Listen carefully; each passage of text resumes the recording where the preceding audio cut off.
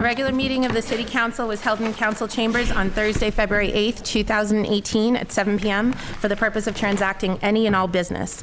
Notice of this meeting was posted on February 6th, 2018 at 9:20 a.m. This meeting is being taped and is live on SATV. The only counselor absent is Counselor Turiel, who unfortunately is home with the flu, and we all send him our very best and a quick recovery. Councilor President Gerard resided. Councilor Madore moved to dispense with the reading of the record of the previous meeting. All those in favor? All those opposed? Matter carries. Now, President Gerard requested that everyone please rise to recite the Pledge of Allegiance, led by Councilor Flynn. Pledge allegiance to the flag of the United States of America and to the republic for which it stands, one nation, under God, indivisible, with liberty and justice for all. Public testimony. So we have 7 people here. I believe most people know that public testimony, this is an opportunity for people to give some brief comments. This is not a time to exchange questions with counselors. And when I call on you, you can come up to the podium and state your name and address for the record. So we'll start with Mr. Alan Hoffman.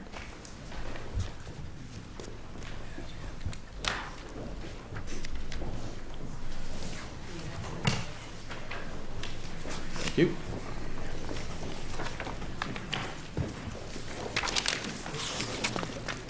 This is one of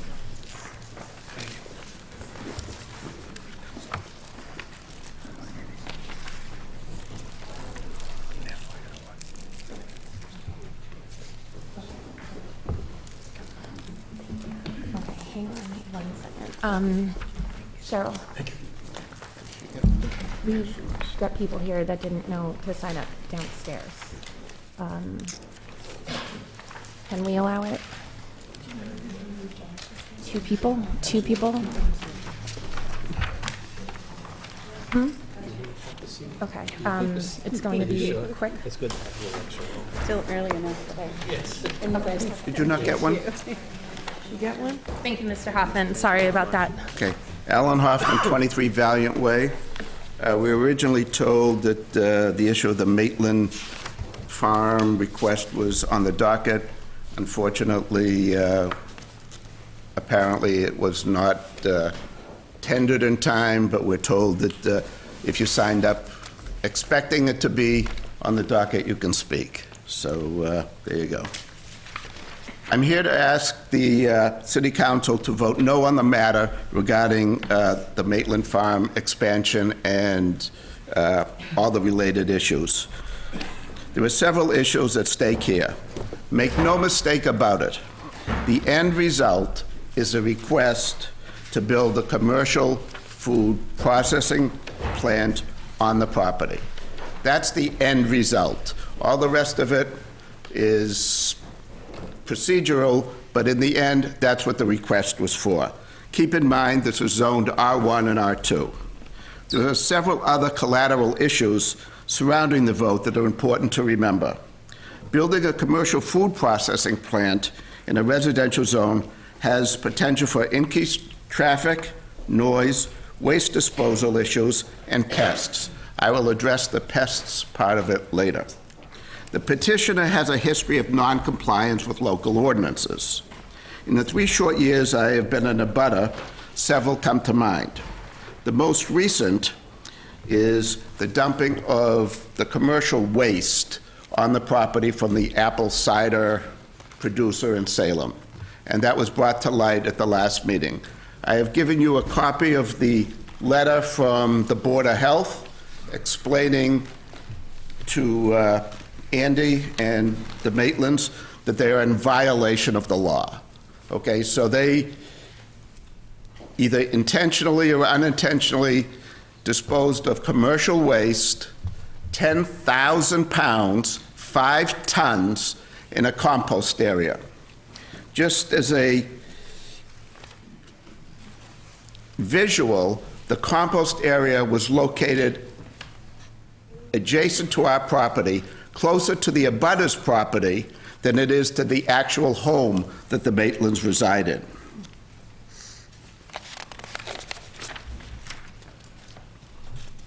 Imagine putting 10,000 pounds of waste in your backyard.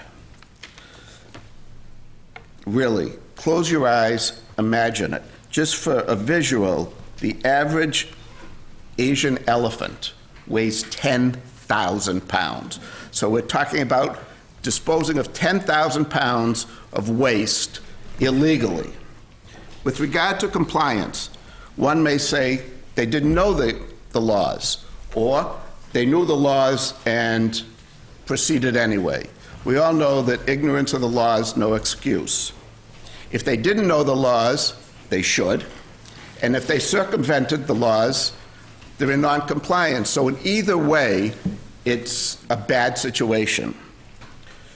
How can we believe that if they're granted the permit to build a commercial food processing plant, that they will understand and know and abide by the laws when we have simple compost issue laws that they're in non-compliance of? So I direct your to read what Larry from the Board of Health has said.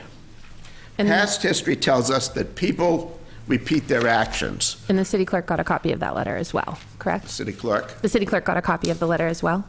Not yet. Oh, you Okay. should have from the Board of Health.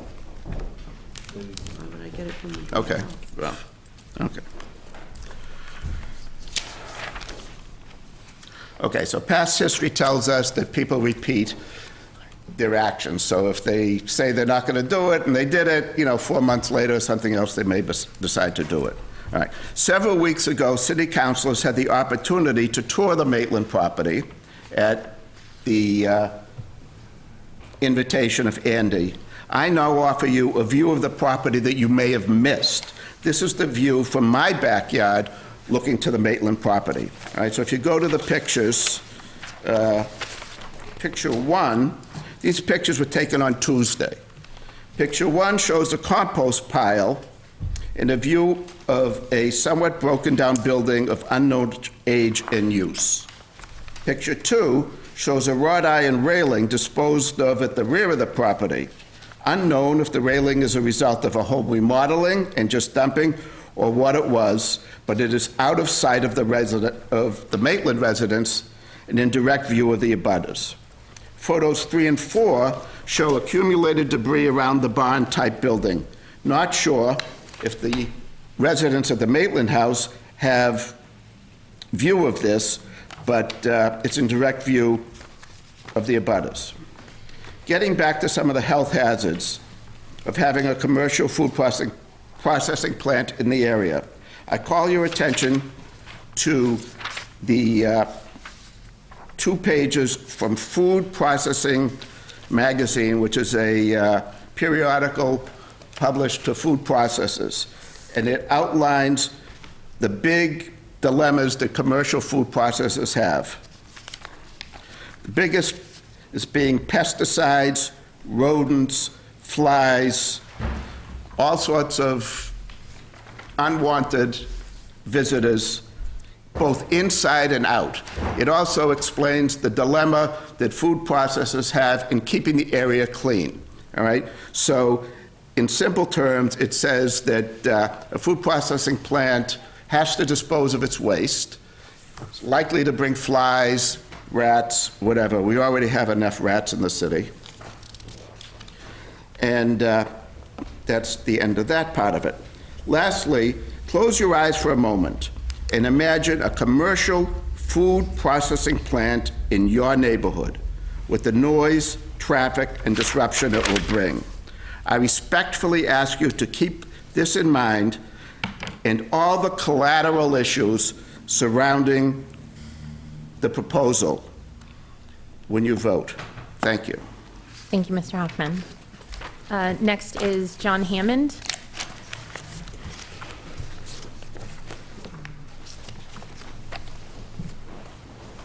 Hi.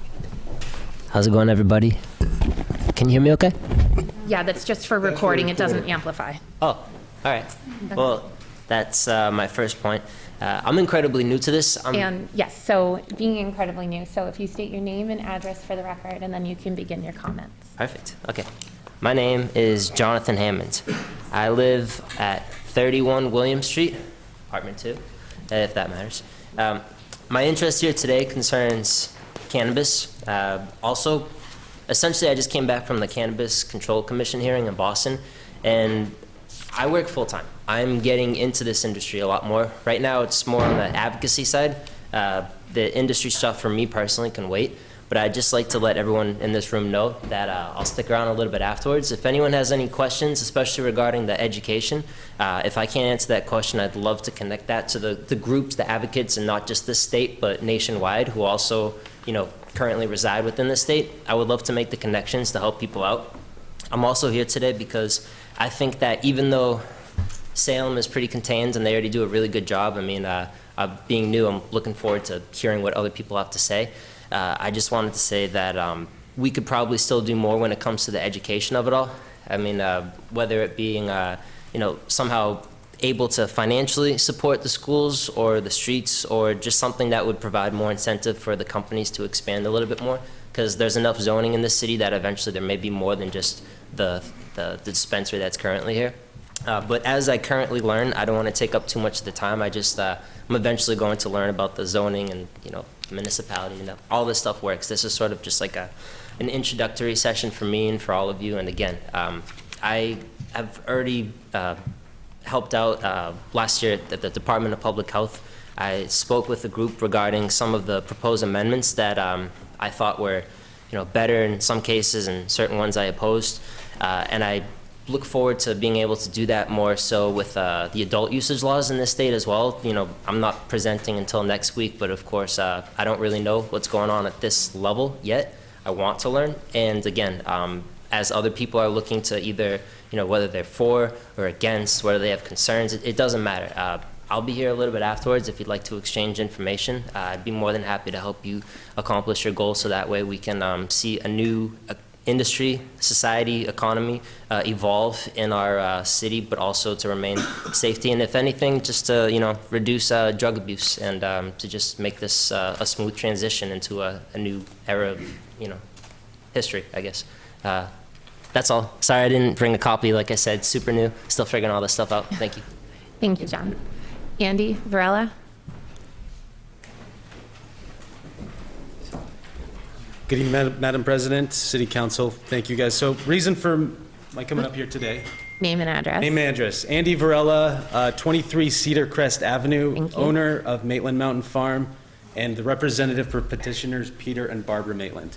What we wanted to talk to you about today, we understand that the proposed amendment from changing the Salem's ordinance, Section 3, from 5 acres to 2 acres is not going to be discussed tonight. We understand it's going to be going back to OLA. The reason we're up here today is we want to clear some stuff up. We were able to obviously read the interpretation and the recommendation of the planning board. And what it says is, yes, the planning board is going to deny our petition. But what they also say is that they do believe that the city council and the city itself should align with the state's amendment of changing the minimum acreage from 5 to 2. The other concerning part of this is accessory use 3.2. It states that the planning board wants to make a special a provision to special permits in accordance to agriculture. This absolutely steps on the toes of 48 Section 3, where it actually does, it's unlawful at this point. You cannot further regulate agriculture. Just like the Dover Amendment, which is in constraints to adult daycare and the medical field in any zoning area, whether it be R1, R3, doesn't matter. It's an exempt institutional use, just like agriculture. So what we're looking for OLA to do is to base their decisions off of changing the ordinance from 5 to 2. That's what we really feel that's important for OLA to focus on, not trying to make special provisions that could interfere and actually unlawfully way with 48 Section 3. Thank you for your time. Thank you. Next is Linda Stark.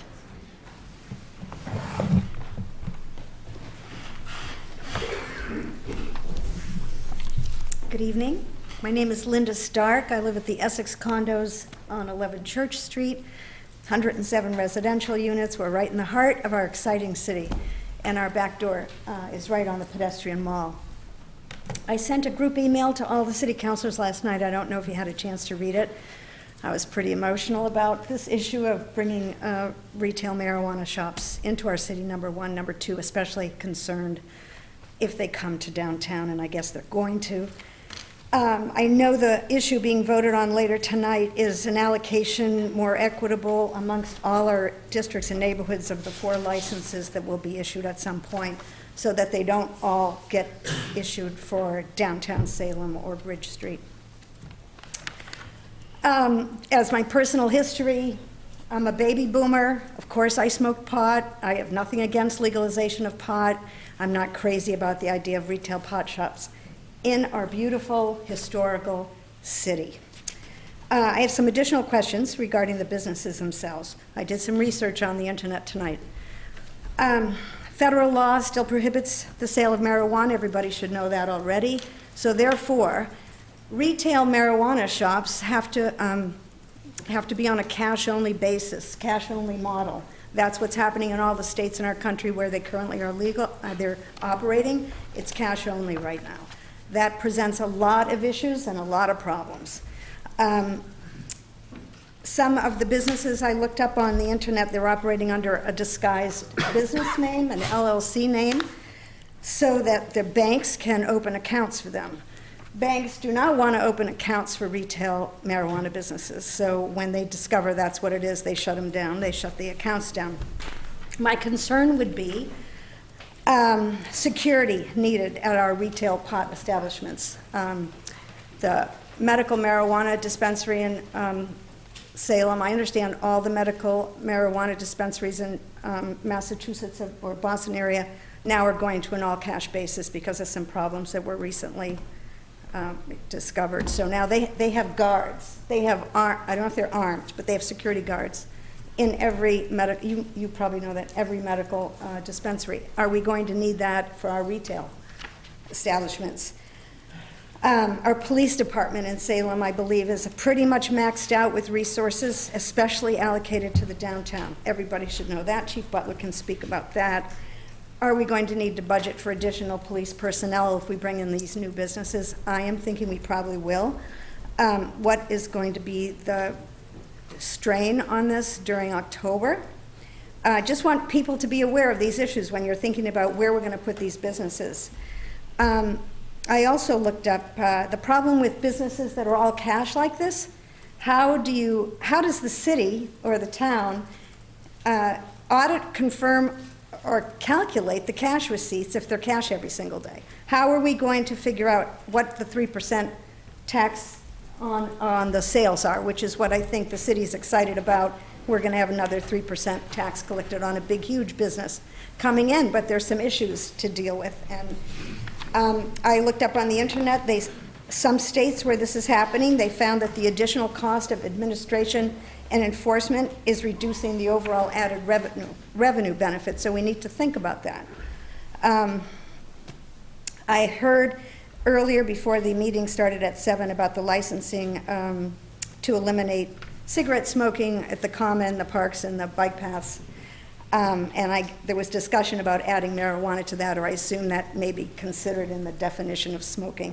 So you're going to have challenges enforcing that, fining people. I hope you'll have signage all over the city if this goes in, so everybody knows that we're not supposed to be smoking, at least for sure, not smoking marijuana in public.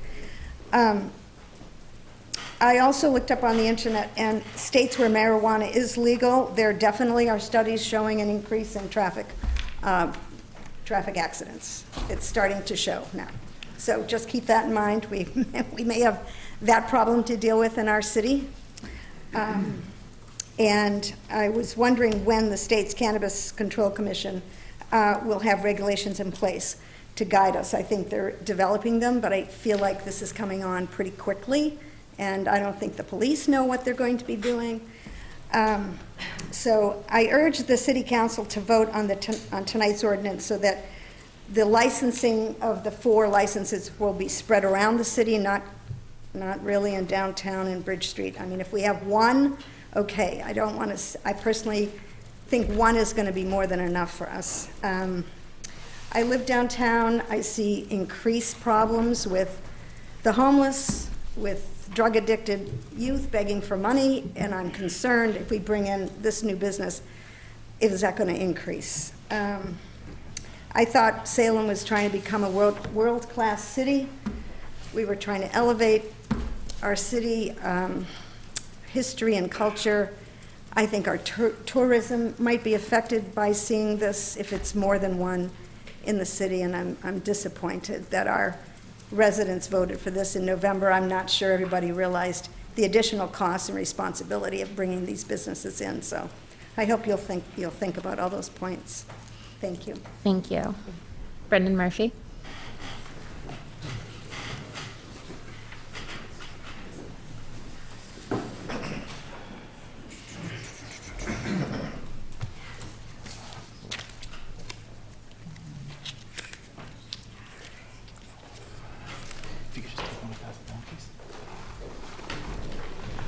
And there is a copy for the city clerk in there also. Thank you. Brendan Murphy, 19 East Collins Street, also the president of the Bridge Street Neck Neighborhood Association. I'm speaking tonight in particular to hopefully for this body to restore B2 onto the marijuana license.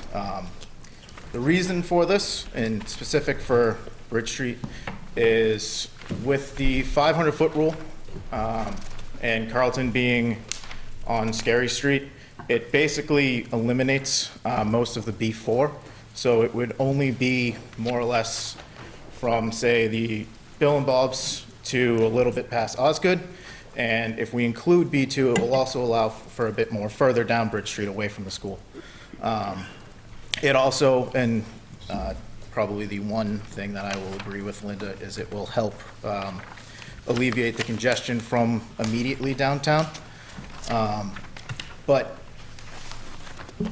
there is a few myths that I would like to dispel tonight. One of them being that it is a primarily cash-only business.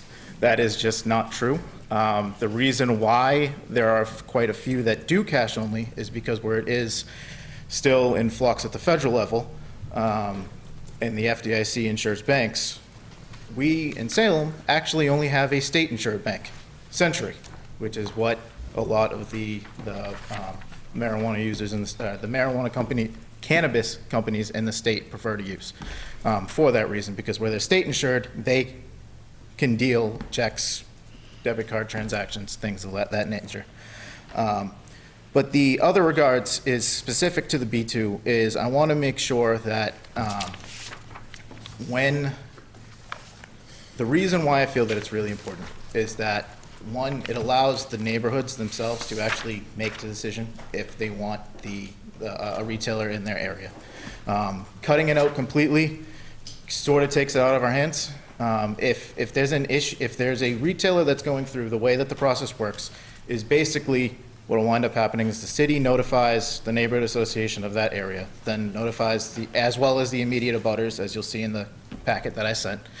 And if there is any issue, a letter of opposition is formed, it's sent into the city, and it doesn't happen. It's really that simple. Removing that from the process sort of takes it out of our hands, so to speak. And I don't think that's fair because over 65% of the city voted in favor of legalizing cannabis. So you should leave it up to us. We seem to be able to handle it. Thank you. Thank you. Next is Counselor from Miko. Hi there, Heather Famico, 195 Essex Street, apartment number 2B. I have one of these for each of the counselors and also one for the record. Thank you. I'm here tonight primarily to speak on the prohibited activities in the common, but also just a heads up for the Wi-Fi or sci-fi or whatever you're calling it, just to take into account the roots of trees if you're doing some trenching near curbs, to take into account of that, and also the potential of a shadow conduit ordinance in the future. But to dive into the non-smoking on the common, I'd like to see if the council could consider doing non-smoking on the common in its entirety. When this first came before the body back last year, I had done an informal survey with the kids from the Youth Get to the Point Day. I had gone down to check them out, and also I spoke with a lot of different people on the Common itself. So this is coming out of committee tonight, Madam President. So the people I spoke with on the Common, as well as the people from the Youth Get to the Point, I asked them, do they think it should be 50 feet, and you can see my little diagram here, from the bandstand or the playground, the entire Common, or just allow smoking as it is? You can see the results here, and I can tell you this is a very informal survey. This was actually how it first came out. But across the board, it was no smoking anywhere. And that's from a lot of children and as well as adults. And this survey I took was also from people that were smoking on the Common at the time, actually one that was next to the playground. And she said, well, if you didn't allow smoking here, it would actually prevent me from doing this. I know it's not good. So just to go into that in general, the Common is probably one of our most active places in the city, with people running around, people learning to ride their bike there. When you start having the 50-foot perimeters, it's where is that 50 feet? You get signage galore, which everyone knows I hate that. But also, it starts being where is that 50 feet? You have the cleanliness factor, and there's so many community events there, from the Walk for Hawk to the Witch's Cup to even the food truck festivals. I don't understand you can't go to a restaurant and have a cigarette, but yet you can be buying food at a food truck and have people in line next to you. So I'd just like to see if that could be expanded upon, and just with that, and just connected to it all. The other parts of the ordinance before you, it says no amusement rides, yet in the whole month of October you have it. We have the carnival rides, it's actually one of the number one fundraisers for the Salem Common Association. So some, just if you could make it like by permitted events. Also the sound levels, I know Councilor Medor will be getting the calls at certain times. Some of the sound carries far, sort of decibel levels. And also with the Broad Street Cemetery, it went into that the Parks and the Public Service Director could enforce the no dogs in the cemetery as well. I don't know if that could be carried into the smoking element of it. But just across the board with that, I'd love to see it non-smoking. It's so active at all parts. Kids aren't in the playground alone. Kids are running around that whole park. And it would just be nice to have a healthy community for that. But I thank you for your time today. I really would hope if it could be no smoking all and out, but ultimately it's your choice as the body, and thank you for the chance to speak. Thank you. Next is Norman Bulgarian. My name is Norman Bogosian. I live at I'm sorry. 35 Valiant Way in Salem, Mass. And I'm here with concern of the Maitland property and a proposed suggestion to change from 5 acres to 2 acres. Sometimes a picture's worth 1,000 words. In this case, maybe just 1 vote, 8 votes. Thank you very much.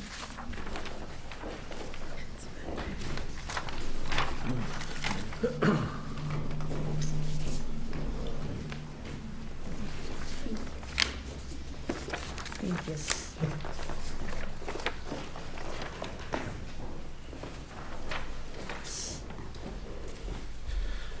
Thank you very much for allowing me to speak for a couple moments.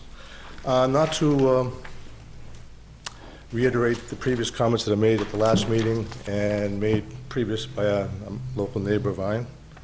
The petition is to change the law in Massachusetts, in the city of Salem, to conform with the state of Massachusetts from 5 acres to 2 acres.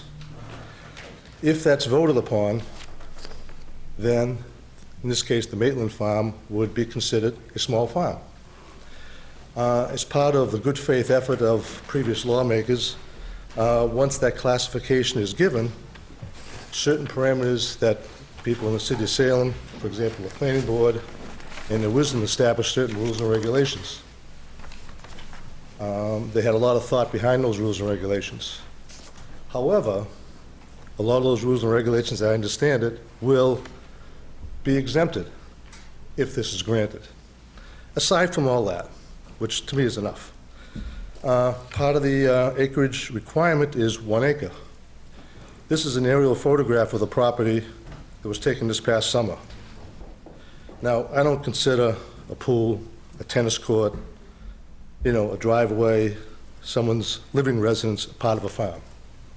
The petitioner considers that just to be ancillary. So, for example, a roadway to a farm is considered part of the farm. What I did is, here's an aerial photograph. This small section is a subdivision that was purchased because the abutter, who's a developer, built that property, had no use for the second half. It was subdivided, trees were taken down, and then the property was transferred over to the Maitlands for some compensation. The area that's shaded in red, that's where you grow crops. That's a farm to me. Growing cucumber is a farm. You don't grow pickles. Pickles is another product of a farm that you can take. And that's a whole manufacturing element. We have zoning for manufacturing, we have zoning for residential. We don't put factories next to residential housing. This is what's going to happen as a byproduct if this happens. All the good intentions sounds good. This is not a farm. This is a large garden who's been operating a farm for a long time. All right? It hasn't been a problem, but the last meeting, the owner indicated that the majority of his business comes from manufacturing. Making a cucumber, growing a cucumber. How much can he grow there? He can't grow enough. He has truckloads coming in of other cucumbers. He processes it, makes them pickles, and the pickles are very nice. He put a petition to the planning board to build a barn. The barn, in essence, would be a building that's a processing plant. Right now, he's trying to get around that by having outdoor vehicles, refrigerated, making all sorts of noises, just to try to satisfy the health requirement. He needs another building to get the permits. The planning board decided not to do that because of butters and everything else, and he wanted to build that near the entrance off the street that they live on. 3/4 an acre is not 1 acre. It's as simple as a matter of fact. The law, either you break the law or you don't break the law. We have rules and regulations, whether you like it or don't like it. Just abide by the law. Treat everyone the same. All right? I don't think everything else is, well, that's it. Plain and simple. Thank you for your time. Thank you. Next, we have Brandon Banks.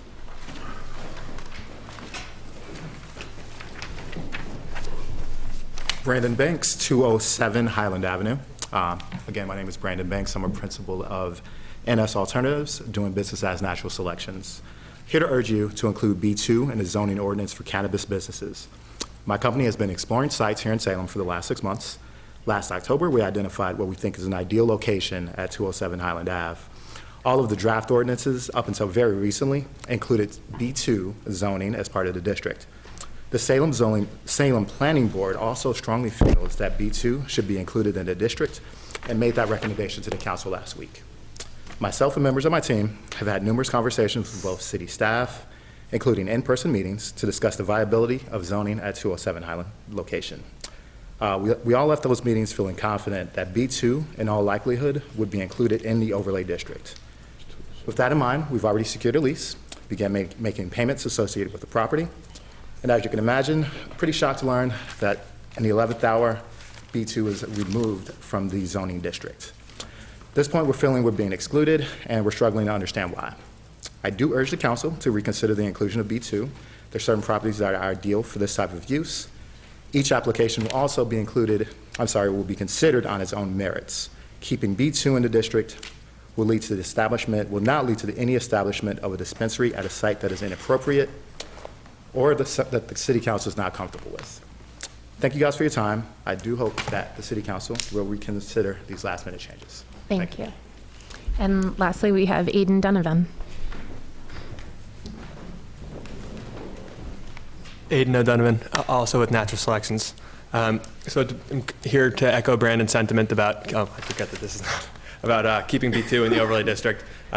We've been looking to set up a presence in the North Shore for several years now. Last year we had the displeasure of participating in the licensing process in Lynn, which was incredibly opaque and frustrating to say the least. I get real worked up if I talk about it further. But when we learned that Salem was approaching this in a very business-friendly and transparent and responsible manner, we were excited to start exploring the possibilities. And as Brandon said, we secured that property and put it under contract and began preparing our applications, including the transportation analyses, architectural rendering, surveys, et cetera. In all of our conversations with city staff, it seemed that downtown was the controversial area and in question, and there was very little talk at any point of removing the business highway district, also known as B2, from the area, which effectively would cluster everything downtown. So, I want to reiterate what Brandon said, which is that none of this is going to be use by right. I mean, the application process requires that, I believe it requires, as I understand, it's a special permit. You have to go through the ZBA, go through City Council. It's not, each application is considered on its own merits, and by including B2, which I'm urging you to do, it's not that somebody's going to be able to come in and set up a dispensary next to someone's house, because I'm sure maybe there is portions of B2 that might be controversial and you wouldn't want a dispensary in, but by including it, you're not green lighting that. You're just allowing people that have appropriate places like us to at least be able to make the application. So we're located in a highway shopping district, far away from schools and houses, especially compared to some of the downtown districts being considered. We're not asking for special consideration here. We're not asking for you to approve our specific location this evening or anything like that. We're just asking to be given a chance to at least not be excluded from making an application. Based on these last-minute changes that are being proposed by the subcommittee to Acts B2. To put in this much effort and to have this happen again after it happened in Lynn at the very last minute would be totally heartbreaking. So, just asking for the chance to make an application.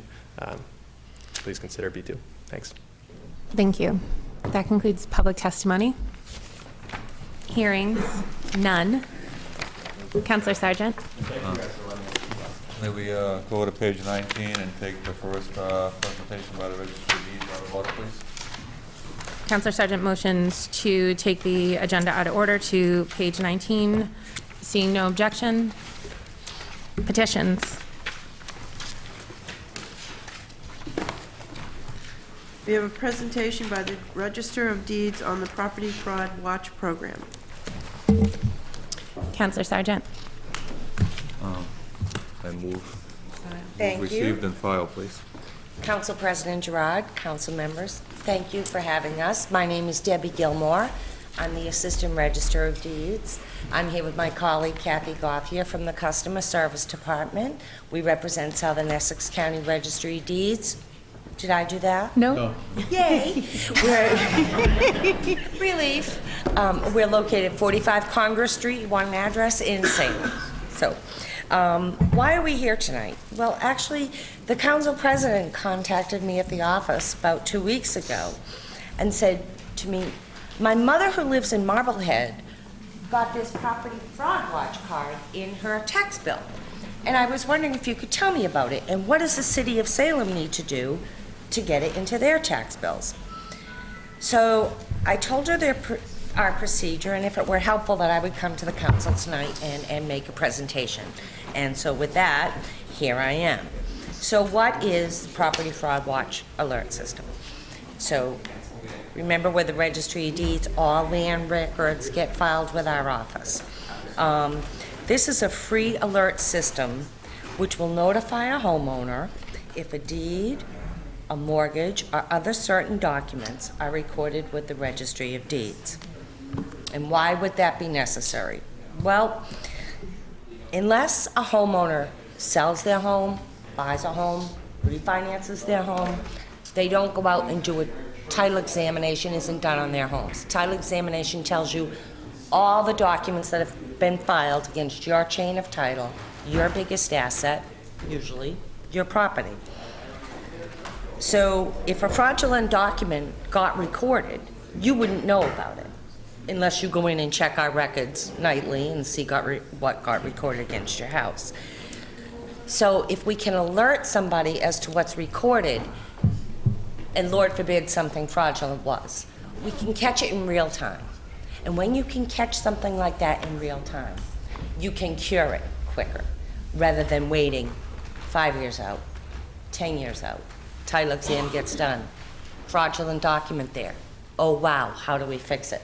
A lot of time has gone by. So, how did this come about? Well, at the registry, we get recorders' periodicals throughout the nation, what's going on in other recorders' offices. And we saw that there was a little bit of activity with people filing fraudulent documents to try to take people's homes. Not in our area, New York, California, Chicago. Little rise of concern. Then we read a statement from the FBI, which said that mortgage and property fraud is the fastest growing white-collar crime in America.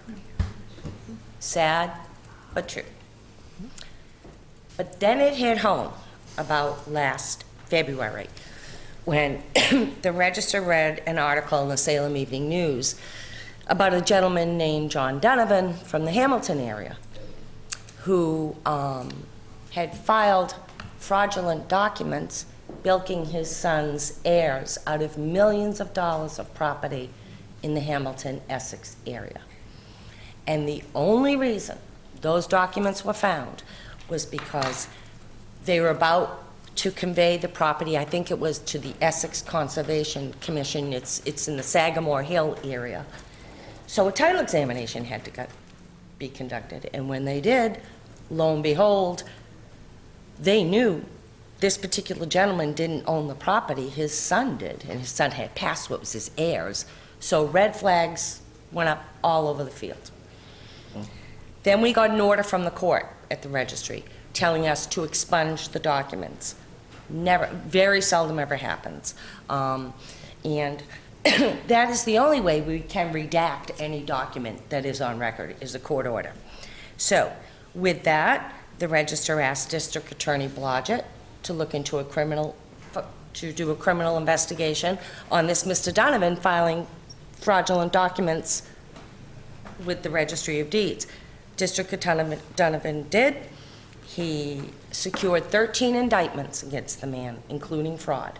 And that was about a month or two ago. You might have read about it in the paper. So we thought, well, wow, we need to do something to just protect our regular homeowners, you know, to give them a way of knowing what's got filed against their property. So how does this work? Well, it's all on this little card that we're asking, where I'm going to get to, we're asking you to put in your tax bills, but I'll get to why. You can sign up on our website, salemdeeds.com. There's a little, right in the middle, Property Fraud Watch. You click on it, you sign up. When you do, if a document gets recorded with us, that night, the very day it happens, you'll get an email from us. The email will contain a link. It'll say, a deed was recorded against your property today, or a mortgage was recorded against your property today. Click on the link, the deed or the mortgage open right up on your smartphone, on your laptop, whatever you're on, and you can look at it. And then one or two things are going to happen. You're going to say, well informed, I know about that, I sold my house today, or I mortgaged my home today, I refied my house today. Or you're going to look at it and say, Lordy, I know nothing about this. What is this? So then what are you going to do? It tells you all on the card and in the program. You're going to contact the Registry of Deeds first thing in the morning. Because we're a little bit better equipped than mom and pop out there to take you by the hand and get you to the proper authorities to take care of this.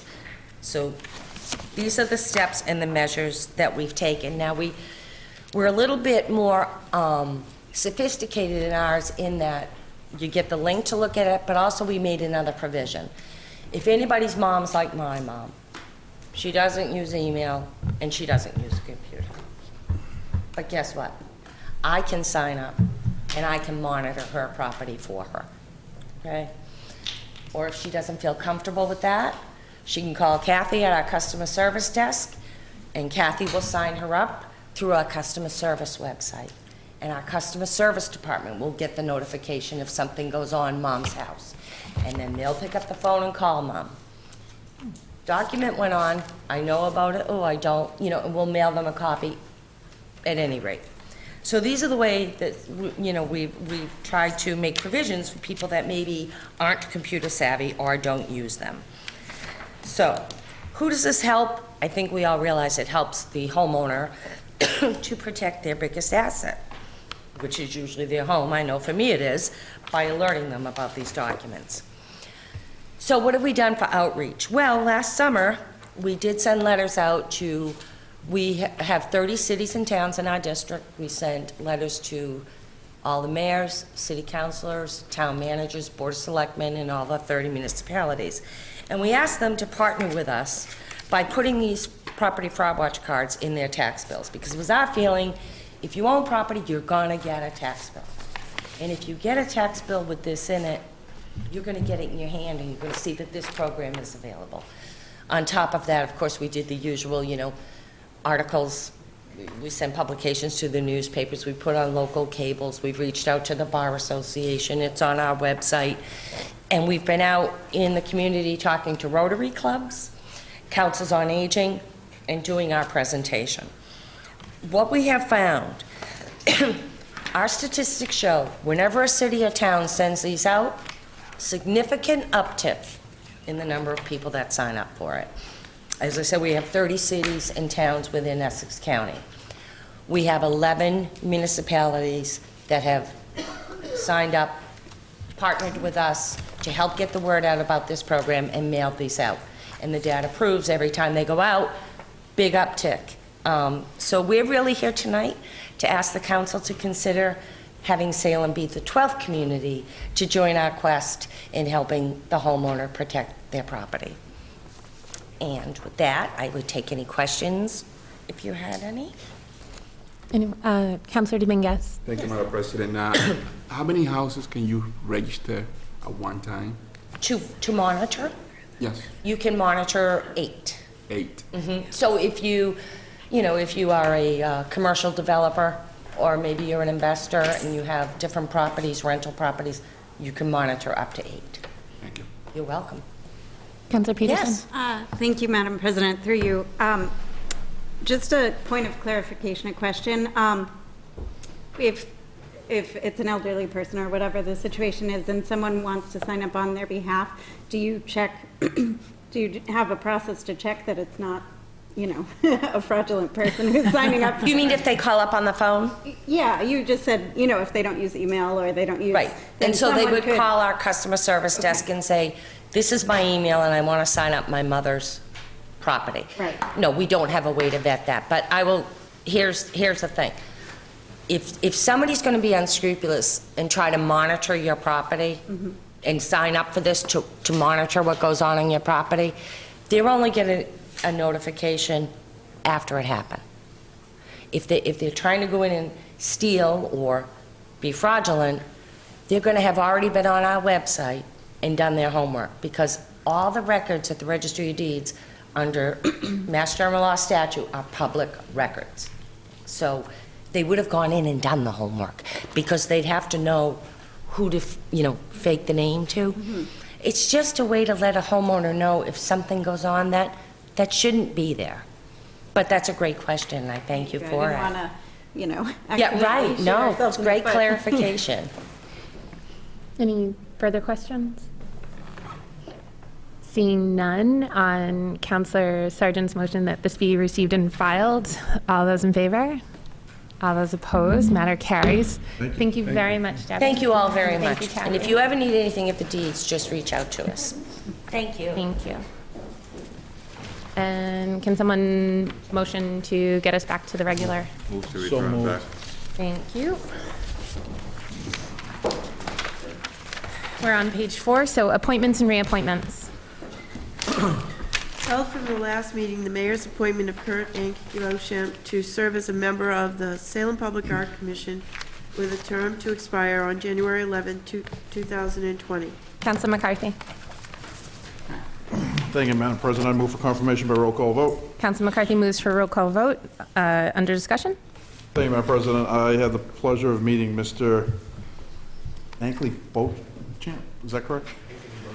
Thank you. It's earlier this evening, as anyone can see by just flipping through his resume that was provided to us by the mayor that sends these off to us. He's very immensely qualified. He's very excited to be joining the Public Arts Commission, and I wish him all the best, and I don't want to keep him here much longer because he missed last week's meeting because he has a 6-year-old at home, and he might be having to get home to the 6-year-old right now. I'm not really sure about that, so I want to keep him any longer, but as anyone can see from his resume, he's extremely qualified, and I wish him well, and I would encourage everyone to vote for him this evening. Thank you. Any further discussion? Seeing none, Madam City Clerk, will you please call the roll? Counselor Dibble? Yes. Counselor Dominguez? Yes. Counselor Flynn? Yes. Counselor Fury? Yes. Counselor Madore? Yes. Counselor McCarthy? Yes. Counselor Milo? Yes. Counselor Peterson? Yes. Counselor Sargent? Yes. Counselor Gerard? Yes. Thank you. In the matter of the appointment of Kurt Inky Beauchamp to the Public Art Commission, 10 councilors voting, 10 in the affirmative, none in the negative, and 1 absent, the matter carries. Councilor McCarthy? Thank you, Madam President. I move to waive the rules to allow Mr. Ankley Beauchamp to address the council if he so chooses. Thank you. And you may approach the podium. It's Kurt Ankeny Beauchamp. I live at 19 Harbor Street, Apartment 5. I just want to thank the council and the mayor for this opportunity to help serve the city, and I look forward to working with you all throughout the next 2 years. Thank you. Thank you. Further appointments and reappointments. Held from the last meeting, the mayor's appointment of Mary Ann Silva to serve as a member of the Salem Cemetery Commission with a term to expire February 2nd, 2019. Councilor Dibble. Thank you, Madam President. I move for confirmation by roll call vote. Councilor Dibble moves for confirmation by roll call vote. Under discussion? Yes, this one I highly recommend. Ms. Silva is often seen donating countless hours to all sorts of nonprofit events and activities, the South Salem Neighborhood Association, elections, on and on. She's a treasure, she's a neighbor of mine, and she will serve the city well as a volunteer on this board. Thank you. Any further discussion? Councilor Dominguez and then Councilor Milo.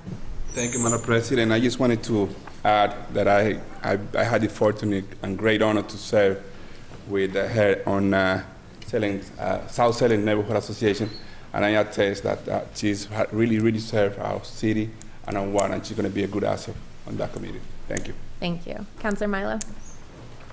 Thank you, Madam President.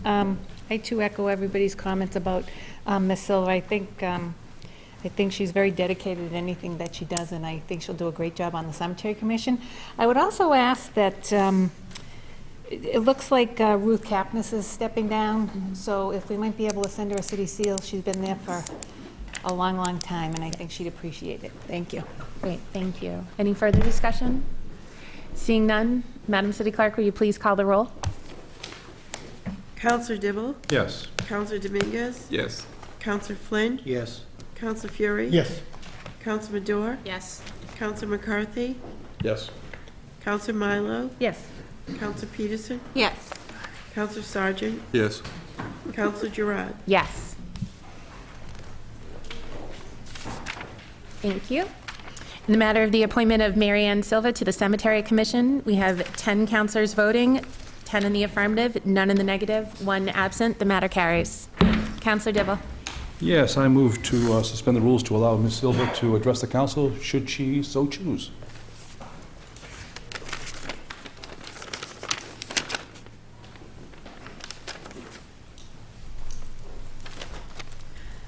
Madam Chairperson, councilors, I want to thank you for appointing me to this commission. I am really looking forward to serving on the Cemetery Commission. Thank you all so much. Thank you.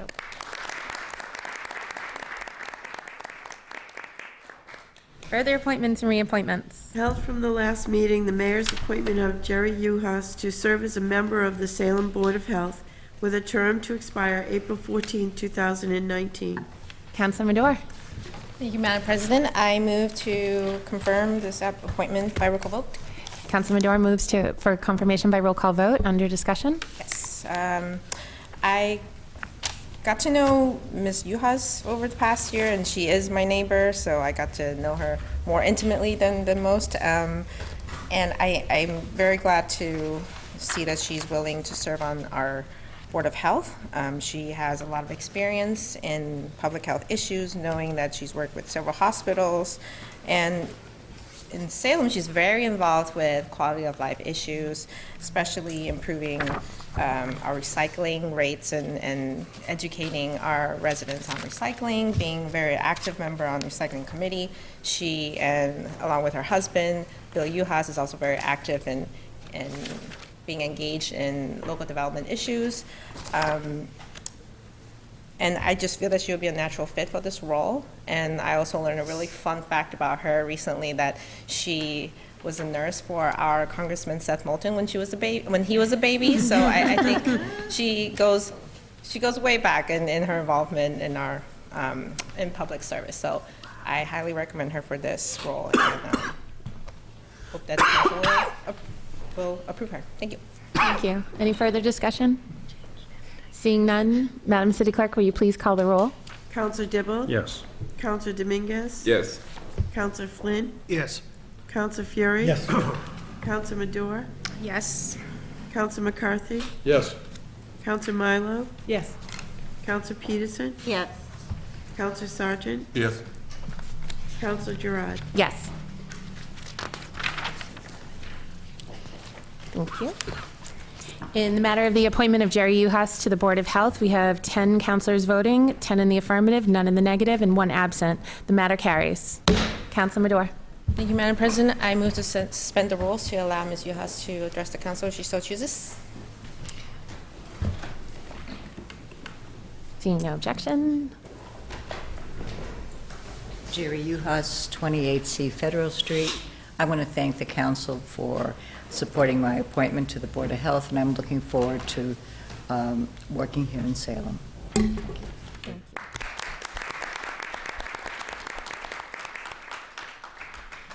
Further appointments and reappointments.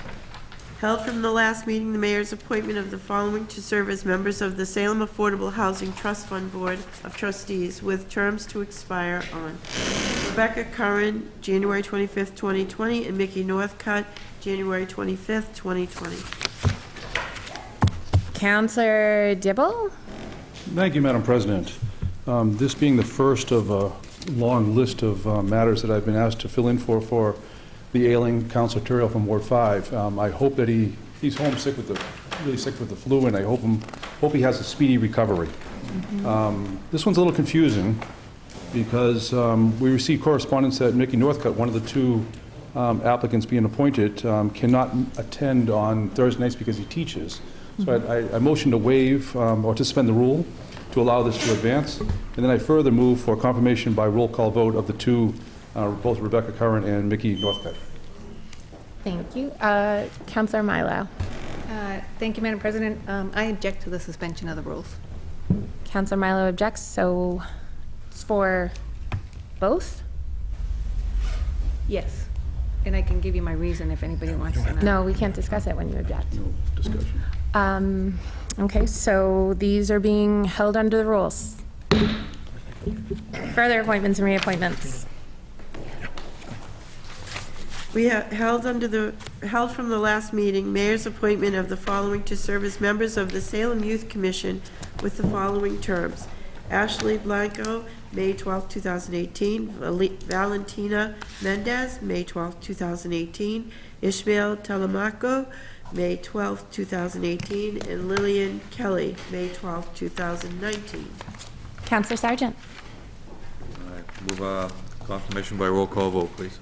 Councilor Sargent moves for confirmation by roll call vote. Under discussion? Yeah, no. No discussion? No. Councilor McCarthy and then I should- Councilor Dominguez. I should say Or something you're going to nice say about something. no, Okay, these- then Councilor McCarthy, then People Councilor are more Dominguez. than willing to serve. They're younger and with more energy than I have, and I wish them the best of luck. Thank you. Thank you. Councilor McCarthy. Thank you, Madam President. I want to commend these appointments for stepping up and actually serving on the Youth Commission. I happen to know Ish from way back baseball, my boys. He's got, I mean, from the appointments, May 12th, graduation must be around the corner, so a couple of these people are seniors looking to serve out for the senior year. One's obviously a junior. but the young people who want to get up and step in and try to help make informed decisions and understand what's going on in the city and try to interject and be able to be, actually gives at some point recommendations to what they think is going on and what we should be looking at from a young perspective. I think that's great, and I want to commend them all for stepping up tonight and putting their names forth, and I want to wish them all the best when they graduate and they move on. Thank you. Councilor Dominguez. Thank you, Madam President. I have to agree with you. Good work, Councilor Ward 1. But I need to saying that I happen to know some of these young persons that's been appointed here, and I add that it's really good to see the young getting involved. But I wanted particular to comment on Ismael Telemaco. I had the fortune to know his dad, and I think that I've been able to know him since he was little. And I think that we had in front of us maybe the next Pedro Martinez or Big Papi. He's a good baseball player and a good student, and I think he's going to be a great asset in this committee. So I just wanted to comment on that. Thank you. Thank you very much. Any further discussion? Seeing none, Madam City Clerk, will you please call the roll? Councilor Dibble? Yes. Councilor Dominguez? Yes. Councilor Flynn? Yes. Councilor Fury? Yes. Councilor Madore? Yes. Councilor McCarthy? Yes.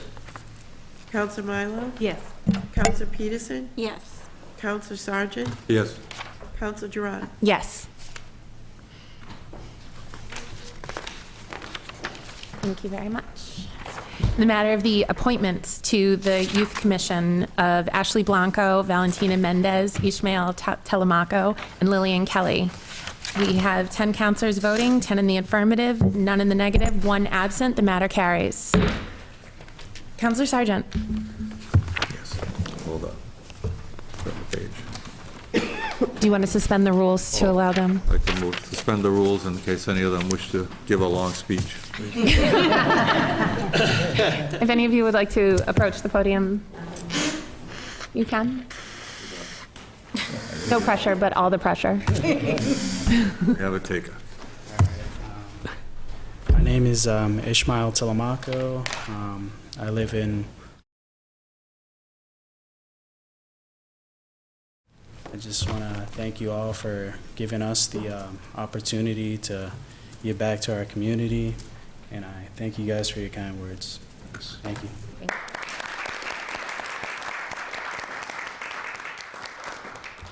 Does anybody else want to get up and say anything? No? Great.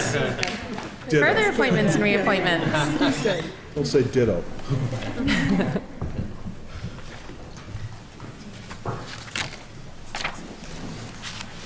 Madam City Clerk. Further appointments and reappointments. Mayor's appointment of Deborah Amaral to serve as a member of the Salem Parks and Recreation Commission with a term to expire on May 1st, 2018. Councilor Flynn. Thank you, Madam President. I move that this be held under the rules. Councilor Flynn moves that this be held under the rules. Further appointments and reappointments. We have the mayor's appointment of Attorney Chris Drukas to serve as a member of the Salem Zoning Board of Appeals with a term to expire May 1st, 2018. Councilor Peterson. Thank you, Madam President. I move that this be held under the rules. Councilor Peterson moves that this be held under the rules. Further appointments and reappointments. We have the mayor's appointment of Benjamin Anderson and Grace Harrington to serve as members of the Salem Affordable Housing Trust Fund Board of Trustees with terms to expire February 1st, 2020. Councilor Peterson. Thank you, Madam President. I move that this be held under the rules. Councilor Peterson moves that this be held under the rules. Further appointments and reappointments. We have the mayor's reappointment of Robert St. Pierre to serve as a member of the Salem Licensing Board with a term to expire January 8th, 2024. Councilor McCarthy. Thank you, Madam President. I move for confirmation by roll call vote. Councilor McCarthy moves for confirmation by roll call vote. Under discussion. I can't think of a better man to have at the helm of the licensing board. When I first got elected, he was chief. He'll always be chief to me. When I see him, I call him chief, and he's one of the 3 chiefs I've had the pleasure of knowing as I've been serving on the city council. And I think that he provides the institutional wisdom to do a great job on this board, and I wholeheartedly recommend that for his reappointment to this position. Thank you. Any further discussion? Seeing none. Oh, I'm sorry, Councilor Dibble. Yes, I have to echo the good Ward 1 Councilor's comments. Chief St. Pierre is a personal friend of mine, and he does a phenomenal job. I think we all know him well. We should keep reappointing him as long as he would like to serve. Thank you. Thank you. Any further discussion? Seeing none, on Councilor McCarthy's motion, Madam City Clerk, will you please call the roll? Councilor Dibble? Yes. Councilor Dominguez? Yes. Councilor Flynn? Yes. Councilor Fury? Yes. Councilor Madore? Yes. Councilor McCarthy? Yes. Councilor Milo? Yes. Councilor Peterson? Yes. Councilor Sargent? Yes. Councilor Girat? Yes. Thank you. In the matter of the reappointment of Robert St. Pierre to the Salem Licensing Board, we have 10 councilors voting, 10 in the affirmative, none in the negative, 1 absent. The matter carries. Communications from the mayor. We have an appropriation of $64,050 from capital outlay renovation and repairs account to purchase turnout gear for the fire department. You have to recuse yourself. And let the record reflect that Councilor Flynn is recusing himself.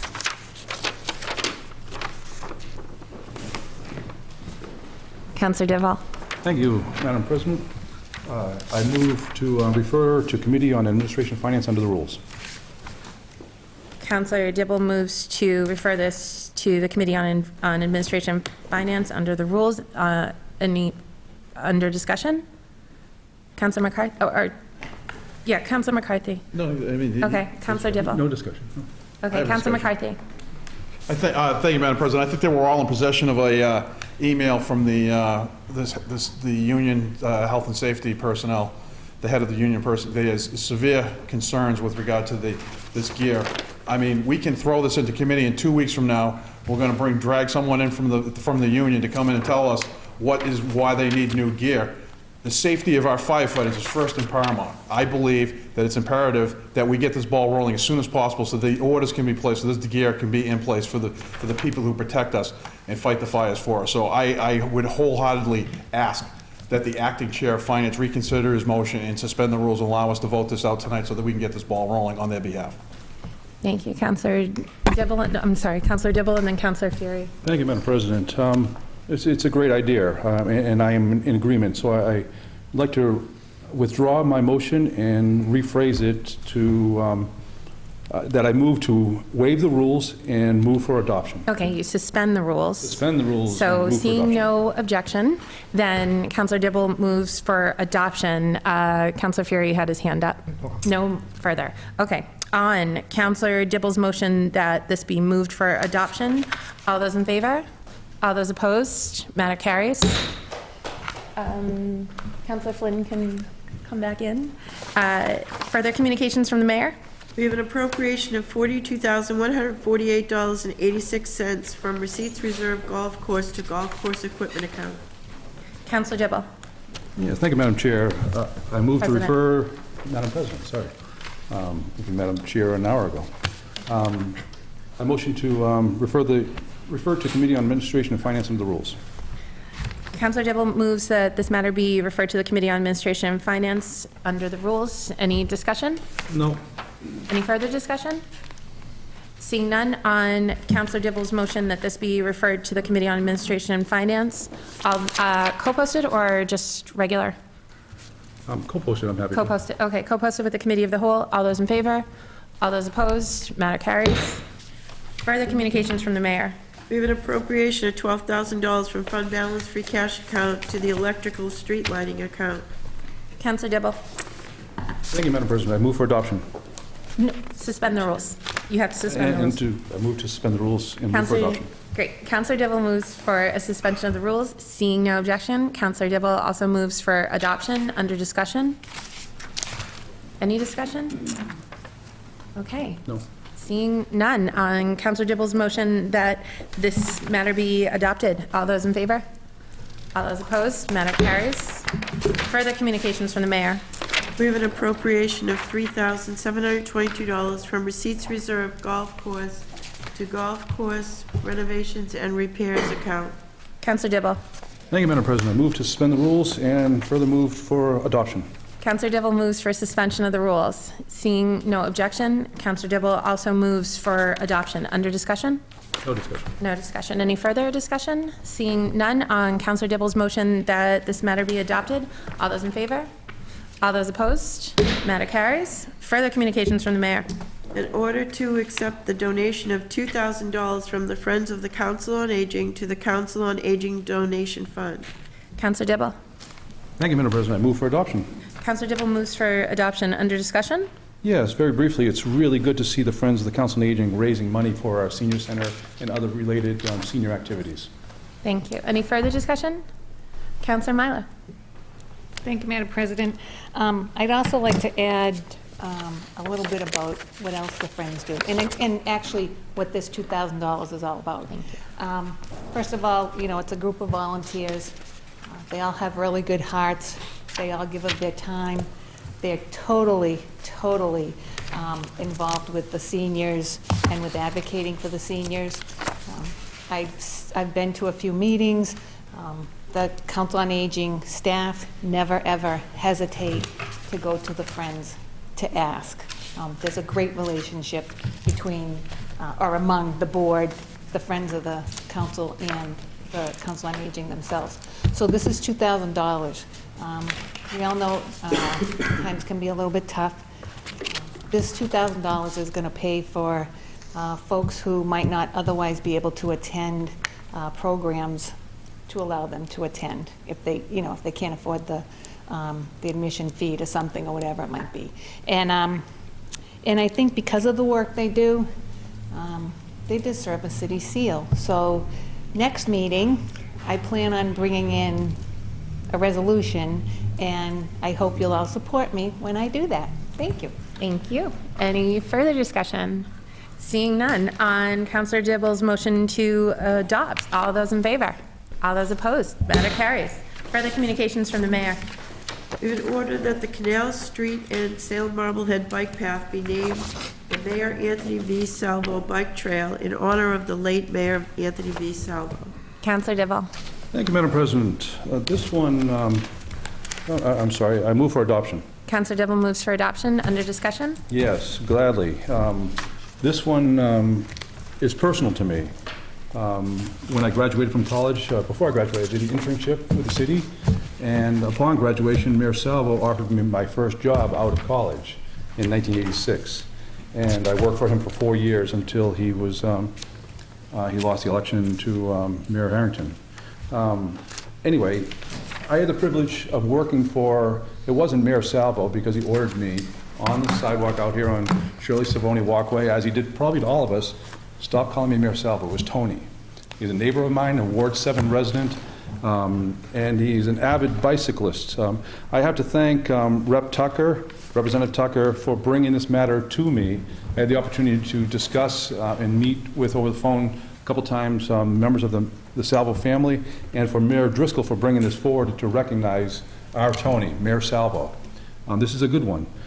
We need to clarify and possibly amend this, because it's not the Canal Street section and then separately the Salem Marblehead Bike Path section.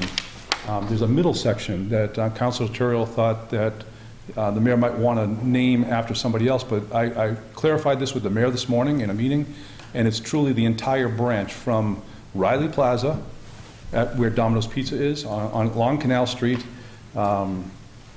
going basically behind the old Gauthier Motors and behind Broadway, coming out by Gardner Mattress. So that middle section is not yet constructed, but the bike path would continue and cross Canal Street, continue and cross Loring Avenue, run beside Salem State Central Campus, cross Lafayette Street, then it would go over a bridge crossing the Forest River to the Marblehead line. And when it's fully constructed, it will be a wonderful resource. And I couldn't think of a better way of recognizing Tony, Mayor Salvo, in this project. And I highly recommend that we pass this tonight. But the question is the amendment. I think we need to amend it so it is the entire length. Is that correct? Okay, yes. And so do we have a second for the amendment? Seconded, and Councilor Fury. Madam President, I had the pleasure and privilege of being on the school committee with Mayor Salvo, and it's a real joy. I think it's going to be a living legacy to Tony. All of us know him as Tony. And I think Lillian is watching tonight, his wife, and biking was such a pleasure and joy for them. walking, bicycling. They're such a beautiful couple, the epitome and the essence of Salem. To recognize him as we're recognizing Mayor Jean Levesque for the Council on Aging, as we see the bike path being made on Canal Street and throughout Salem, as you mentioned, it's a living legacy. It's really the lighting. It's going to be a first-class bike path, and he loved it. It was a joy, and he'd always have his helmet on. Bicycling down Loring Avenue and everywhere, bicycling. Nice diversion from teaching at Salem High School over the years, and the police department, and as the mayor, it was a wonderful lifetime sport for him and his Lillian, and I think it's a wonderful tribute to the whole family and public service. I think Tony's looking down now to all of us and saying thank you very much and doing this. And I wish to thank the mayor and city council for allowing this to happen. Thank you. Any further discussion? Seeing none, on Councilor Dibble's motion that this be amended to the bike path go from Riley Plaza to the Marblehead line, and all of that stretch be named the Mayor Anthony V. Salvo Bike Trail. All those in favor? All those opposed? Matter carries. Mayor's informational page.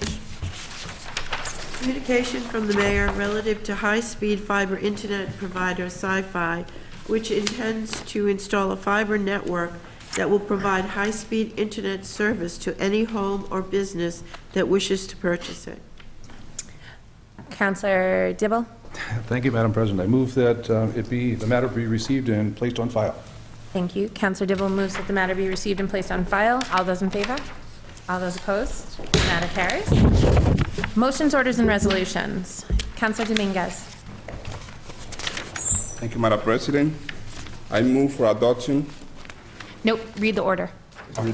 Yep. Sorry. You have to excuse me, and That's okay. Brandy. That's why I'm here. Resolution. Where Dr. Henry Mejia Oviedo will be arriving on February 12, 2018, to meet with the Dominican community of Salem, Lynn, and Boston for the celebration of the Dominican Independence Day, which is February 27. And whereas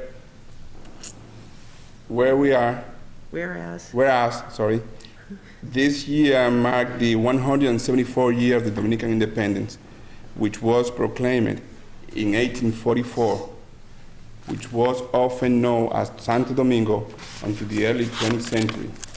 Santo Domingo was founded in 1496 by Bartolome Columbus, brother of Christopher Columbus, as the capital of the first Spanish colony in the New World.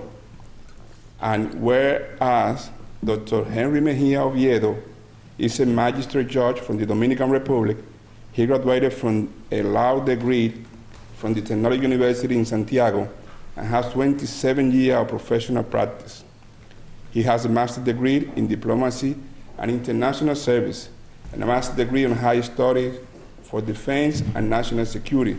He has also a postgraduate in strategy and geopolitics diplomat, training and application in public and private administration. He also has a diploma in law, international diplomat protocol, and economic programs, and diplomat in law and electoral techniques, among others. And currently, he is the president of the Dominican Athenaeum Inc., the oldest cultural institution in this country. Whereas, I am sure that the Dominican community will be looking forward to his arrival as an inspiration to them and celebration of their country's independence.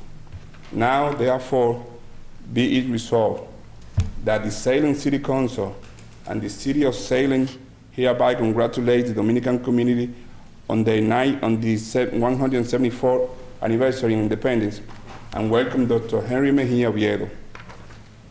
And be it further resolved that this resolution is made a matter of the record of these proceedings and that a suitable copy is sent along with the city seal on behalf of the Salem City Council as a token of our respect and Dr. Mejia Oviedo's community, the Dominican community.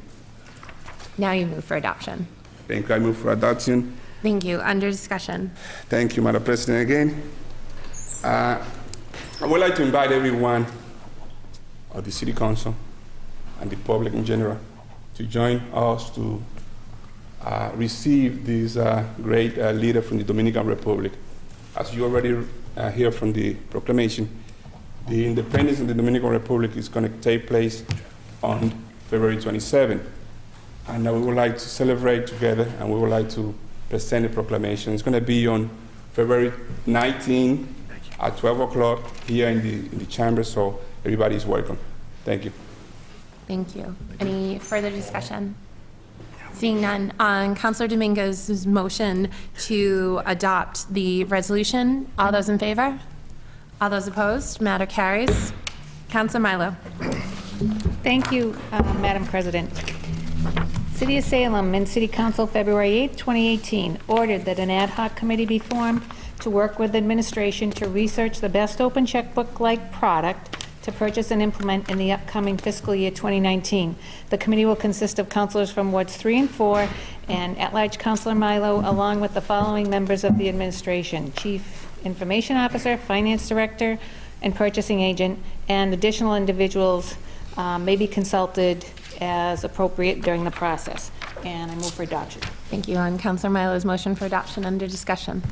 Thank you, Madam President. I think everybody has a little, it's the visual aid night tonight, I think, huh? Everybody brought in their photocopies and everything else. So just so that you folks understand what it is I'm talking about, this is something in addition to what we already have on the website. And basically what this does, as you can see from the printout of the website page, this is really enhancing what we already have. And so what's going to happen is, when this gets fully implemented, we'll have a complete process.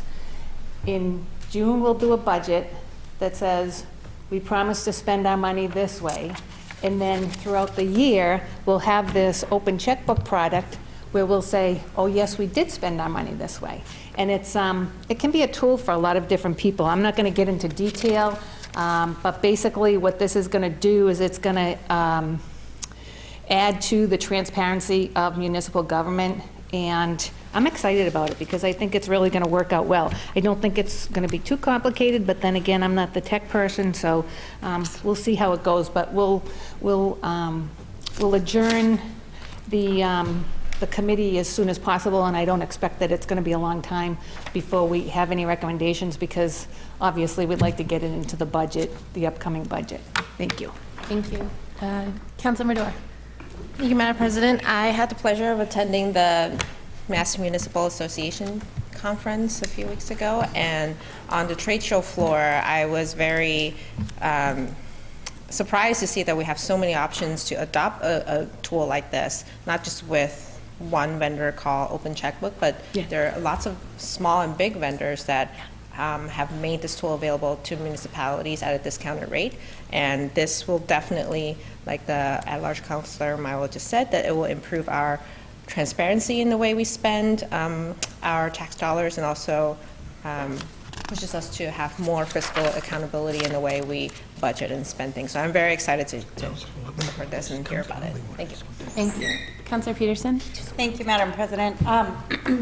Councilor Milo reached out to invite me to join the ad hoc committee, and I'm excited to do that. I hear from my constituents a lot about they would just like to have better transparency, better communication, and I think this really can go a long way to that end. So I'm excited to explore and find out what's out there and make a recommendation to the council. Thank you. Thank you. Any further discussion? Councilor Fury. Councilor Fury. Sorry about that. It's like, do I have my hand up? Councilor Gerard, please. Thank you, Madam President. Mr. President. Both ways. I thought it was just the age factor. I know last year that this was an issue that had come up in Administration and Finance, and when we concluded our meeting in December, we had voted to keep the matter in committee. And so I was hoping, I don't know if any, I wish the chair of Administration and Finance was here, but I know that when I spoke with him, he said that he was going to bring up this matter as well. So I guess what's the difference? I guess this seems like it's concurrent with what's already being done in Administration and Finance. So I would actually just like some clarification on that. Councilman Milo, please. Thank you. Thank you, Mr. President. So I would say the difference is this convenes a specific committee just for that purpose. It also goes a little further than discussion. It goes as far as recommendation and implementation. So this, I would say, is it's more definitive as opposed to just having a committee talk about this particular type of thing. It gives us a lot more direction, I think. And actually it gives us a due date because, like I say, we want to get this money into the budget for fiscal 19. I hope that answers the question. Thank you. Thanks. Thank you. Actually, no, not done. Carried away. Councilor Giroux. Thank you, Mr. President. And okay, that does answer that question. The other thing to keep in mind is that we already have a tool that's called Visual Budget that already is available online. So I just want that to make sure that people are aware that that's already available. Councilor Milo, please.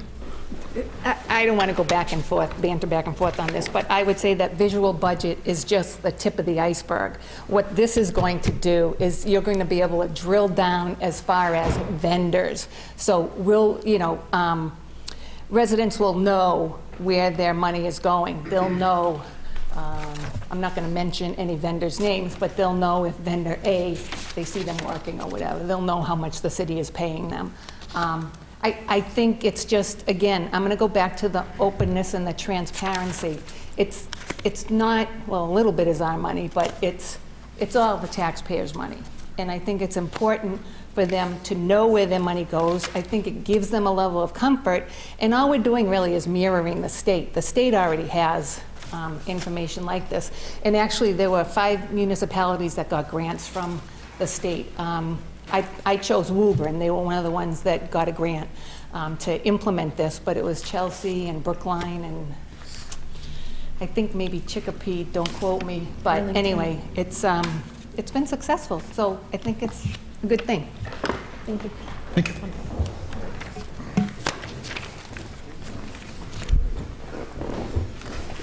On Councillor Milo, any further discussion? Seeing none. On Councillor Milo's motion to adopt the order to develop an ad hoc committee, all those in favor? All those opposed? Opposed, matter carries. Any further motions, orders, resolutions from councillors? Seeing none. Committee reports. Councillor McCarthy. Thank you, Madam President. The City of Salem City Council, February 8, 2018, the Committee on License and Legal Affairs to whom referred the matter of granting certain licenses has considered said matter and recommend approval. On acceptance of the report, all those in favor? All those opposed? Matter carries. On adoption of the recommendation, under discussion? No discussion. Seeing no discussion on adoption of the recommendation, all those in favor? All those opposed? Matter carries. Further committee reports. Councilor McCarthy. This is the one. Here we go. In the City of Salem City Council, February 2018, the Committee on Ordinance, License and Legal Affairs, to whom was referred and co-posted to the Committee of the Whole, to whom was referred the matter of the Planning Board's recommendations relative to the 3 zoning ordinances regarding marijuana, including sections 3, 6, 10, and 10.0, has considered said matter and recommend that the Planning Board's recommendations be adopted with the following amendments. Section 3.0, table of principal uses be amended that B1 and B2 for all 4 marijuana uses be designated with an N, and that the District B5 for marijuana testing facilities be amended to BA, Section 6.10, special regulations, that Section 6.10.6, subsection 5, that the language stricken be adopted in 6.10.6, Section 12, that the proposed language stricken in the Planning Board be put back in, Section 6.10.9 and 6.10.10 be approved as amended by the Planning Board, language stricken, Section 10.0 definitions, that language stricken by the Planning Board put back in. On excuse me. On acceptance of the, I'm not accepting this. On acceptance of the report, all those in favor? All those opposed? Matter carries. On adoption of the recommendation, under discussion. As you can see by the lengthy thing I had to read, we had a very, a big meeting, a very long meeting the other night relative to these very important matters. And as I stated in the meeting, and I'll state it prior to what's going to happen when I sit down, because I'm sure there's going to be discussion and people are going to want to talk about this. We had a discussion relative to these. I think it's very important that everyone understands that at some point down the road, the state's going to come through with their recommendations, and if we do not have something in place, whether or not everyone agrees with what we finally decide is the outcome tonight or not, we need to put something on paper, because if we don't put something on paper tonight and then vote for it again in 2 weeks, whatever it may be, and that the will of the body is the body, and what transpires, I know there's been a lot of talk earlier about including the B2 back in, that has some merits. I'm open for that discussion. We had that discussion at our subcommittee meeting. But all I'm going to say is by the end of the discussion on this matter, or these matters, relative to what we just talked about, I think we need to move forward. I think because if we don't pass it tonight and pass it in 2 weeks, then we're back to square one. And by the time we get out of square one and back to this whole process again, I think that, you know, with all due respect, that anyone wants to bring in one of these establishments, it's open up to anywhere at that point, because we won't have anything in place. So I think it's very important that we all take the perspective and the time to realize that everyone has an opinion on this. Everyone's opinion has the merit they believe they have in it, but at the end of the day, the vote is the vote. And once these things are amended and we approve these amendments, then when it comes to voting on the whole package, I would encourage the city council to vote for whatever's in front of us, whether you agree with it or not, because as we all know, we can always come back to this room at a later date and amend it after the fact, but if we don't have anything in place, I think we're not going to be serving our citizens well by not adopting something tonight. So, all that being said, long-winded, I'm sorry about that one. I was trying to think all meeting when I heard a bunch of people talking about this, but relative to all of what I just said, what was prepared for us tonight, you can see everyone has a copy on their desk in the table of uses, what was sent back to us and how the committee amended it. That's what's in front of us tonight as amended, and at this point I will yield the floor to allow anyone to say anything they want on the matter, because the recommendation from committee was to adopt as amended. Thank you. Councilor Sargent and Councilor Madore. Thank you, Madam President. I would agree with Councilor McCarthy. We need to put an ordinance in place. We amend ordinances all the time, but we need to have something in place with this. I would ask that we take a chance. There's been times when we've gotten nothing done because we try to look for something that's perfect. We have a pretty good ordinance here on something that's very new to us.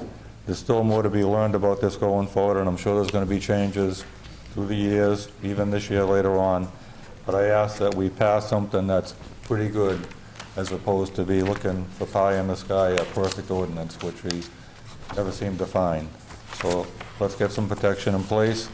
Let's let some people go forward with this, and let's start. I always recommended starting small and working up to things.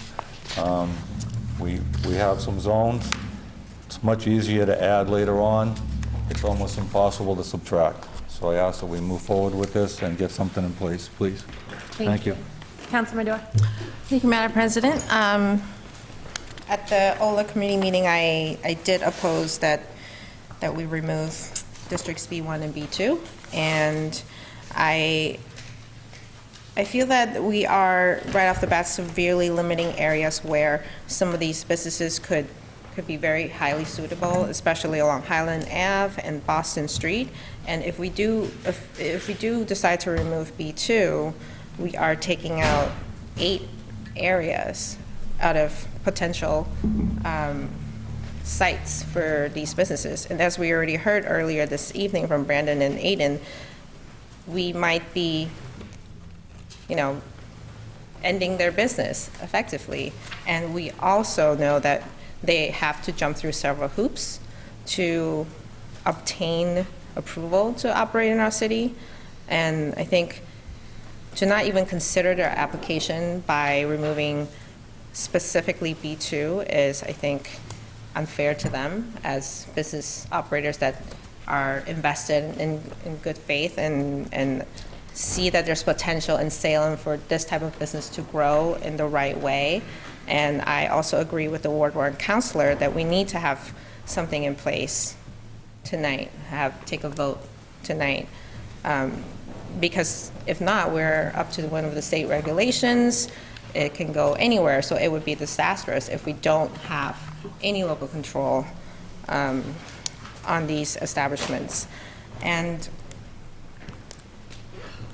the City Council, as of today, I think the City Council received several emails, maybe 11 or 12 emails from constituents that actually don't mind having these businesses near them. They see it as a really good business opportunity, not just for their neighborhoods, in terms of driving more pedestrian activity to their storefronts, and particularly Bridge Street Neck, which could use a little bit of a more activity. They also feel that as a whole, the city has voted to support these types of businesses to come into our town. So I think we know that we can do this the right way without overly restricting our businesses, and also hearing from our residents that they're okay with it, and I think they welcome these type of stores. And the trend is that these stores can be done really well. They can be high-end. As the state regulation is proposing, a full public community engagement process is required as part of obtaining a license. There's public safety plan that's required as part of that process as well. They have to go through us. So I think we can fully vet these businesses without being concerned that we need to start small, because at the end of the day, these businesses want to look for areas where there's good activity, good economic opportunity, and if we limit, if we take out B1 and B2, we are basically saying B4 is the only district that we can allow these businesses, and that's 4 little tiny pockets in our city. And I think that's very unfair, both to residents and businesses who want to see this. So I would like to see a motion to restore B2 back into the fold for the table of uses. Thank you. So are you I'm Yes. so sorry, are you recommending an amendment? I am recommending an amendment to restore B2 as an allowable district. Just B2? Seconded. Just B2. Okay, seconded by Councilor Fury. Okay, do you have any further discussion about that, or should I? I'm good, thank you. Okay, Councilor Fury, then I Councilor strongly Peterson. concur with Councilor Maduro about B2, and I think it's worthwhile to continue that effort for businesses, this business, to go there. But I have overriding concern, sincerely, and wish to ask even Chief Butler or the mayor, we've come so far, sincerely, on this motion, amendment, and on the overall motion. We've all come so far in the downtown area of Salem.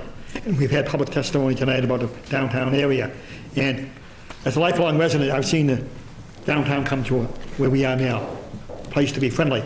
And we need that to be friendly. We have a daycare center down in the YMCA in Salem, big one. Juvenile courts in downtown Salem on Federal Street, a family court on Federal Street, 2 schools in the mall all over across the street from the PBD Essex Museum and the East Indian Maritime Mall. We have the Phoenix School right on the edge of the B5 district. And the PBD Essex Museum where I work encourages families. In the whole downtown area, we've come so far from the 70s. I can remember there was an expression in the 1970s that you could shoot a cannonball down in downtown Salem, all the way down the mall, not hit anyone. We have come so far. So I concur highly with Councilor Maduro to allow that to happen. But I have strong reservations about the downtown area. Sincerely, I have 5 sons, and I'll take a personal analysis. One got the nickname, I won't ask the mayor, maybe the Chief Butler, one got a nickname at age 14, Whiskey, one of my adopted sons. So I asked his friends, how come my son got nicknamed Whiskey? We'd all chip in, 10 or 15 bucks, and give your son some money and stand out in front of a store and get the whiskey routine. 14 years of age, routine. So I have strong concern to the message that we're sending to downtown, families, friends, merchants, tourists, that we're sending the wrong message. I'd rather see B2, Councilor Maduro, and that's why I strongly recommend Councilor Maduro, because I think it really belongs there. Downtown, absolutely not. Thank you. Thank you. Councilor Peterson? Thank you, Madam President.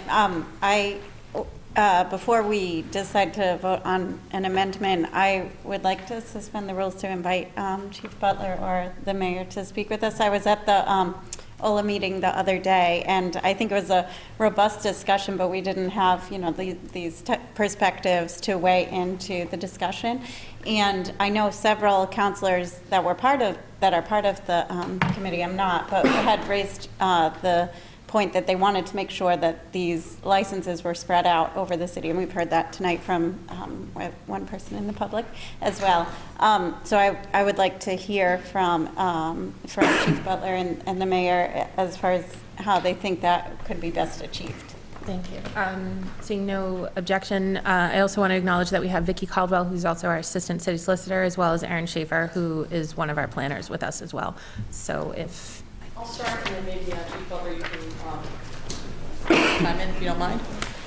Thank you. Thanks for the opportunity to come before you to share a little bit of the feedback. I wasn't able to attend OLA.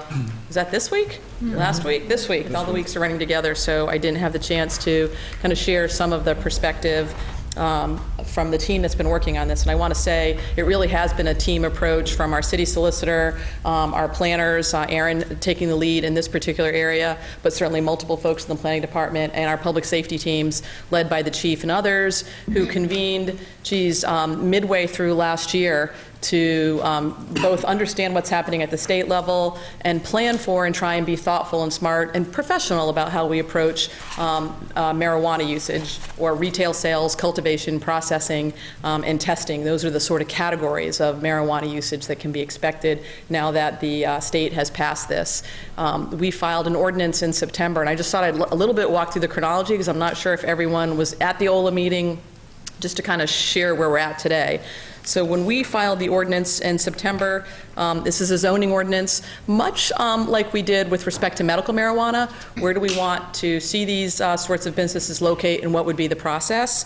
At that time, we allowed, I'm going to focus on the retail sale because I think that's where we've had the biggest barometer of differences between the planning board and the OLA subcommittee.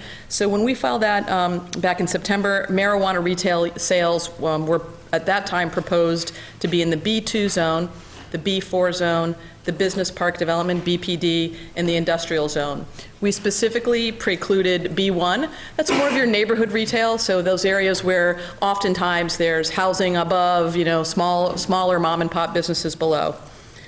We also took out the B5, and I think when we filed this and we talked at the time of the initial public hearing on this, acknowledged that given the amount of activity that happens in Salem, the large-scale events that take place, there was some trepidation about adding something else. I would not say it was a whole hog, no way over our dead body, but there was some fear expressed by public safety. We have a lot to deal with downtown. Maybe we should look at that area a little bit more carefully and focus on some of the other business zones. It certainly did incorporate B2. And I think we've given everyone maps that kind of lays out where some of those zones are, as well as a table that kind of walks through this chronology of what has occurred to date. So that initial ordinance included the B2, B4, BPD, and industrial zones. BPD and industrial, primarily, by the way, are going to be larger, are going to be areas that have businesses and infrastructure that may not likely support a retail use. That's why they're zoned business park development or industrial. It also included a 500-foot buffer from K through 12 schools as required by state law. So I want to make sure folks are clear. There are some things that we can do locally, and there are some things we cannot do locally. The state has got a statute that has been adopted. They're working on regulations right now, but not all of this is with 100% in our purview. There are certain areas where state law will prevail over local law. We also included a notice provision beyond K through 12. And I should state that all of these uses were via a special permit from the Board of Appeals. So none of these were as right. You were going to have to go to the Board of Appeals. There was going to be lots of notice to neighbors, extended areas, so they could come to a hearing and understand if there were issues or concerns. The Board of Appeal would have to issue a special permit that would confirm there was no additional or substantial derogatory use, detrimental use in that neighborhood. That's the standard for a special permit. And our ZBA is pretty, if those of you who've been at our ZBA meetings know, it's a pretty thoughtful group of folks that are, I think, pretty adept at trying to recognize when there are impacts and whether or not they're being addressed by a new business or a new activity that might be taking place. So it doesn't mean that it's an automatic it would be in these areas, but there is a process to allow them, keeping in mind it's primarily commercial areas. So these are commercial businesses. And I'll say, if you look at those initial proposals, we were focused on trying to treat retail sales of marijuana similar to you would treat retail sales of alcohol. With the exception of B5, that area was pulled out. And other than that, manufacturing is where you could do manufacturing. Testing and cultivation would be where those sorts of uses would be allowed if it was another industry beyond marijuana. Trying to be consistent, I want to echo some of the comments we heard earlier. We think this is manageable. I don't want to, have give folks the impression that there is some real fear about what might happen. We are proposing a cap, so we're talking about a maximum of 4 businesses, one of which we anticipate will go to the medical marijuana facility that already exists in Salem, so we're talking about a maximum of 3. But we are trying to be mindful to have them spread out, given some of the activities that we know happen in town. That was the original proposal. It went to the planning board, as is required for a zoning ordinance. It requires a public hearing, a joint public hearing, and then a recommendation from the planning board.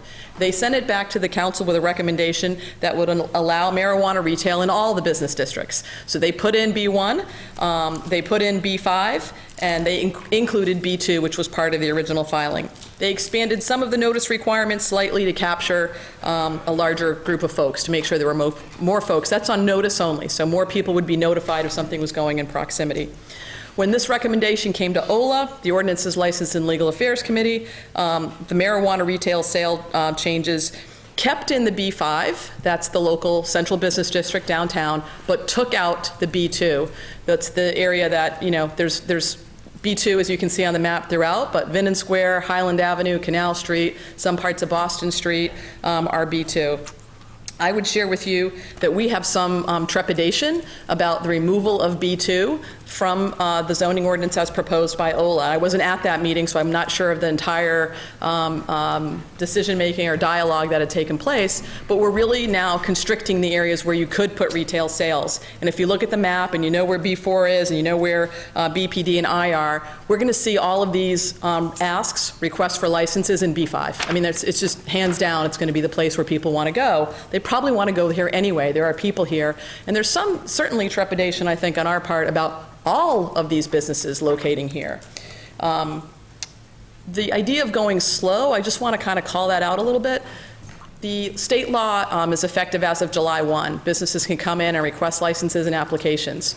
Our timeline, because we submitted this back in September and we had our public hearing, the state sets a deadline for when localities need to approve the zoning ordinance. Our deadline is February 27th, which essentially means we need first passage tonight and second passage at our second meeting in February in order to comply, or we have to start all over again.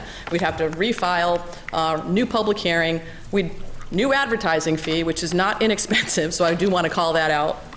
So we are hopeful that we can put something in place by then. If there is no activity tonight, if there's not 8 votes for something this evening, and I hope it's for something that includes B2, I really want to stress that, because without it, I think we're going to see 3 businesses in B5. And there's not going to be a whole heck of a lot to hold that back when you consider that there's all these communities around us that are putting up moratoriums, putting up roadblocks, making it difficult, where I think we're taking the smart approach, recognizing that this was adopted and supported by a majority of Salem residents, and trying to be thoughtful about it. If we don't do anything, we'll have no zoning in place, and as of July 1st, a retail sale can go in any business district. It would be like the retail sale of aspirin or of beer or wine, which we all know, frankly, are in B1 districts and just about every other business district in our community. So, I certainly want, I know the chief's done some outreach on this, and I want to make sure she has an opportunity to speak. I think we could live with B5 and B2 being in there because we'd know it would get spread out a little bit. But taking B2 out and leaving B5 in is really going to concentrate a lot of activity in a fairly small area. We're only 8 square miles, and when you start putting in the buffer zones and looking at the map of what's available, I really fear we end up with 3 marijuana retail facilities within the central business district. And frankly, it's not as much about marijuana as it is we don't like to consolidate 3 of anything necessarily, beyond restaurants, which we do have a lot of in this area. So I would ask for your, I hope, your indulgence to put B2 back in as a critical part of making sure this overall is comprehensively a success. And I'll certainly allow the chief to, or suggest you hear from the chief as well, because I think whatever we do here This is the group that has to enforce this. And I think there's a lot of weight that should be given to all of the issues that our PD is dealing with well, but as we put another one on their plate, I think their voice really is important and matters here. So thank you. Thank you. Chief Cutler, actually, Councilor Sargent, you have a question for the mayor? Yeah. To the mayor and also to the chief is, I can't imagine if there was to be a cluster in B5 or anywhere in the city, I can't imagine where the police chief would send a letter to the Board of Appeals asking for something not to be approved and them going against the police chief's wishes. There's a tremendous amount of power and respect in the police chief. So regardless of zoning, I cannot imagine them disregarding her opinion, her professional opinion as far as where something should go like this. So I would just say to that, Councilor, I hope so. I hope that's the case. I think we have a pretty thoughtful board, but we do have commercial districts downtown, and there's going to be a lot of pressure put on by folks who want to locate in this new business. And honestly, for the life of me, I can't understand why we take B2 out. Vinton Square is a commercial area. Highland Avenue is a commercial area. Canal Street's a commercial area. Those are exactly the sorts of locations that we want to make sure are on the list so that we don't have to worry about, I would say, hostile applications or trying to work it through. I think most of the industry wants to be where they're not doing hand-to-hand combat. But why would you take business areas off the map? Why would you take Vinton Square off the map, for instance? Why would you not want Highland Avenue considered as a potential location? To me, those are commercial areas. This is a commercial use. And so that's, I hope something that will be given due consideration. Well, I'll give you just a quick, we're caught in a situation where B2 is B2. The line of all the restaurant row at the Salem Willows, unfortunately, is owned B2. Some of B2 around the city is very similar to B1. We have some B2 areas that have one-family houses on it. So that's a tough situation. Going forward, you get a situation like Shaw's Plaza. That might be a perfect place, way away from residential, but it's in B2. The trick may be, or the plan going forward would be to make something like that business park zone. Now, it's in a zone that would allow something like this, instead of making a blanket B2 where, God forbid, how do we know what somebody else is thinking? I don't have a crystal ball. If somebody decided to get out in the Willows, rent or buy a storefront and say, this would be a great place to have a marijuana shop. And we're also at the whim of what the state decides to change later on. So right now, if the state doesn't allow on-site smoking or on-site consumption, and then something happens down there, and they do, now you're with the almost like the secondhand smoke that could be coming into a residential piece of property. All right, so that's the difficulty, and it's the zoning of the city that we have to plan for. We're only allowed to have a zone. So we have to look at everything that's in the zone, not the best case scenario like the Shaws and the Market Basket Plaza. But I would say to you, Councilor, planning for worst case scenario means you're going to leave out large swaths of area that are completely appropriate for this. I will guarantee you there's not going to be a marijuana retail sale in the Willows. It's across from a very busy park. It's only open on a seasonal basis. I wouldn't want to call out a very unlikely scenario as a reason not to do something and exclude areas like Highland Avenue, like Vinton Square, like Canal Street that are perfectly acceptable commercial areas. So, zoning is an imperfect tool. We can't plan for every single worst case scenario, but we do have some really good opportunities to prevent that from happening. One is the ZBA, and two is just common sense. I don't think the industry wants to locate in a place like the Willows, right? It's not anywhere near ideal, or I don't think they'd actually be able to, given the proximity to the park and the type of activities that are happening there. What we want to make sure we're doing is we're being smart and thoughtful and not excluding to our detriment and looking at these areas through the lens of where are these vast commercial areas. I mean, there's a lot of yellow/gold on this particular zoning map that showcases that B2 zone in a way that can be perfectly acceptable and nobody would really find objectionable. They're still going to have a zoning board of appeal. There's still going to be a process. So I hope that we can think about this smartly and not have this concentration in one area and allow for these commercial districts that were meant to, B2 is meant to house retail. That's why it was zoned that way. I'd be the first one to say, let's look at taking the Willows out of B2. I don't even know how it ended up that way, because it doesn't even meet the current kind of criteria for B2, but my point is, let's not throw the baby out with the bathwater when there's all these other areas that make perfectly good sense. So, thank you. Thank you. Chief Butler? No. Thank you.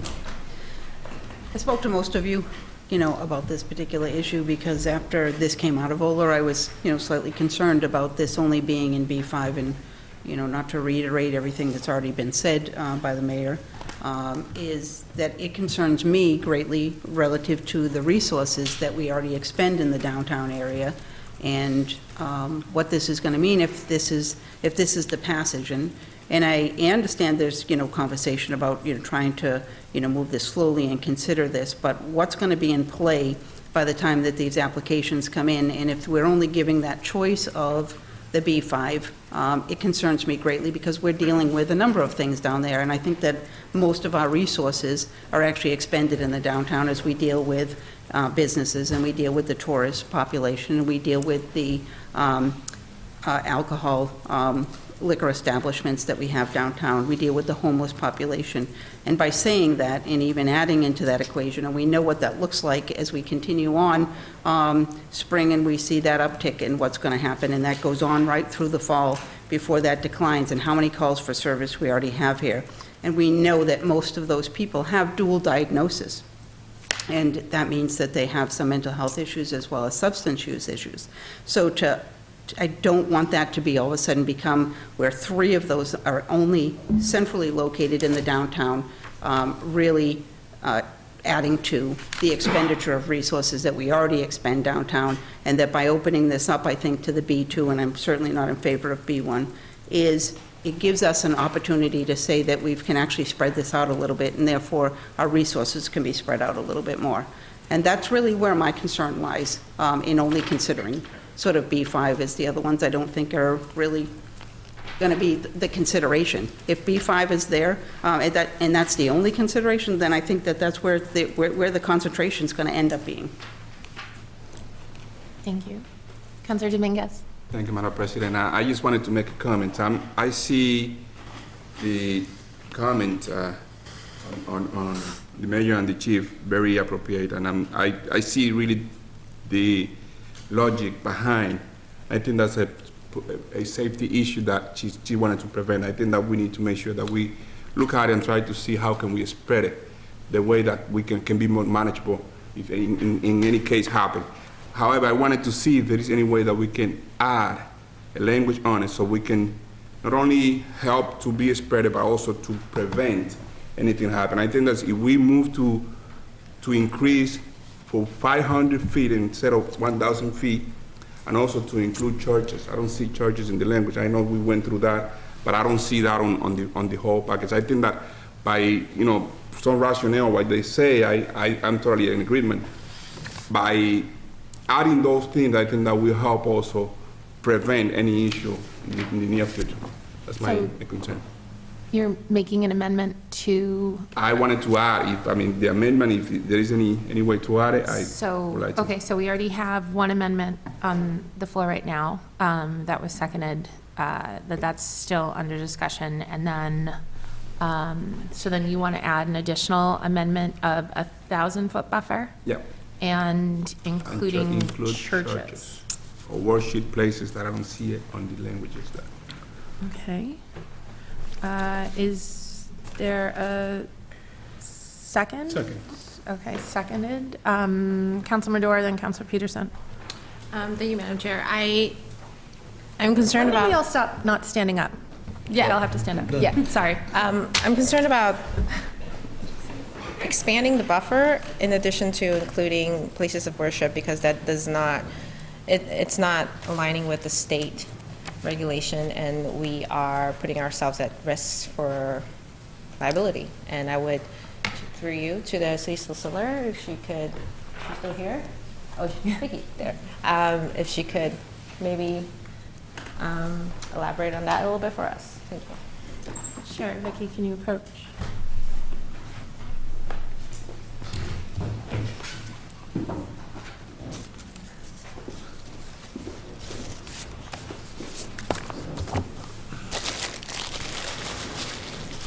Hi.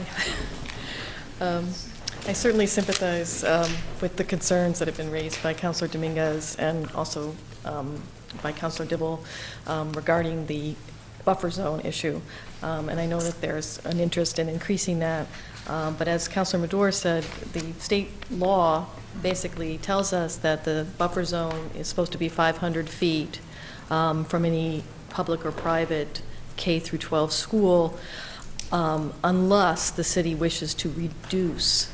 It doesn't say increase, it says reduce that zone.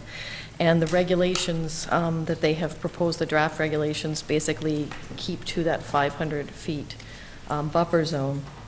I believe, though, that through the special permitting process and also through the community outreach process that's in the draft regulations, that issues regarding the appropriateness of a site as being too close to an entity that our community feels is important to keep a larger buffer zone around, I think can be addressed.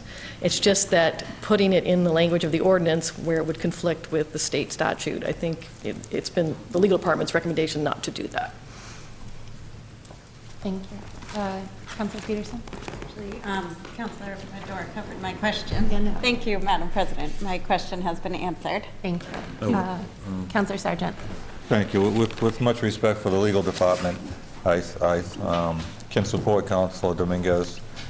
And Did you say can or can't? I can. Can. Because of section 6.10.14, severability. If any section is deemed invalid that we vote in, and or should be invalidated by a court, everything else will be deemed to be legal. So if we overstep our bounds and try a little bit too hard, then and something is invalidated by a court or whatever, everything else in the ordinance will still be valid. So in essence, we're allowed to try something and fail, and the rest of the ordinance will stay valid. So thank you. Mayor, did you have something you wanted to add? Sure. I guess in my old life, I was a city solicitor, but I am not the city solicitor here. But I would add, if the 1,000 feet is important to the council and is adopted, I mean, you have the 500-foot buffer, so you can get an idea if you just doubled those circumferences, what you'd be looking at in terms of distances and availability. The idea of 1,000 feet is certainly not one that we think is egregious or so overburdensome, to the concept. I think we're really just concerned about the conflict with state law. If the council feels strongly about it and wants to incorporate it in, and that gets us over this hurdle, I just think we should be clear that we could risk at some point the state coming back and saying, no, it's really 500 feet that applies, not 1,000. So we should just go into it with our eyes wide open. And if that's something folks feel strongly about, it's not egregious from a land use perspective. I think that's fair to say. It's just our worry about the conflict with the state. And we'd have to work through that if they called us out on it, or if a user wanted to come in and felt like they were in between that 500 to 1,000-foot buffer, what that would really mean. So it might be a reasonable way, given that we're missing a member, and we've got a deadline of February 27th to try and figure out how to do this. But you got to put B2 back in. You can't put a 1,000-foot buffer in place and just leave it the way it is. You're then further constricting that area without that B2 zone. So. Thank you. Just want to be clear. Councilor Madore and then Councilor Fury.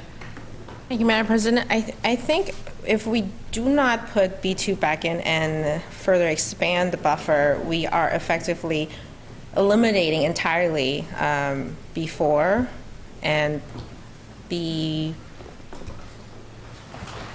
we're pretty much saying Bridge Street Neck will have none of these opportunities for marijuana retail because Carlson School is so close to that corridor that you're basically saying none of these stores will be there.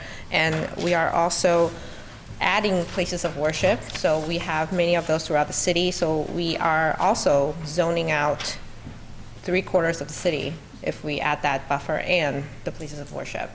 So I don't think it's a good idea. I don't think it makes any sense. Thank you. Thank you. Councilor Fury. Yes, please, Madam President. Let me ask the mayor or the chief a question. If we do include Councilor Madore, and I second it, I really believe B2 should be back in there, because I sincerely hope that maybe no one will come to downtown. Maybe we can restrict it from the downtown area entirely. The choices will be there to go to the B2 and other parts that we can legally put it in, that maybe even downtown would not even be affected. That's what I sincerely hope. I believe the critical situation is to get something going now, as Councilor McCarthy said, but keeping B2 in could be a deterrent to something in B5 downtown. Do you concur, Mayor? I would say yes, it certainly would ensure that you don't have a consolidation of more than one, and would give, I think the industry an opportunity to be in places where it's more accessible as well. Like, keep in mind, if we're at the forefront of this and other communities around us aren't doing this, that means you're going to have people driving from other communities. So frankly, a location on Highland Avenue or Venice Square is keeping people out of, the traffic, the interior of our community. And that's, good for the market in terms of the industry that's looking to do this. So, I think it gives us a much better chance of having a more manageable number in B5 if we have these other large business zoned areas incorporated in. Thank you. For sure. Thank you. Councilor Fury? Yes, please.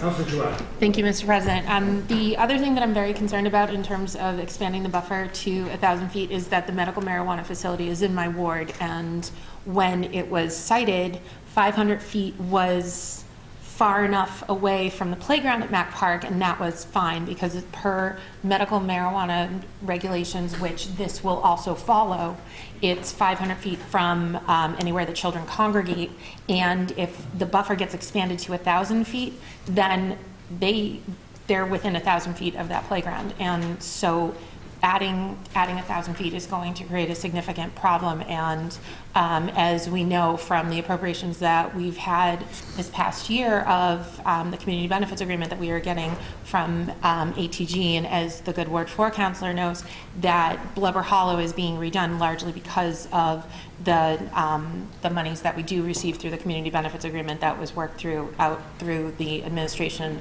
I don't want to risk that. Thank you. Thank you.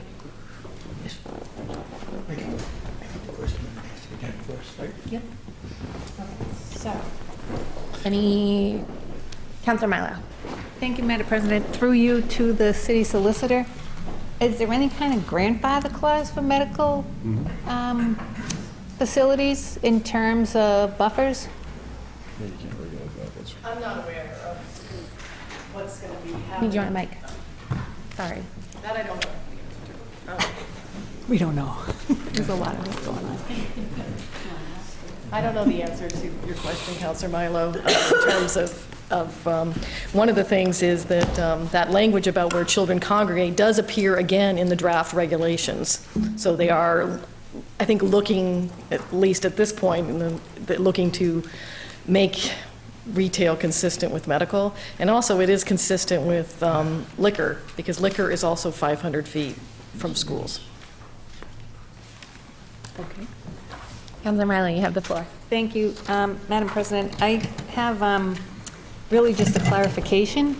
We're debating an amendment to an ordinance, correct? I mean, to a zoning ordinance. Yeah. Correct. So for the amendment to pass, it's going to require 6 votes, correct? Yes. Okay. Now, when everything's amended and the ordinance is, well, I'll call it settled, whether it's settled or not, the zoning ordinance is then going to take 8 votes to pass, Yes. correct? Correct. Yes. So when we're counting, we need to count 2 different ways, I guess, is all I'm saying. Yes, the amendments are a simple majority, and then the overall zoning is a supermajority. So let's see. So I just okay, wanna- but hang on one second, Well, because go- Councilor Madore did have her hand up before you, unless you. No, just a quick, Do you wanna quick yield? note. Just a friendly amendment to Councilor Dominguez's, to add house of worship, which I think he did, and funeral home to his extended buffer zone. Thank you. Councilor Madore? Thank you, Madam President. I haven't spoken to the issue of adding, or the proposal of adding B5 or downtown to, as an allowable district. And being a downtown resident myself, I feel that it's okay with me, and I've heard from enough of my neighbors over the course of the week that it's okay with them as well. They see it as a business opportunity.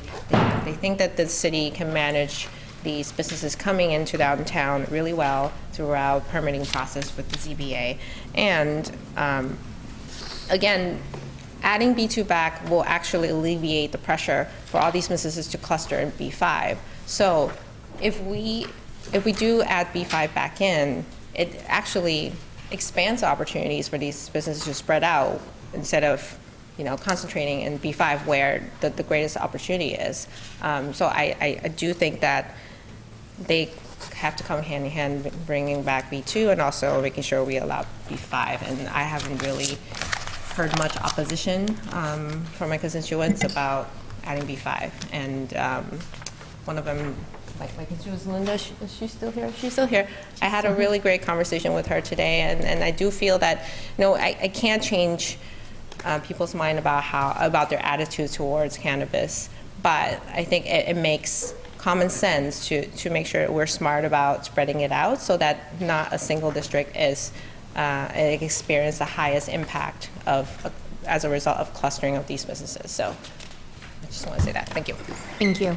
Okay, so starting on voting on the, is there any further discussion? Councilor Dibble. Thank you, Madam Chair. President.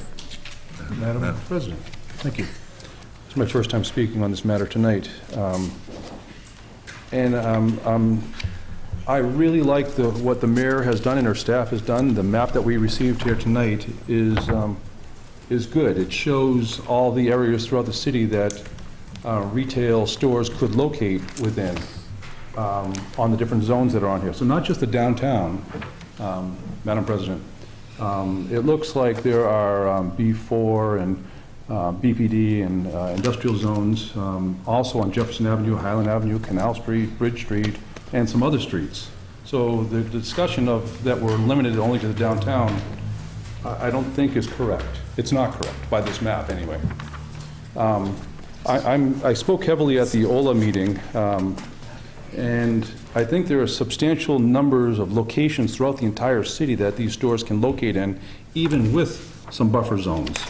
If we were to look at, and I distributed this map a couple days ago to all the councilors, this is a map that shows 1,000-foot distances from our schools.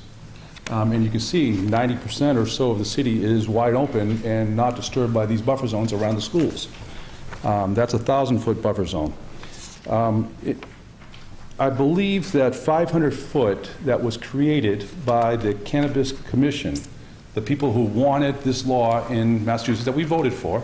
Granted, it's here. We need to find locations for these stores. And the Ward 1 councilor is absolutely correct in that we need to vote on something here tonight because doing nothing is simply unacceptable. But I think there are compromises here that we can find quite a few spaces throughout the entire city, all over the place, in the areas that the mayor was talking about, that are available for stores to locate within. But the Cannabis Commission put in the 500-foot from public schools as public and private schools as a safety zone or a reasonable safeguard to helping protect the young people in those schools, K to 12. Okay? 500-foot, for example, I'll use Horace Mann in Ward 7 as an example on the campus of North Campus. 500-foot doesn't even take you off of the campus of North Campus. To the north, you stop right at the corner intersection of Loring and Lafayette. To the south, you stop at Bowditch Hall. So the stores on just beyond it could house a marijuana store very close to that one elementary school. We know the school's going to be moving, but that's one example because I actually did the measurement there. 500 foot is not a long distance at all. It was my recommendation that we look at possibly 1,000 foot. I went as far as looking at half a mile and on, and it's too great a distance. I think 1,000 foot was a reasonable compromise. I received 3 letters from Salem State University President John Keenan asking for assistance on this matter because he needs to follow the federal laws. Students are prohibited if they're receiving Pell Grants and other things, but also the university has to follow the federal laws as well because of their funding mechanisms, where they get money from. So the president of the university was reaching out to all of us, and I distributed his letters to the entire council. At first, he asked for a reasonable walking distance. Reasonable, I don't know what that meant. So I asked him to clarify, what kind of distance are you thinking? He came back with another letter saying a half a mile, and then a few weeks ago, he changed his letter, and I brought a copy of it, but you all have a copy of that letter. He changed it to 1 mile from the university. So I plotted that to see what it actually looked like, and I distributed this to the OLA committee at their last meeting. And if we went for a 1 mile buffer zone to Salem State University, it's basically 60% or more of the whole city. You couldn't sell at all. So just looking at it, I thought that was just too much to ask for. Way, way too much. Closing off the whole city. I'm not in agreement with that at all. And I said this to the president yesterday at a meeting that we had. And I talked about what's a reasonable compromise. And we talked about the half mile that he had requested earlier, and we showed what that would look like. And that was still a substantial amount of the city of Salem. And not really a buffer zone, but taking a quarter or more of the city. And we discussed the 1,000-foot buffer zone. I showed him what that would be, and a fair compromise of how much land throughout the whole city would be allowed. And we would just simply add a dot there for the university, which is overlapped by the Horace Mann School anyway. And it really doesn't restrict anything because there's not too much opportunity right there at the university, right next to the university within 1,000 foot for sales. So again, we thought the president, he didn't agree with me. He wanted a greater walking distance, but I think a 1,000 foot buffer zone, if you would, was a reasonable safety net, whereas the university is asking for our help. Okay, so we have schools, K-12 schools, we have the university, and the third issue I want to present to you tonight, but at our OLA meeting previously, we had talked about houses of worship that the good at-large Councilor Dominguez mentioned earlier, and the state defines houses of worship or churches. They define churches as all houses of worship, if you would. So temples and synagogues and other things would be lumped into what the state defines as churches under the state law. So you can call them churches if you want, doesn't matter. We had talked about funeral homes, we talked about K-12 schools at OLA, we talked about universities and colleges or institutes of higher education, we talked about playgrounds, licensed daycares, and nursery schools were the 7 items that we had talked about. But here today, I'm asking for 3 things.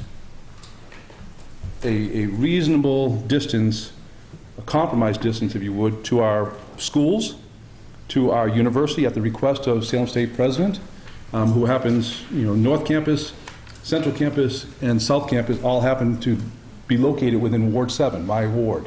And the lion's share of those students that live in at least 2 of those campuses are below 21 years old. So we're talking about kids that are young, not yet able to buy this material. The last issue was on playgrounds, not parks, because parks can be a little vest pocket, it could be a large traffic island. You try to define a park. I'm in the playground business. Playground's easy. We all know what a playground is. So I'm talking public playgrounds, having that be a 1,000-foot buffer zone as well. The state law says it's 500 feet from schools, and we can't change that. Another part of the state law for alcohol talks about churches as well as schools, but the marijuana side doesn't even talk about churches, which is too bad.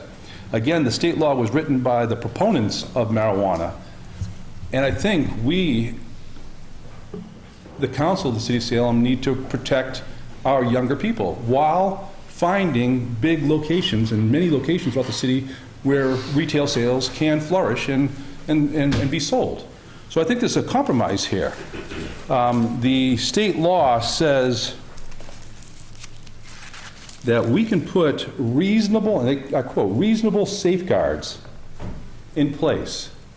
It goes on to say, and later in the whole big long paragraph, it rambles on, talks about those safeguards not being more restrictive than that 500 foot. But again, this law was written by cannabis proponents and passed by the state. If we were to put a 1,000-foot buffer zone onto any other thing, it would be in excess of the 500 foot that the state says.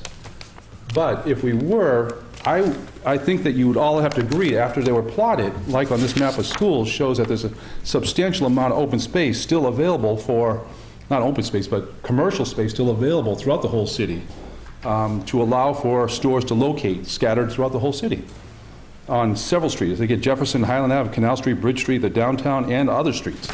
I'd have to study the map that I received tonight a little bit more to see what other streets would fit into that. I think it's a reasonable safeguard to help protect our children and balance that with the ability to locate these stores throughout Salem.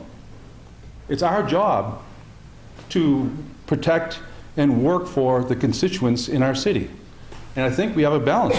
By putting a 1,000-foot buffer on some of these things, we're not shutting out business. We're just telling them where to go. Rather than saying maybe they can go to the Board of Appeals and maybe they'll get permission, if there's areas that we feel as a council that these stores should not locate in, then we can say no. And if even though 90% of the city would be wide open outside of these buffer zones, if somebody chose to appeal this, which I doubt they would, because there's so many spaces that a store could locate with the buffer zones that we're talking about here tonight, but if somebody were to appeal this, it would go to court, and we may or may not win, because, in my opinion, we have a good chance of winning, because this is a reasonable compromise. It's a reasonable safeguard to protect our young people. I think we owe this to the residents of Salem to find a compromise. Those that want to be able to purchase marijuana, we will have quite a few locations scattered throughout the whole city that they can buy this. But for the young families, the schools will be protected, the playgrounds will be protected, and at the request of the president of Salem State University, his school will be semi-protected as well. So a reasonable safeguard is allowed in the state law, but the 500-foot is the tricking point. Again, if somebody appeals this, it goes to court. We have a good chance of winning, but if we lose, and we could lose, if we lose, the rest of the entire ordinance, as the good at-large counsel at this end on my left said, the rest of the ordinance stands in full force. So by putting a 1,000-foot buffer zone in, we're not losing anything. We're adding greater protection to our young people. And we're not hurting the city of Salem. We're not hurting the businesses at all. They can still locate throughout the whole city. So I respectfully, I have a great trouble adding the B1 and adding the B2 back into this without any buffer zones at all to our young children. So later tonight, before we close here, I'm going to be asking for 3 amendments to this to allow for a 1,000-foot buffer zone to schools, 1,000-foot buffer zone to playgrounds, and a 1,000-foot buffer zones to our university at the request of the Salem State University president. Those 3, and I'm going to be asking for them by roll call vote, okay?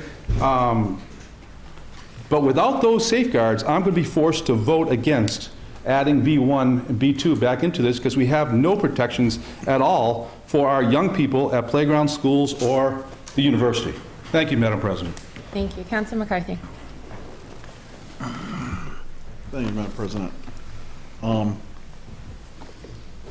First of all, I have 2 sons in college. You turn 18 years old, and you can serve in the military. I can pay for them to go to college, but I can't see their grades, because unless they show them to me, because even though they send the bill to me, I can't see their grades. They have to show me their grades. So at some point, we have to trust our 18. I respect what the Ward 7 Council is trying to do, and if it will get him to a point, and no one here has talked tonight about adding B1. I don't know where he got that idea. We're only talking about adding B2. If that will get him to a point where he'll vote for this, that's great. But I'm telling you right now, if someone wants to get one close enough, it's going to get challenged, and I am not a lawyer, nor is the Ward 7 councilor. We have counsel, and they have both told us repeatedly that if it gets challenged, we will probably lose. So if it's going to get us to a point, and maybe it doesn't get challenged, maybe people are happy and say, okay, it's 1,000 feet, even though it's against what the state says, that's fine. If that gets us to a point, that's fine. But when it comes to the college, the Ward 7 council's words, the people who live on campus are basically freshmen and sophomores. They're underaged. They can't go into one of these establishments legally and purchase. There's a liquor store right across the street, and we're all sitting here talking about, trying to treat these establishments, these retail establishments, as liquor stores. Well, our ordinance with regard relative to liquor stores, 500 feet, and it says, in this section, a church shall mean a synagogue building dedicated to divine worship and a regular use for the purpose, but not chapel occupying a minor portion. So it's trying to say that you just can't be, it has to be a rock solid building, that its total purpose is for that. But it goes on to talk about it and about what schools are. So, I mean, I respect, if the good Ward 7 council wants to add it in, that's fine. But the one thing he's missing when he looks at his map is the fact that I will guarantee you that every playground in the city is located in a residential zone. So if it makes you feel good about putting a 1,000-foot buffer around a playground, when you take the map that's wide open in the city, and then you fill it in with the residential zones where these things aren't allowed, then the map gets smaller and smaller. Just so everyone knows. I mean, the map looks great this way, but if someone was to, I don't have the computer nor the time at home to go overlay maps, but I'm sure somebody does, and overlays the residential zone, you'll end up with very intense small pockets.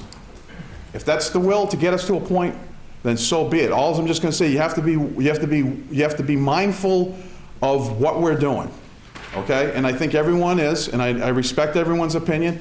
And if it is to include these things, even though it's against state statute, and we may be going out on a limb, we're going out on a limb for our residents. I agree with that. I'm not going to argue that point.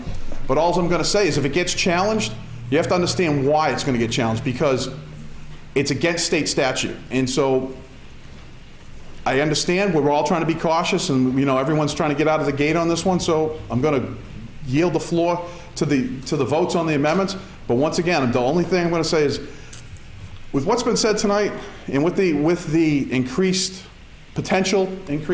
buffer zones, I will be in favor of adding the B2 back, because I understand what's been said. I'm not even entertaining the idea of B1. I don't know where that came from, but adding the B2 back with some of these amendments, but at the end of the day, when it comes down to it, once again, after all the amendments, you have to respect everyone in the room, and everyone has a vote on this one. But when it comes down to the final vote, even if you don't like what's in it, I would encourage everyone to get to the 8 votes to pass it, because if we don't pass it come July, we'll all be getting the phone calls why someone's trying to get into a place that none of us want. None of us, when we sat through all these meetings and listened to all the testimony and put these amendments in these uses on paper, expected it to be. Thank you. Councilor Sargent. Thank you. I'll be quick, because, let's face it, I want to try and help council deal with these buffer zones, but there's a chance of them being overturned. Zoning doesn't get overturned. So I think we should keep the protections we have in there so far, and again, we can add things later on, but let's keep the zoning the way we put it in and keep it out of B1 and B2 zone. It still allows us 4 zones, B4, B5, industrial, and business park. And let's not forget our current operating medical marijuana facility is in the business park zone, and there's others within the city. So it's worked well in that zone, and that's one of the main reasons it's good to keep it in there.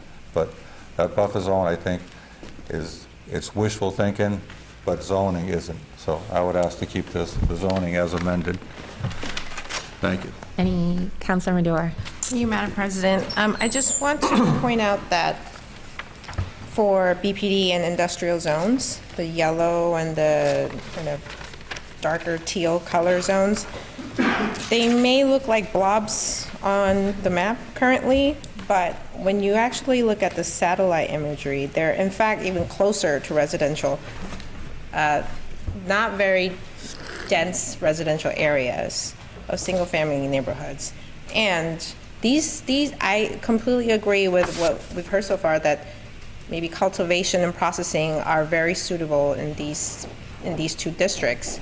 But as a retail store, which is what we're most concerned about in our discussion, it just does not make good economic sense to have these stores in these districts. Industrial, you might even end up getting an application at a cul-de-sac, near a cul-de-sac, and I don't think any potential business applications want to go in that areas, and therefore would crowd into other more restrictive pockets if we do not include B2 back. And to add to that, if we extend the buffer, I'm very concerned that downtown and Bridge Street Neck will feel the most impact of extending that buffer, because you're saying places of worship and schools. So that means we have a very tiny little pocket near Front Street where that is allowed, and a very tiny pocket of Bridge Street Neck where that's allowed.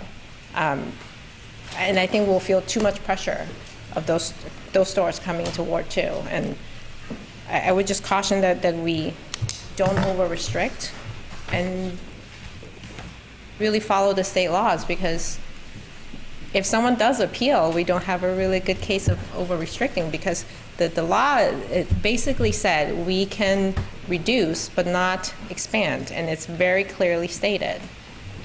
And I just want to point it out. Thank you. Thank you. Councilor Peterson. Thank you, Madam President. A couple things. One, I've heard a lot about respecting and protecting our residents and our constituents, and I think when we think about that, we don't want to lose sight of the fact that we want to respect the vote that was at the ballot, that a large majority of voters voted for this, enough so that we can assume that it was parents of families, and we've heard from these people as well, families who are in favor of bringing it into different neighborhoods. And one big concern of mine is that we don't, I've also heard from residents of Salem who are raising families in Salem who want to open these facilities. And one big concern of mine is that I want to make sure that with the very limited number of licenses that we are offering, that we are going to give the greatest chance to local residents to be able to take advantage of this opportunity. And I think that the more restrictions that we put on, if we're, just as an example, like the bigger the circles of restriction get, the more properties we're cutting out of the opportunity and making it like more difficult and more expensive potentially for people to get into this opportunity. So I would say that. And then the other thing I wanted to say is that the spirit of this from the beginning, as far as I understand, is that we're going to treat it like we're treating liquor stores. And I know we're already making the restriction that it'll be a percentage of the number of liquor licenses, but beyond that, I think that if that's the spirit of it, I think that especially where medical and liquor stores have the 500 foot buffer zone, that we should stay in the spirit of that, because I don't want to, with this new industry coming to town that theoretically will and probably will be a big boon to our city, that we don't want to bring it in with such a stigma attached to it that sets it really far apart from liquor stores and medical marijuana. Thank you. Thank you. Any further discussion? Councilor Dominguez. Thank you, Madam President. I'm understanding the conversation here, and I'm in agreement with most of the things that's been said. And I'm willing to withdraw part of my amendment, but it's one that I have a lot of concern. I'm here, speaking on the worship community, that maybe they don't have a voice, they haven't really been aware, and I'm pretty sure that when they find out that they're going to have a store next door, there's going to be some issue, some concern. So I would like to see if that can be included as an amendment. I understand that the 1,000 feet buffer might be an issue with the state, but I think by not having the worship community included, that will create. And I hear a lot of people comments talking about balance. When we're talking about balance, we need to make sure that we include everyone. And the worship community need to have at least the opportunity to be treated the same way we're treating the other organization included on the language on this ordinance. So I encourage everyone here to think about it and to include the worship community into this new regulation as an amendment. Thank you. Okay, so you said that you wanted to withdraw part. The 1,000. You had two parts. The Okay, so you're 1,000 buffer. withdrawing I'm the okay. buffer. I understand that might be an issue with the state, and the ordinance can be, in jeopardy. But keeping the houses of worship. That's right. Got it. Madam Mayor. I just wanted to make sure I understood correctly what the amendment was, because we're looking quickly, pulling together maps, looking at churches and I can tell you, daycare so Council Medora initially brought back in B2, and that was seconded by Councilor Fury. Then Councilor Dominguez brought in 1,000-foot buffer and including houses of worship. I'm just saying houses of worship, but churches, however, it's understood in the law. And then that was seconded by Councilor Divil. Now Councilor Dominguez is saying that he's pulling out the 1,000-foot buffer and only keeping in churches and funeral homes, correct? Okay. Including them in what, the 500-foot buffer? Is that? So I just, I want to make sure we're clear on what the state law is, 500 foot from schools K through 12, correct, Solicitor? So there is not a broader definition for the buffer zone laid out in state law. What we have incorporated into the zoning ordinance is a broader definition for notice. So I want to make sure we walk people through what we think will happen if somebody is seeking a license under what looks the state regulations, which have not been finalized yet, but the expectation is anyone interested in a license or an application is going to have to hold a community meeting somewhere within the city in the neighborhood where they're being proposed. They would also have to have a special permit requirement. They'd also need to negotiate a host agreement with the community that's going to have to be adopted by all of us. I want to be clear, nobody's going to wake up and all of a sudden there's going to be a retail marijuana use. There will be a lot of discussion, opportunity to be heard, and frankly, opportunity to shut it down from if it's not something that people think is in a good location or is going to detrimentally impact a neighborhood.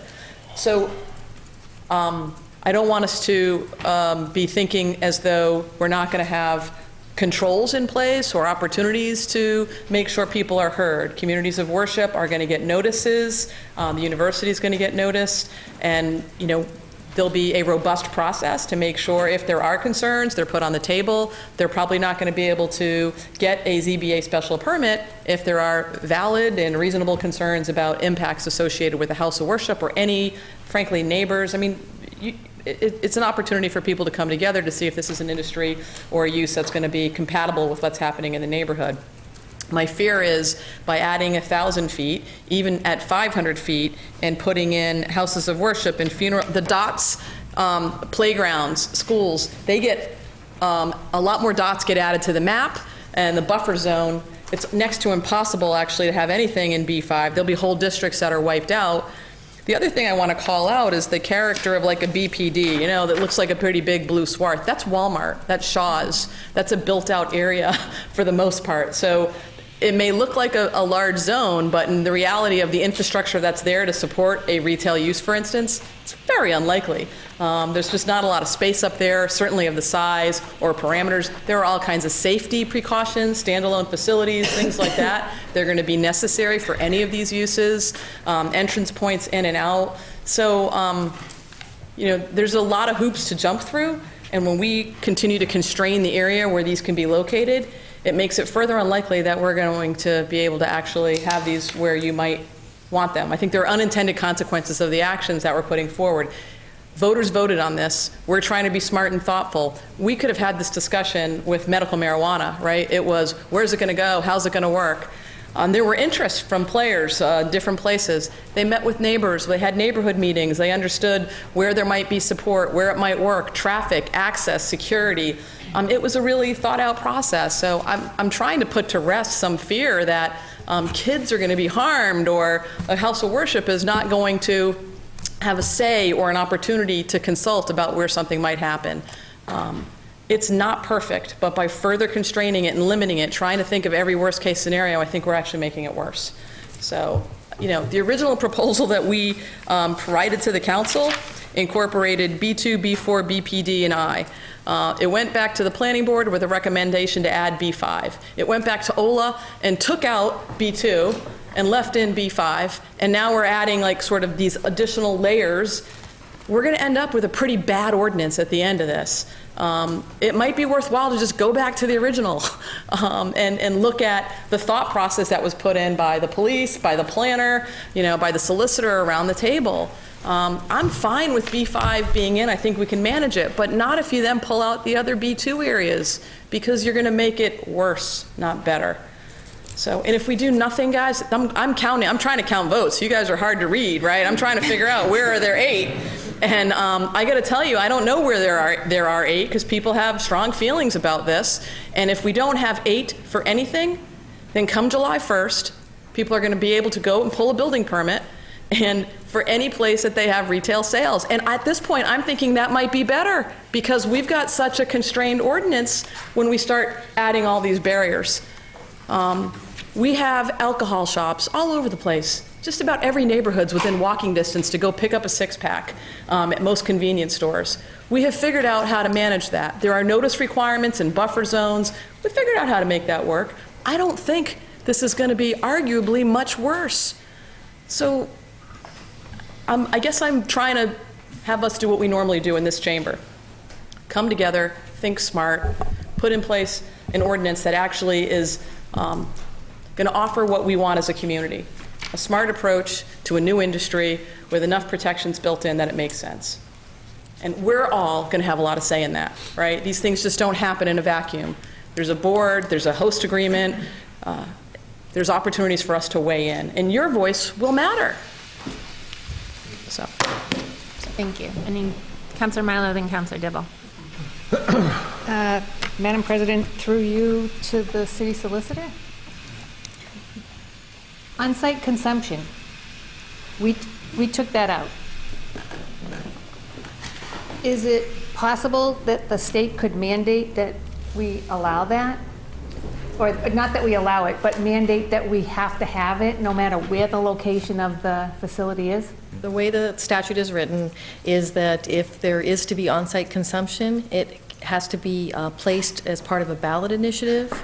10% of the voters who voted in the last statewide election could do a petition and have it placed on the ballot in November 2018, and if it's voted positively by the citizens of Salem, then we would have on-site consumption.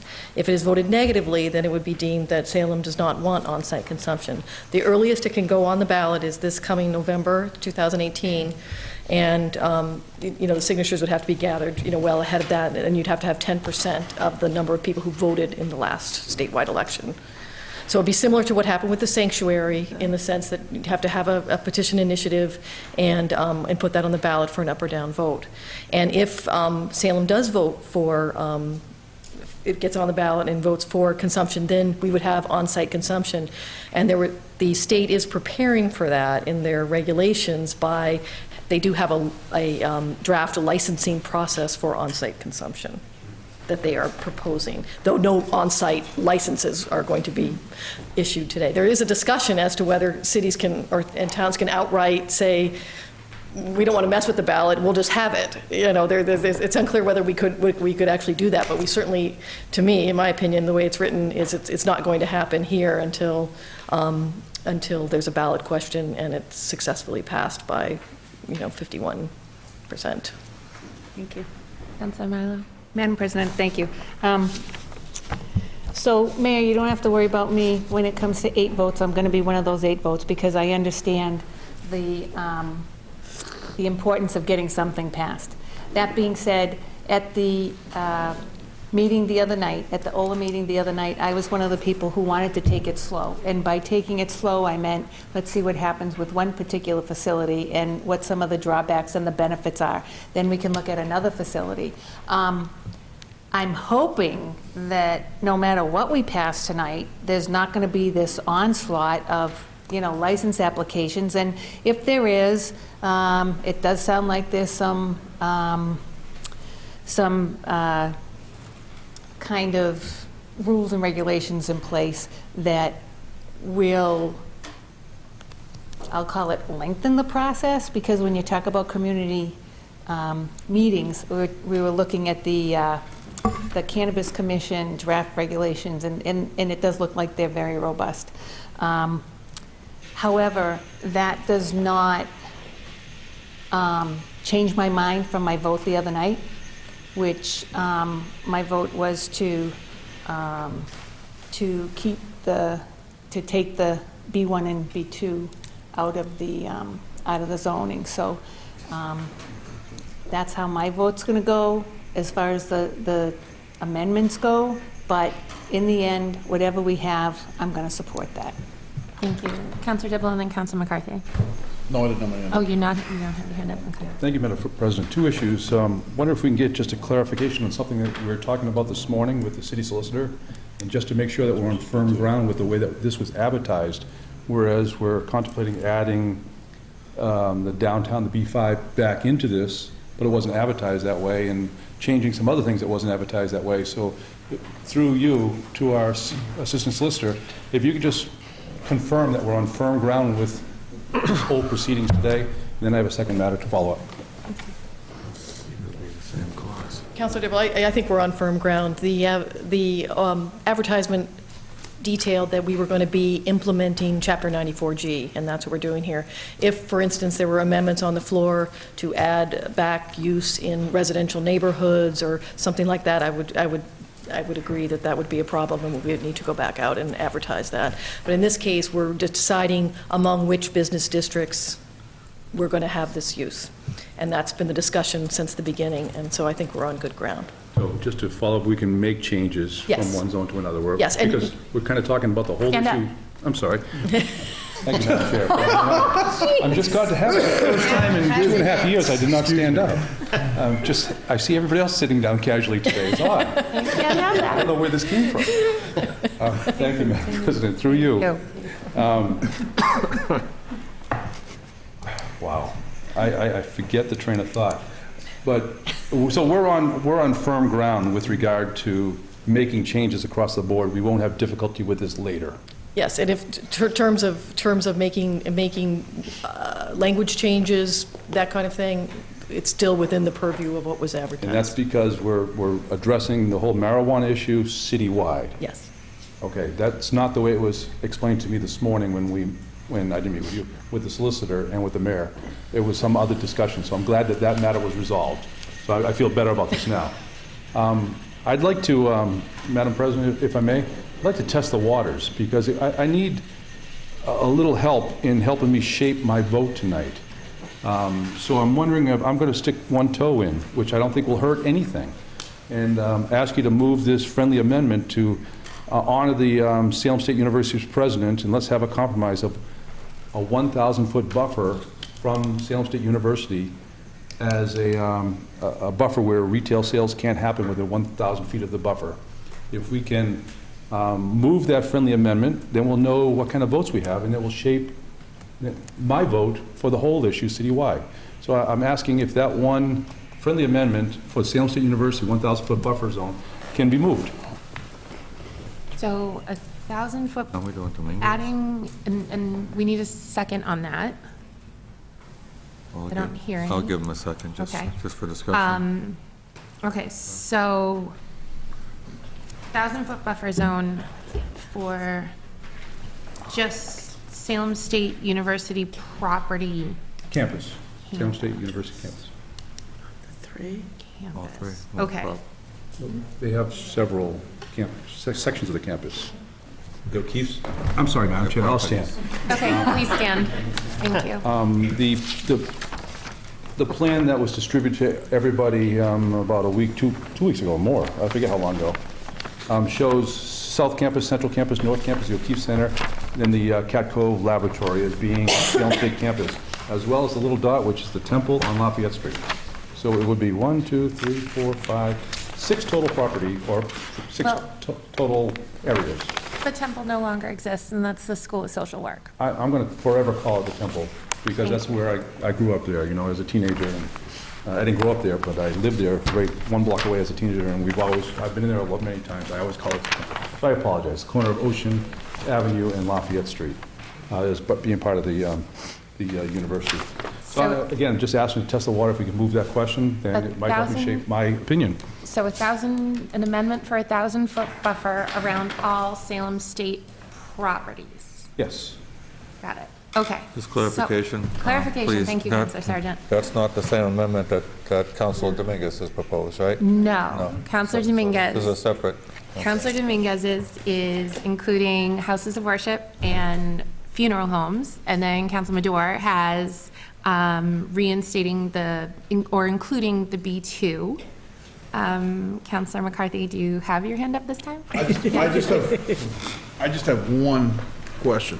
Okay. Are there any more amendments? Yeah. I mean, we're trying to keep them all straight, and I realize some people want to test the waters, and we got to take the amendments backwards from when they came, so it's not like we're going to throw one amendment out and then just keep throwing amendments out until we get to Councilor Domingo's amendment, then we get all the way back to Councilor Madore's first amendment. So are we done making amendments? I mean, just for the clarification, I mean, we've batted this around for almost an hour, and I mean, this is on top of the 2+ hours that we were in committee last Thursday, a week ago tonight. So I think we've batted it around enough, as long as we've got enough amendments on the floor and we can deal with them one at a time and then take a vote on this thing, because then I have to clear up all the other matters that this pertains to, that are the next 4 committee reports, so. Yes.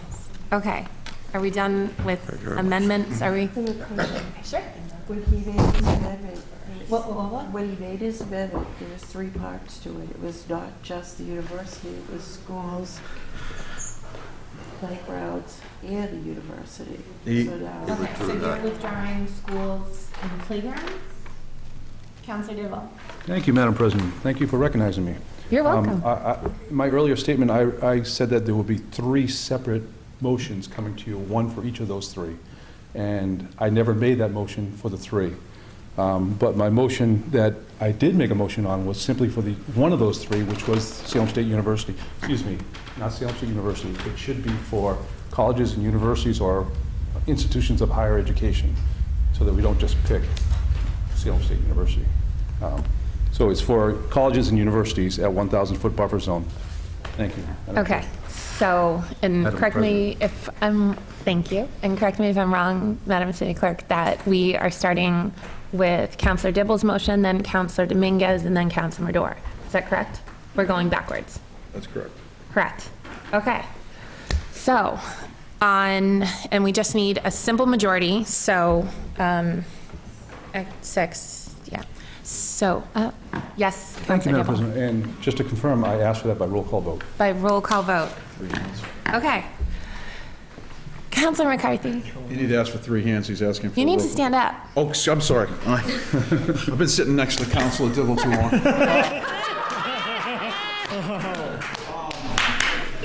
Just for clarification, anybody can request roll call votes, but you need to show 3 hands in order to have a roll call vote. Thank you for the reminder. Do Thank I you. have I mean, 3 it's hands been for roll long enough call already. vote? Okay, we have 3 hands for roll call vote. Madam City Clerk will, okay, so, hang on, let me just say this. So, on the motion, on the amendment to include a 1,000-foot buffer around any college, university, school of higher education in the city of Salem, Madam City Clerk, will you please call the roll? Counselor Dibble, Yes. Counselor Dominguez, Yes. Counselor Flynn, Yes. Counselor Fury, No. Counselor Madore, No. Counselor McCarthy, Against the advice of counsel, but to support the Ward 7 council, I'll give him a yes. Counselor Milo, Yes. Counselor Peterson, No. Counselor Sargent, Yes. Counselor Gerard. No.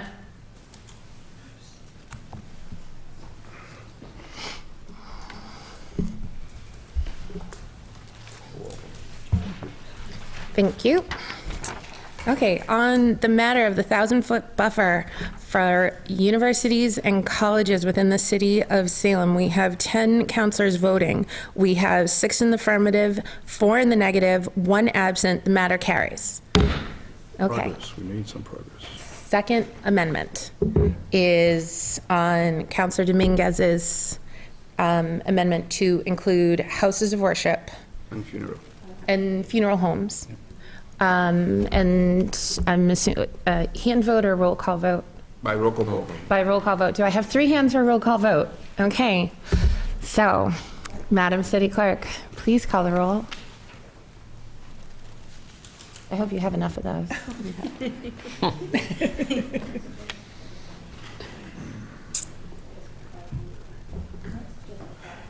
Okay, sorry, thank you. So this is churches, funeral homes, 500 feet buffer. Yes. Okay, 500-foot buffer from churches and funeral homes. Whenever you're ready. Yep. Counselor Dibble, Yes. Counselor Dominguez, Yes. Counselor Flynn, Yes. Counselor Fury, No. Counselor Madore, No. Counselor McCarthy, Yes. Counselor Milo, Yes. Counselor Peterson, No. Counselor Sargent, Yes. Counselor Gerard. Yes.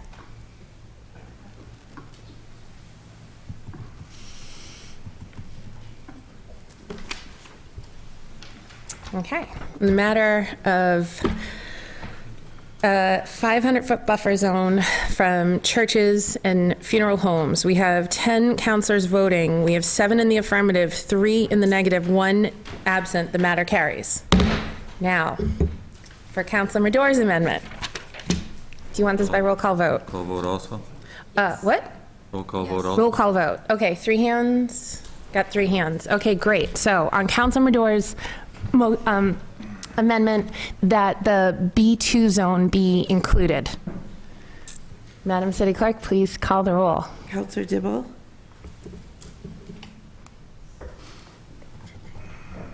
No. Counselor Dominguez? Yes. Counselor Flynn? No. Counselor Fury? Yes. Counselor Madore? Yes. Counselor McCarthy? Yes. Counselor Milo? No. Counselor Peterson? Yes. Counselor Sargent?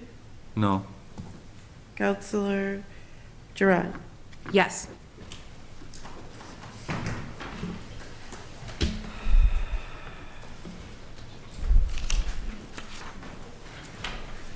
Okay.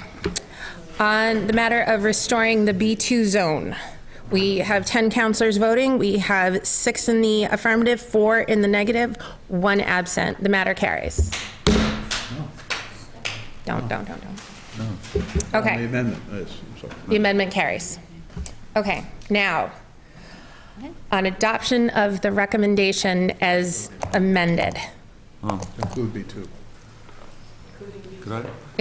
Which includes B2. I'd like to move I'd like to move reconsideration of that vote, please. Motion of reconsideration? The reconsideration of that vote. Motion to, okay, so Counselor Sargent moves for immediate reconsideration in the hopes it does not prevail. In hopes it does prevail. Oh, no, in hope, I want to move reconsideration, another vote, so I want reconsideration in hopes it does prevail. I'd like to redo the vote. You want to redo the, Yes. okay, do the roll call vote I'd like to redo that on vote. the amended, the recommendation as amended. That includes, okay, no, that we're just doing the amendment on B2. Doing the B2 amendment, reconsideration, revote. This one, this is just covering, this is all 4, I think? Is this all 4 that we're doing here? No. No, this is just B2. retail. Just B2. Okay, great. Okay, so Counselor Sargent is requesting immediate reconsideration on the amendment to include B2. So, hang on. So a yes vote is what? A yes vote is yes, we're sticking with our vote. A no vote is no, I changed my mind. And voted. A yes, B2 is put in. A Yes, no, B2. okay. I mean, Okay. B2 is. So a no, same. B2 is not taken. Gonna do it again. Yeah. Okay. Counselor Dibble. Yes, you just partially clarified what I was about to ask. Just really want to hear exactly what a no and a yes vote is.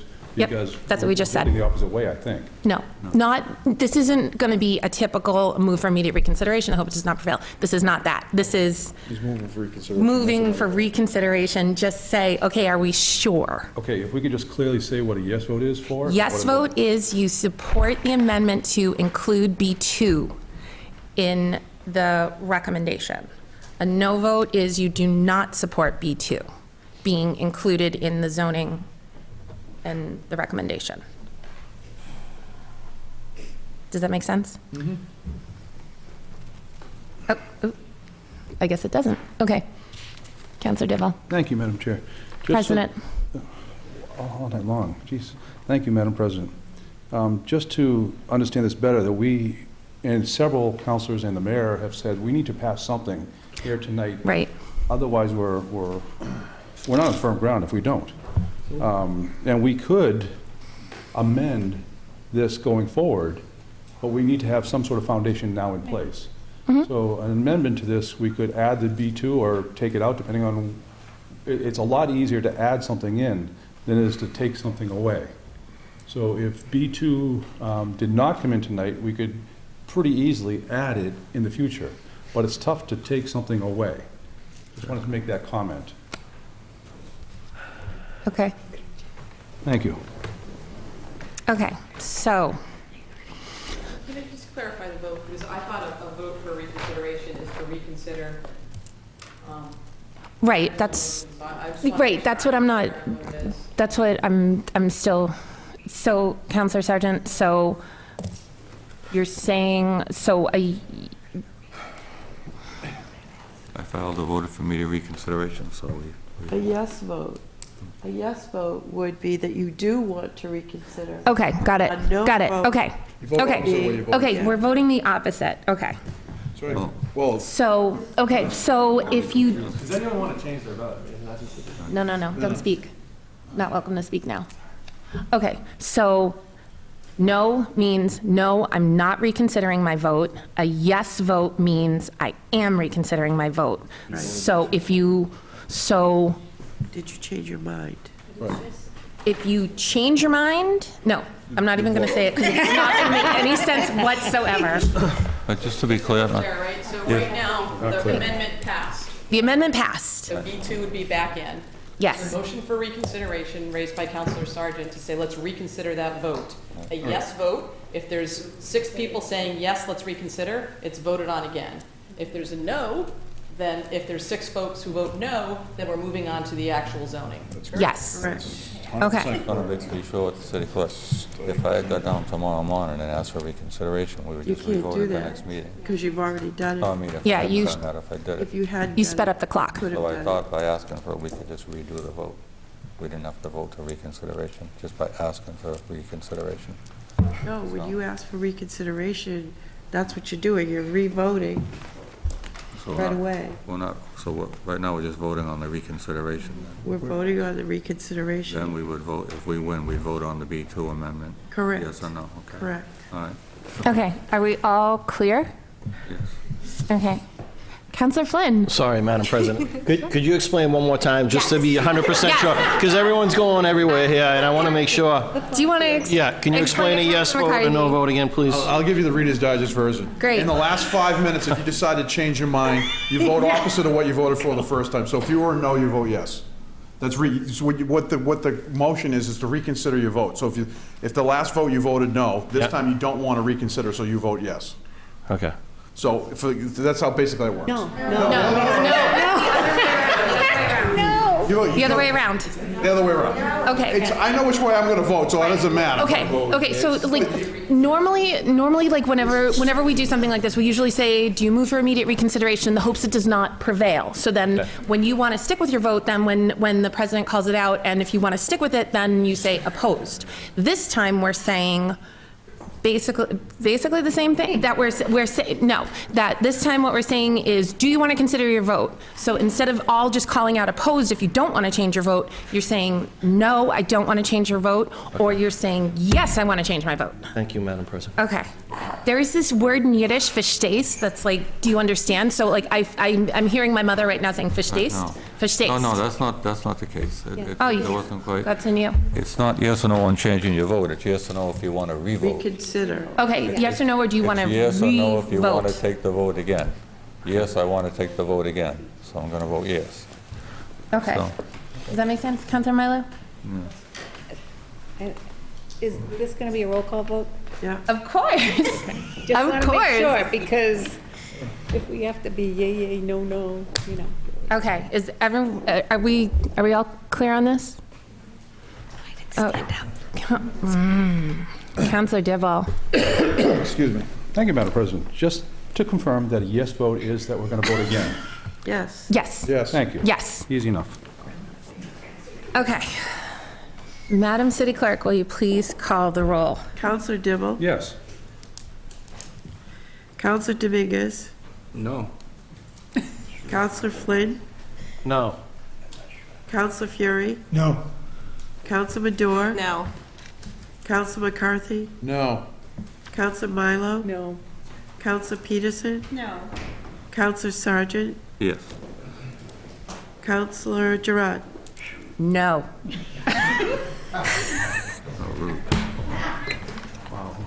We're only on page 12.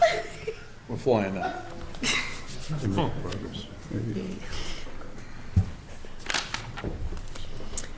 Thank you.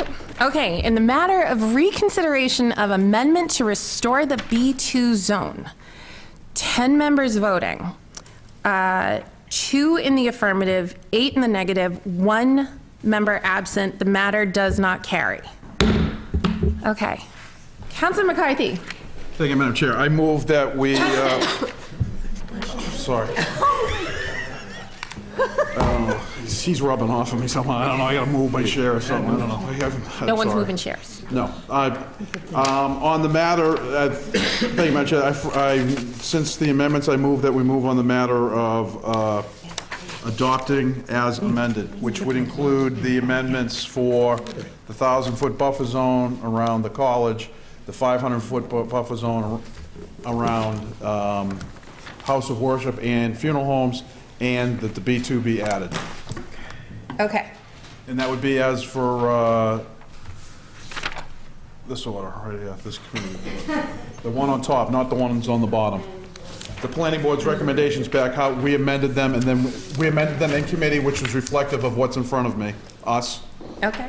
And then we took this document and we just spent the last time amending it, which the amendments I just included were the amendment for, the first amendment was the 1,000-foot buffer zone around the university, the 500-foot buffer zone around the houses of worship and funeral homes, and then reinstating the B2 zone into the use table, Okay. which is part of what we're going to be doing next, but that's the first part, how we're going to adopt their recommendations. Okay. So, are we doing roll call vote? Oh, please.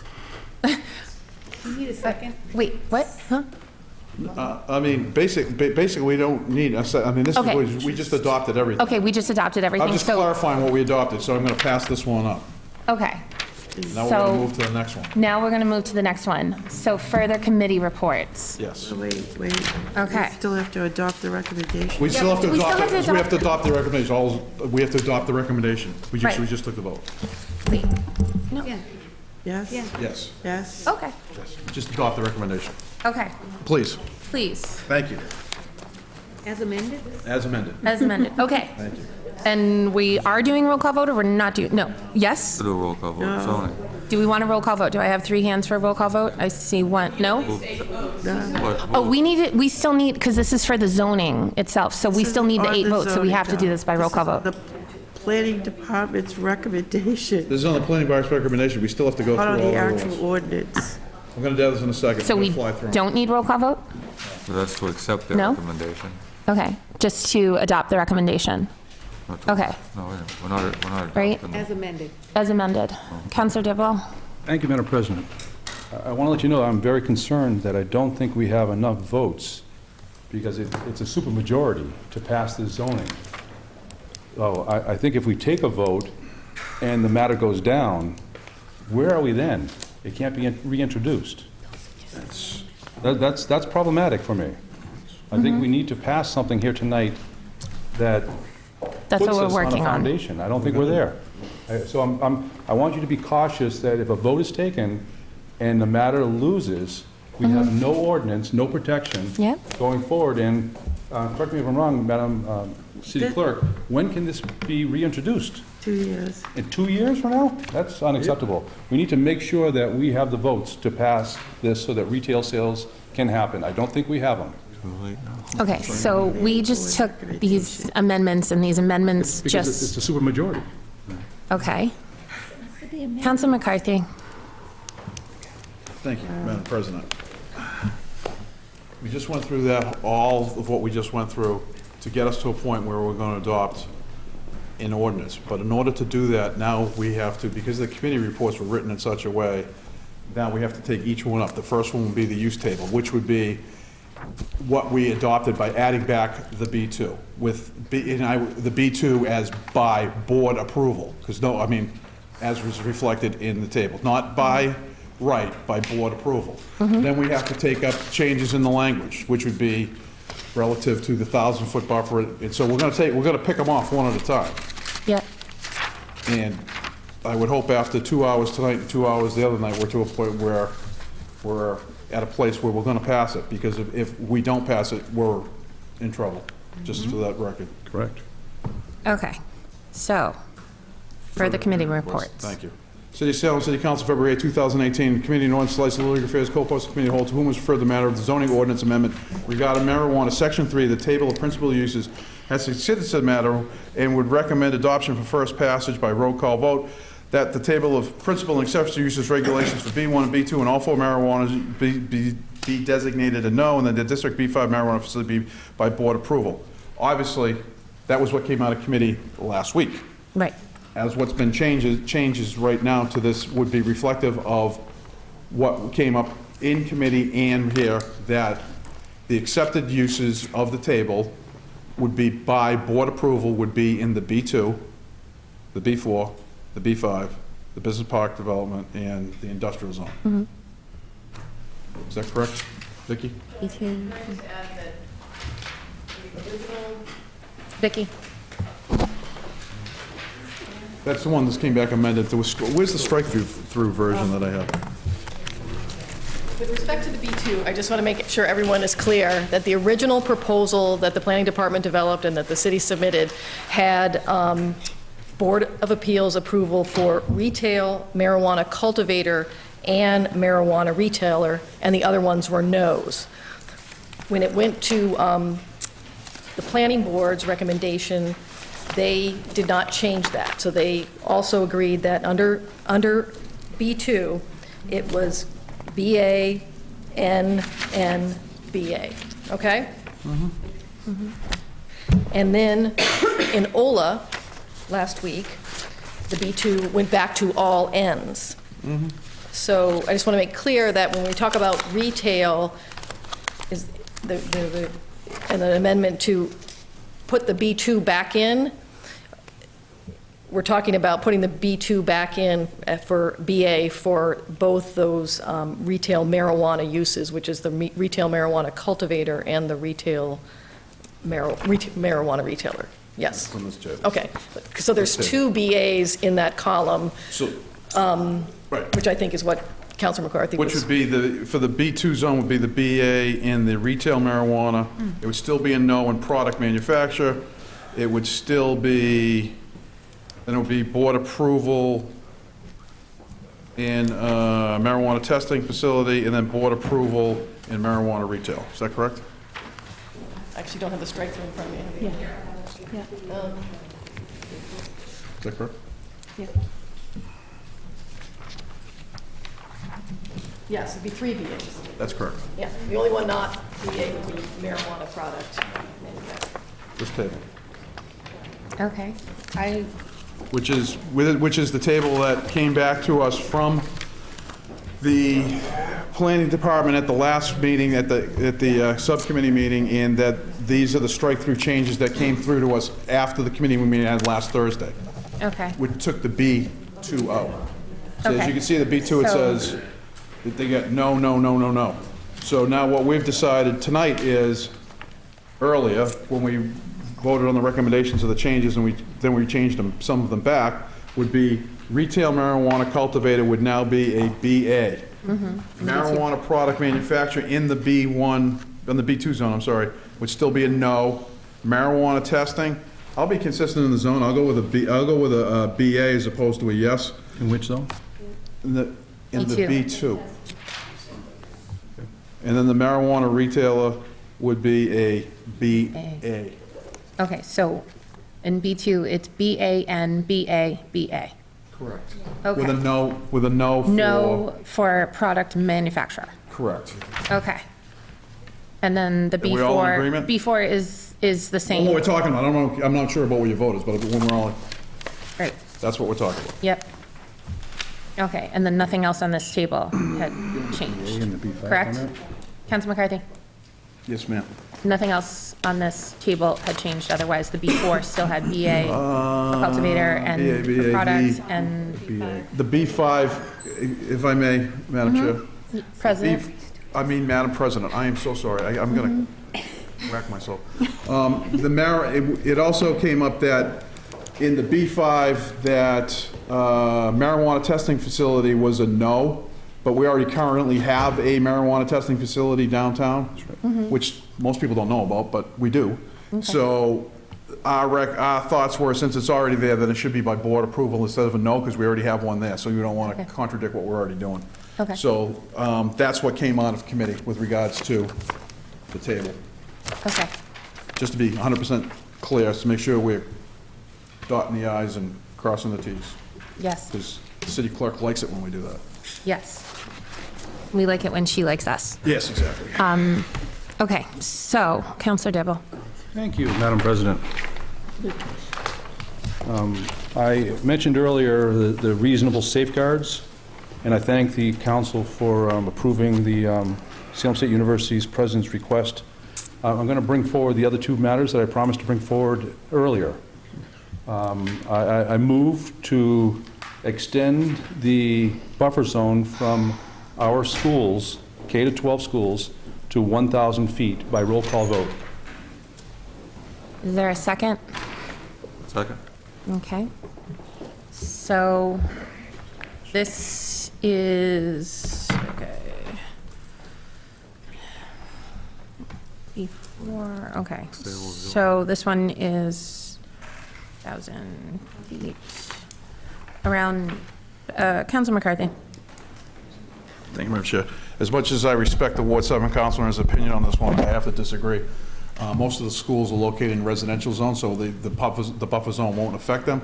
But what's going to happen is by creating a 1,000-foot zone around the schools that we have that are housed in the Museum Place Mall Garage, you're effectively going to, as we're talking about trying to allow stuff downtown, you're effectively cutting off a lot of downtown and potentially some of those areas along the Bridge Street neck, as the Ward 2 councilor alluded to, because of the school that's located just off of Bridge Street. So with all due respect, I understand what he's trying to do, but it goes against state statute. On this one, I'm going to have to reluctantly disagree with him. Thank you. Okay, any further discussion? Okay. Before you vote, I have to get clarification. Sure. On the B5, are you accepting all of the OLA recommendations? Yes. There's only, Because yes. they're different from planning board? Yes. Okay. And then on the BPD, are you accepting OLA's recommendations? Yes. Yes. Okay, I'm good. Thank you. Okay. Oh, it didn't change I just- BPD, I don't think. Councilor McCarthy, then Councilor Dominguez. And just for clarification, with respect to the Ward 7 council, is where does that fit into the table? That's not in here. The first matter in front of us is the table, and with all due respect, buffer zones aren't in the table. That's come up in one of the next documents, so I think it's misplaced. Okay. Councilor Dominguez. Thank you, Madam President. And I just want a clarification because I was, as you know, I was out and didn't hear the motion. And the motion can be repeated again so I can have more clear. Okay. Councilor Devil. I'd be happy to. Thank you, Madam President. Sure you would. The motion was pretty straightforward. It is a request for a 1,000-foot buffer zone to our K-12 schools to prohibit retail sales within 1,000 foot of our schools, K-12. Thank you. Okay. Actually, it's in here, so that's fine. And what? I'm It's sorry. in this document, so, excuse me, I'm sorry. I apologize, Madam President. There's a lot of, we should have probably done the other committee reports first before we took the recommendations and vote on this thing, because we've already voted on this thing, and now we're just trying to go through and redo the vote we just did, Right. which is tedious at best, and this is why I asked earlier if there's going to be any more amendments. So I'm a little dismayed that we're now going to sit here and go through each committee report relative to what we already just voted on and go through it again. So shame on us for doing this, because I don't, but whatever, I mean, but I, just for clarification, I just looked through the documents. The council's Ward 7's request does fall under this section which we're talking about. Thank you.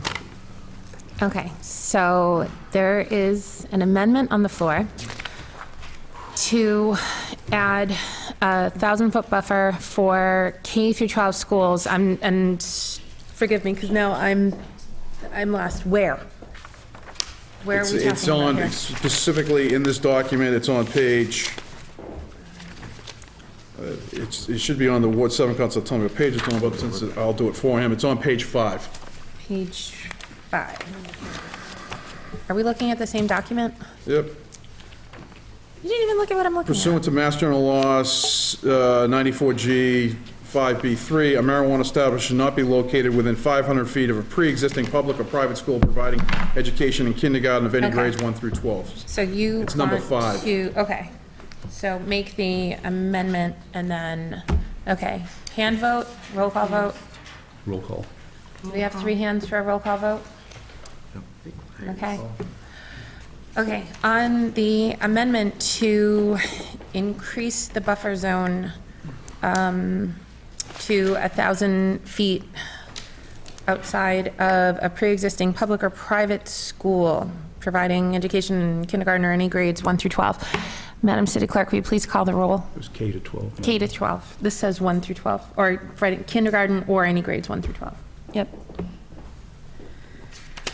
Counselor Dibble? Yes. Counselor Dominguez? Yes. Counselor Flynn? Yes. Counselor Fury? No. Counselor Madore? No. Counselor McCarthy? No. Counselor Milo? No. Counselor Peterson? No. Counselor Sargent? Yes. Counselor Gerard? No.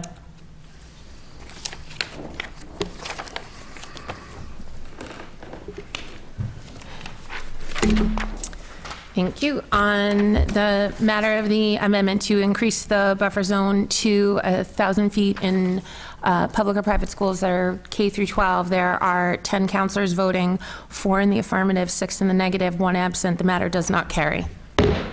Counselor Dibble. Thank you, Madam President. The third and final request that I said at the beginning was for protection at our playgrounds, our public playgrounds. So I move for a 1,000-foot buffer zone from our existing public playgrounds, that no retail sales take place within that 1,000-foot buffer zone. And I ask for it by roll call vote. Do you have 3 hands for a roll call vote? Okay, any further discussion? Counselor McCarthy. Last time on this one. I just, for the record, everybody in this room is about protecting kids and whatnot. This goes against, and I gave the Ward 7 councilor's vote on the university because he was approached by the university, but this goes against state statute, and we've already increased from, so for everyone's clarification, notification from a playground. Now, let's be 100% honest. Every playground is located in an R zone, which is not allowable for use. But if there was a B zone that was acceptable near a playground, we have increased the buffer notification from 200 feet, which is by law, to 500 feet, which mirrors what we're doing with regards to. So if there is an establishment that wants to establish themselves somewhere in a B whatever zone that happens to be near a playground, which I can't see it because they're mostly in our zones, that even still, there are safeguards in place. There is still a very open and public process with regards to permitting any such facility anywhere near a playground, a school, a house of worship, all of that. The good 7 councilor alluded to, he's got to get to a point where he can vote for this. Well, I would hope he vote for it because we put a lot of safeguards in here that would protect us and protect our kids and protect our families. But let's also be realistic. As was stated earlier, the voters of Salem, the only reason we're sitting here and arguing about this is because the voters of Salem voted for it overwhelmingly, and they want us to put something in place. So we need to put something in place. Councilor Dibble. Thank you, Madam President. I absolutely agree 100% with the Ward 1 councilor here. This has been a long night, but the state law, as written, provides for reasonable safeguards that cities and towns can place on their local bylaws and ordinances. And in my opinion, this is a reasonable safeguard. Although the law speaks to only 500 feet to schools, we should be looking out for our young children at our playgrounds. So there are, the good Ward 1 councilor is correct, the majority of our playgrounds are in residential areas that won't be affected, but there are just a couple that are right next to our busy commercial areas, including the B2, if we add that back in. So a 1,000-foot area, and again, I'll hold up the map for the schools so you all can see, is not a big radius around for protection of our young children. The city solicitor agreed with me that this is a reasonable safeguard for our young children. But she added, but for the 500 foot, it would be totally legal and match the state law. But again, this law was written by cannabis supporters, and we as city councilors can put in and should put in what we believe in as reasonable safeguards. We're talking playgrounds. I'm asking you to move the question that says and requests a 1,000-foot buffer zone to our existing public playgrounds, that no retail sales be applied. And basically, 1,000 foot is about 3 to 4 very small blocks, but roughly 3 blocks from our playgrounds. Thank you, Madam President, by roll call vote. Thank you. Councilor Milo. Thank you, Madam President, for indulging me. You brought up a good point earlier this evening with the 500 feet in parks, and that's a big concern for me. So as much as I would like to support the Ward 7 councilor on this, not having that answer to the grandfather clause is concerning to me, so I'm going to err on the side of caution and try to keep ATG in business. Thank you, Councilor Milo. Any further discussion? Seeing none. Okay, on Councilor Dibble's amendment to add a 1,000-foot buffer around playgrounds, Madam City Clerk, will you please call the roll? Councilor Dibble? Yes. Councilor Dominguez? Yes. Councilor Flynn? Yes. Councilor Fury? No. Councilor Madore? No. Councilor McCarthy? No. Councilor Milo? No. Councilor Peterson? No. Councilor Sargent? Yes. Councilor Gerard? No.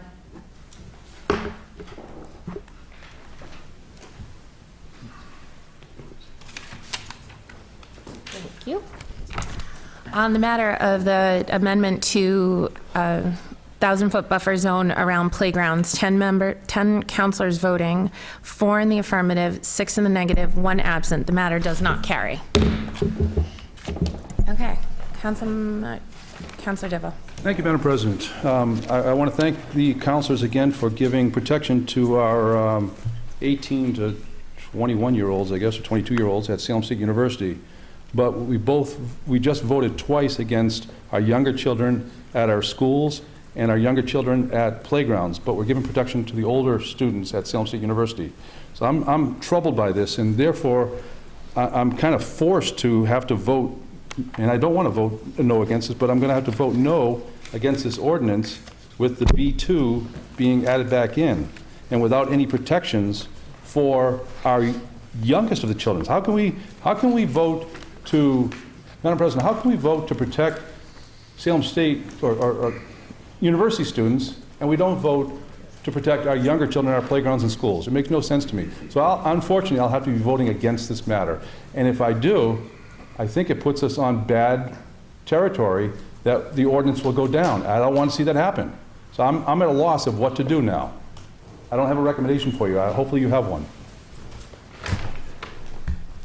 I don't know what to say to that. Councilor McCarthy.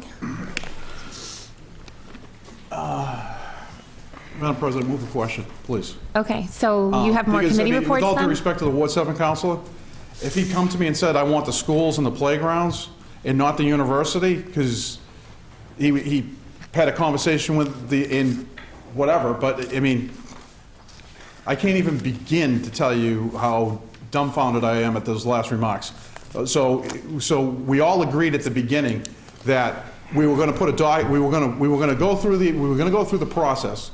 We were going to go through the amendments, up or down, whether you like them or not. And now we're going to be to a point where we're going to jeopardize the ability to put in whatever rules, as was stated by the Ward 7 council, that at some point, if he doesn't bring back in an amendment, whatever, we'll go through the process again. But if we fail to do it tonight, we fail to act. Shame on this body and shame on everybody who voted the wrong way on this to open up with no safeguards. That's all I have to say. Councilor Milo. Thank you, Madam President. What I said from the beginning is this is a work in progress. And I did say that I would support whatever was passed, and I will support this. I don't think this is the end of this discussion. And to a degree, I think we're beating up on ourselves because I don't know of anybody else on the North Shore that's going through this process. and we're doing it, and overall, I think we're doing it thoughtfully. I think it's frustrating for a lot of people, but in the end, I think it's going to work out, and we're going to end up with a good product.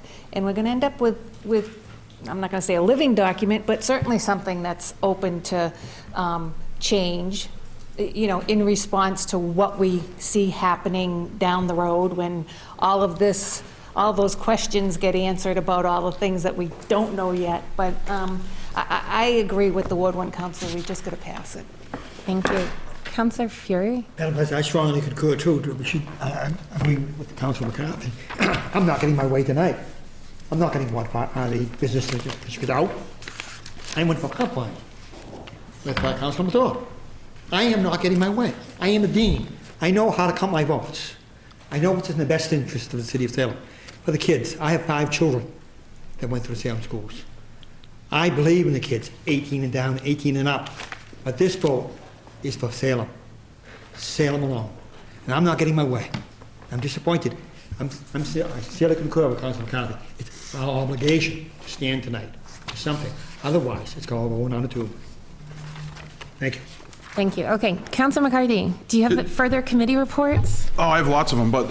Yeah, where are we going with this? But with respect to the document that's in front of us that's up for the vote right now, just Okay. for everyone's clarification, as amended, so if some people have some concerns with the amended languages on, everyone has the ability to go through it if you weren't at the committee meeting, but on page 6, the recommendation from the planning board was that that they took out the language with regards to no consumption on site. We put that language back in for no consumption, just so everyone's clarification. So when you look at section on number 12, we added that back in. It was against the recommendation of the planning board, but as was stated earlier, they're going to have to, someone's going to have to put a vote whether we know it. I don't have number 12. 3.0, the table. Okay. Right. Okay. All right. So, I don't know. This is what's in front. to adopt the recommendation. As amended. As amended. Still Thank voting you. on the table? Yes. Yeah. We get to vote on it yet. Yeah. We got a roll call vote that's ready to roll. It's before, but I'm saying, I didn't call on you. oh, I'm sorry. Please, Councilor Sargent. with the table as amended, I'm not going to be able to support it. So if anybody wants to amend the table, they may get another vote. But with it as amended, I won't be able to. So thank you. Okay, so what we're voting on right now is section 3.0, correct? Table. Yes. Yes. Okay. The table. We're voting on... adopting the table as amended. Madam City Clerk, will you please call the roll? Councilor Dibble. You kidding me? We're taking roll call. Councilor Dibble, what's going on? We're taking roll call. If you would recognize me, I could ask the question.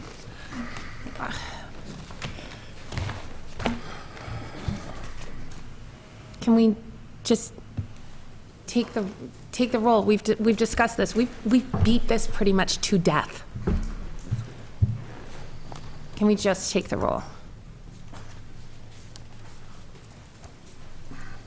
Councilor Simple Dibble. question. Okay. Okay. Thank you, Madam President. Just to clarify, with this vote right now is for the actual ordinance, or part of the ordinance, is that correct? We're not voting to confirm the recommendation of the committee, is that right? Or this is an actual vote for the ordinance, and therefore we need a supermajority, is that correct? Correct. Correct. Okay, just want to be clear on that.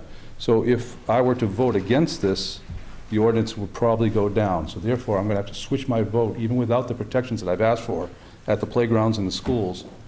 To have no ordinance at all won't work, and we simply don't have the vote. So as the good at large, the dean over here mentioned, he didn't get his way. I also didn't get my way here tonight on a couple of protections that I thought were reasonable. But to have no ordinance at all is a bad thing for Salem. So unfortunately, I'm going to have to be supporting this ordinance as amended. So we can take the roll call vote now? Yes. Okay. Go ahead, Madam Chair. Madam President. Madam President. Madam City Clerk, will you please call the roll? Councilor Dibble. Reluctantly, yes. Counselor Dominguez, Yes. Counselor Flynn, No. Counselor Fury. Yes. Counselor Madore, Yes. Counselor McCarthy, Yes. Counselor Milo, Yes. Counselor Peterson, Yes. Counselor Sargent, No. Counselor Gerard. Yes.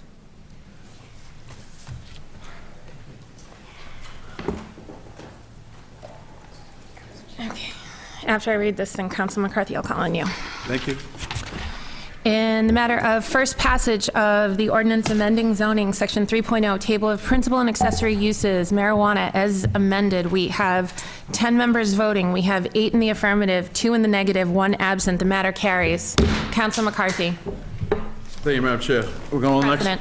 Oh, sorry. Oh, it's going to be a long night. How many times have I said that tonight? I don't know. City of Salem City Council, February 8, 2018. The Committee on Ordinances, License and Legal Affairs, co-posted Committee of the Whole, to whom was referred the matter of zoning ordinance amendment regarding marijuana, Section 6.10, special regulations, has considered said matter and would recommend, and this is what originally I thought when I said we were just talking about the table, and we kind of went sidetracked, and we're back on track. This is about the adoption of the language for first passage amended by roll call vote, that 6.10.6, subsection 5, that the language stricken be adopted.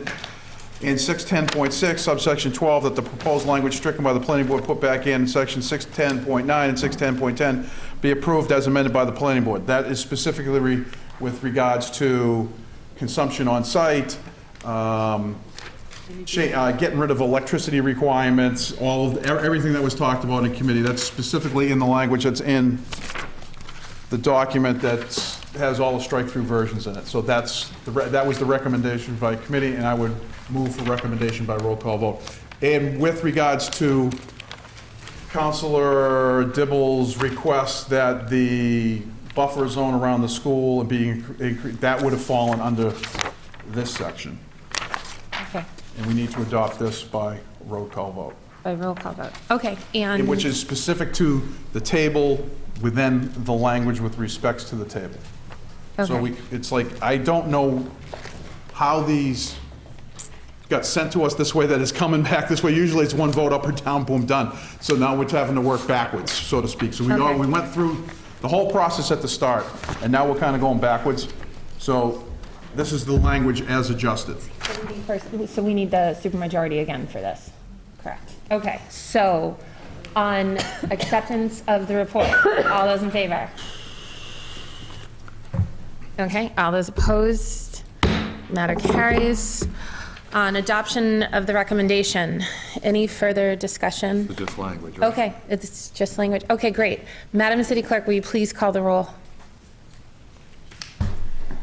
It's as amended in committee, correct? That's As correct. amended in committee, yes. This is the, I just want to make, this is the language that was changed. It's not vote, this is not the This is zoning the, amendment. no, this is the zoning.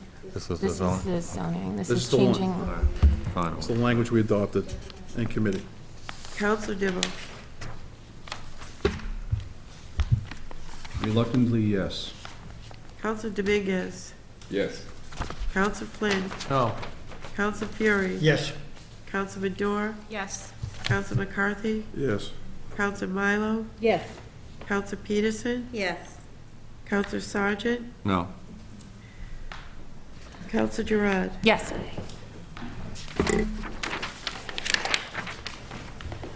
Thank you.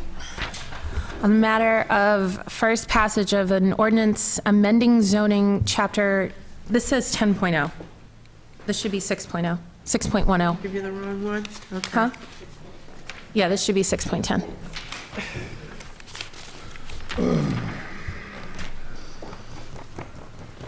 Two years is a long time to wait to do this again. The next one is 10.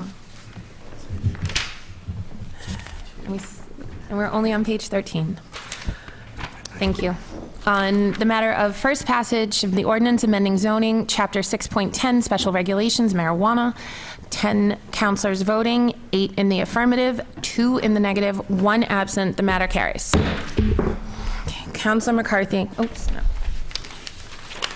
Thank you, Madam President. City of Salem, City Council, February 8th, 2018. The Committee on Ordinance, Legislative Affairs, co-posted committee of the whole, to whom is referred the matter of zoning ordinance amendment regarding marijuana, section 10.0 definitions, has considered said matter and recommend adoption for first passage as amended by the roll call vote, that the language stricken by the planning board be put back in. Thank you. On discussion? Hang on, let's accept the report. So on acceptance of the report, all those in favor? I'm with you. All those opposed? Good. Now, on adoption of the recommendation, under discussion. The matter of this language came up in committee the other night. The planning board recommended that something be stricken, and we voted to put it back in. I think with regards, I don't, which one's 10.0? Definitions. Definitions. Yeah, we didn't do Definitions. anything with that. Yeah. That's good. Okay. We like that Fantastic. one. Okay, any further discussion? Councillor Dibble. Yes, thank you, Madam President.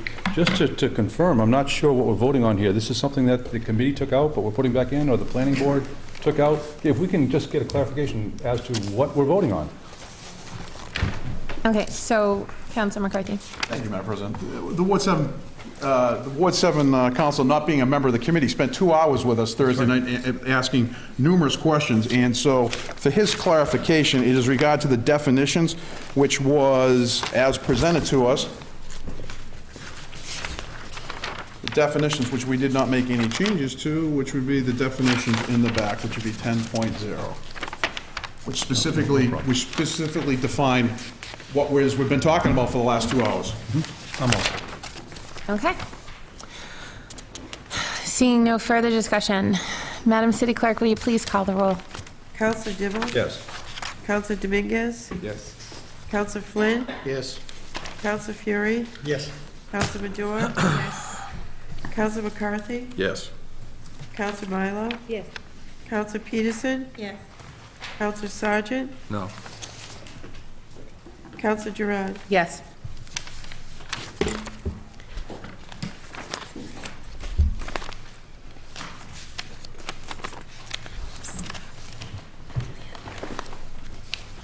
Thank you.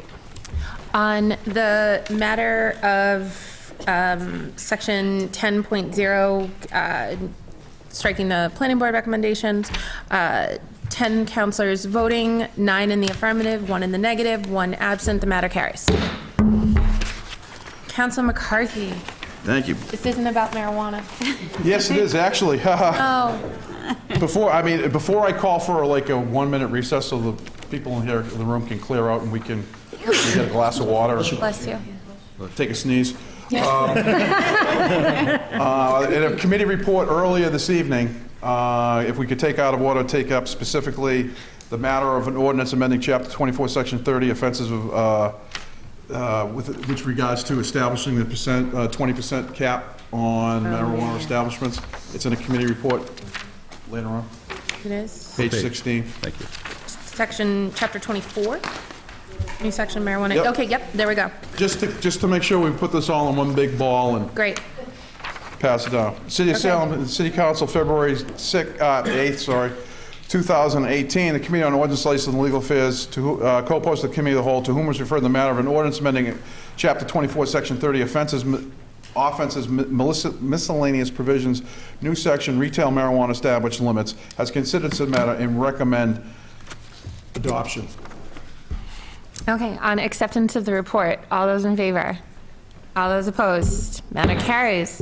Briefly, this, thank you, Madam Yep. President. Briefly, this is what we've all been talking about for the last, I don't know, months that this has been on the table. This is setting the cap at 20% of our liquor store establishments, which in this case, because we have 42 of them, puts it at 4.2. And everyone in committee was in agreement, and everyone amongst the council that I've talked to obviously realizes that the 20% is just coming back from the state. So this is something we should adopt. So, which sets the limits, which then in turn, so with some of the fears that some of the councils may have with regards to how many of them and where they're going and how close they're going to be, or whatever. This limits the amount that can appear. So I would recommend approval. Thank you. Councilor Milo. Councilman. Just adding a little clarification, because I actually had the question 4.2, the way we're doing our math is we're rounding down until somebody tells us differently, That's correct? correct. That's usually what you do if it's below Unfortunately, the state 0.5. has like state math. Yeah. So 4.2, the way it's written, it may end up at 5, but there'll be there could potentially is no fewer than 4 and no more than 5. 4.2 is that gray area just because we have, which came up, the state, the way it's written, if you know, I suppose if you're at 3.9, if you're at 39, they'd say 4, but you get above 4, then they want to say 5. But that's a state issue, which is we have to deal with the legal department. The assistant city solicitors over there shaking their head. This came up in committee as well, that we're assuming 4 right now until someone challenges the language at the state level, which means it may have to bump to 5, but that would be the cap.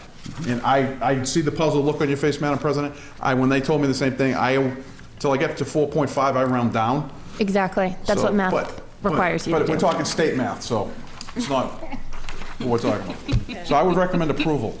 Thank you. Thank you. And I got to sign all these Any things. further discussion? Seeing none, do we need a roll call vote on this? No. No? Oh, good. Okay, so on Council McCarthy's motion to adopt the recommendation of setting the cap at 20%, all those in favor? All those opposed? Matter carries. Move for a 2-minute recess. Move for a 2-minute recess. Recess granted.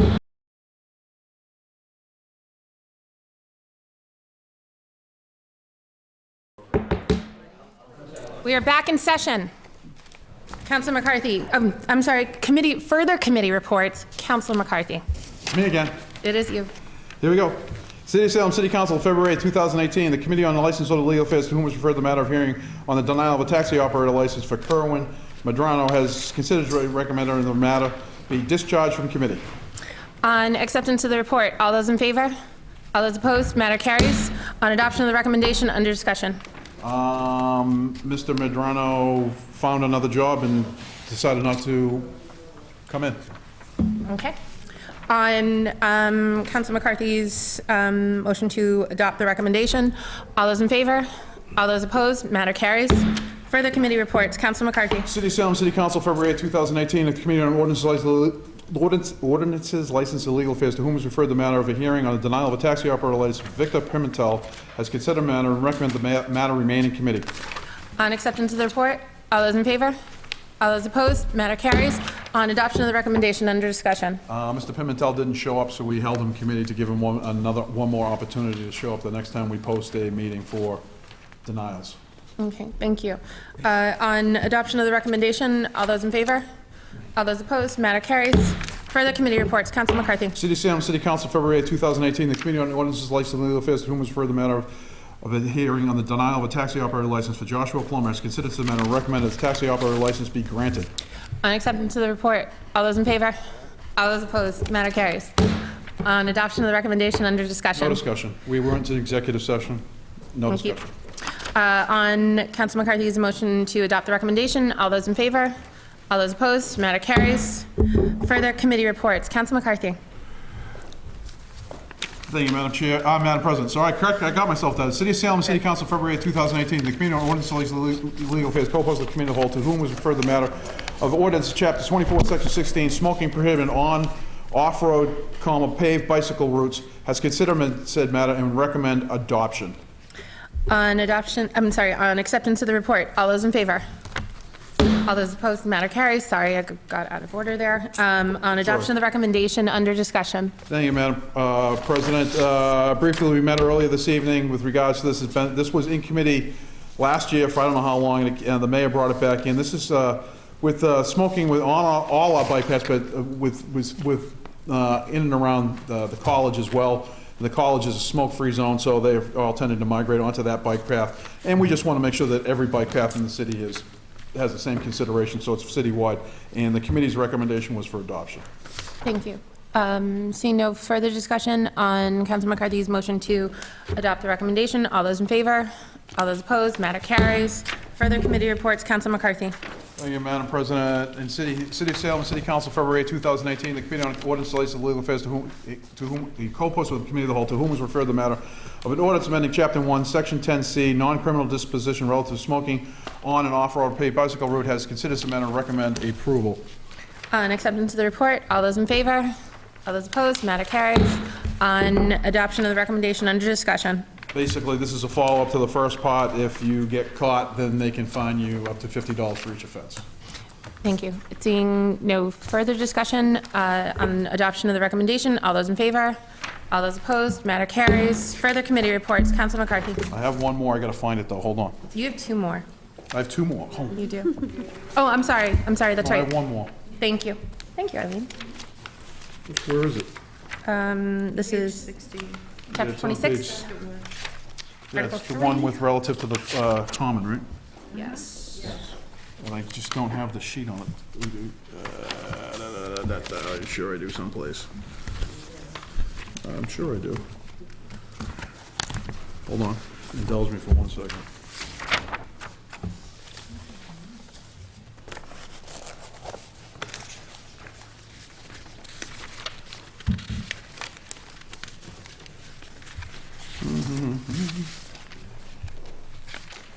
You can come back to it. No, it's fine. Just give me 1 second. I have the committee order, but I do not have the sheet I'm looking for. I'll just read this. This, City of Salem, February 8th, 2018, ordered that the Committee on Ordinance, Legislative, Legal Affairs, co-posted the Committee of Whole, to whom was referred the matter of an ordinance by the City Council as follows. Section 1, Article 3, Common Use Policy, Chapter 26, Park and Recreation is hereby amended by... Oh, you have it. Oh, see, I knew I passed it up. Thank you. I'm like losing my mind. Thank you. Look, I was good, dude. The City of Salem and City Council, February 2018, the Committee on Ordinance, Legislative, Legal Affairs, co-posted with the Committee of the Whole, to whom was referred the matter of an ordinance amending Chapter 26, Article 3, Common Use Policy, Parks and Recreation, has considered submitted and recommend approval as adopted. On acceptance of the report, all those in favor?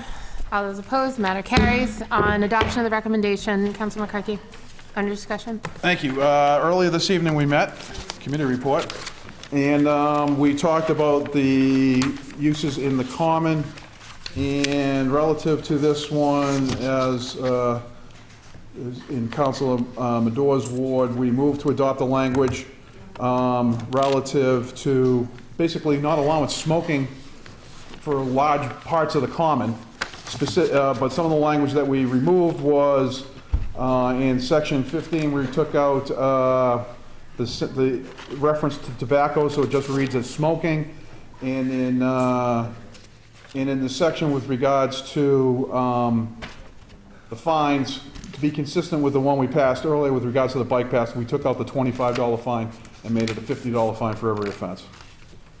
Okay. I think I got that. Did I get that correct, Councilor Medor, since it's your award? Yes, you did. Appreciate that, because it's been a long night. Okay. So the recommendation from committee would be to approve as adopted. Approve. Or amended. Amended? Yes. Okay. On adoption of the recommendation to approve as amended, all those in favor? All those opposed? Matter carries. Further committee reports. Councilor Dibble. Not me? No. Thank you, Madam President. In City Council, February 8th, 2018, the Committee on Administration and Finance co-posted with the Committee of the Whole, to whom was referred the matter of appropriation of $72,600 within the capital outlay equipment account to be expended for the purchase of AV and presentation system equipment at the Jean Levesque Center by the IT Department, has considered said matter and would recommend it be approved. On acceptance of the report, all those in favor? All those opposed? Matter carries. On adoption of the recommendation, under discussion. This is pretty straightforward. We had a good meeting. We talked about the technical equipment that was needed for the facility, and the committee voted 4-0 to approve it. Okay, thank you. On Councilor Dibble's motion to adopt the recommendation, all those in favor? All those opposed? Matter carries. Further committee reports. Councilor Dibble.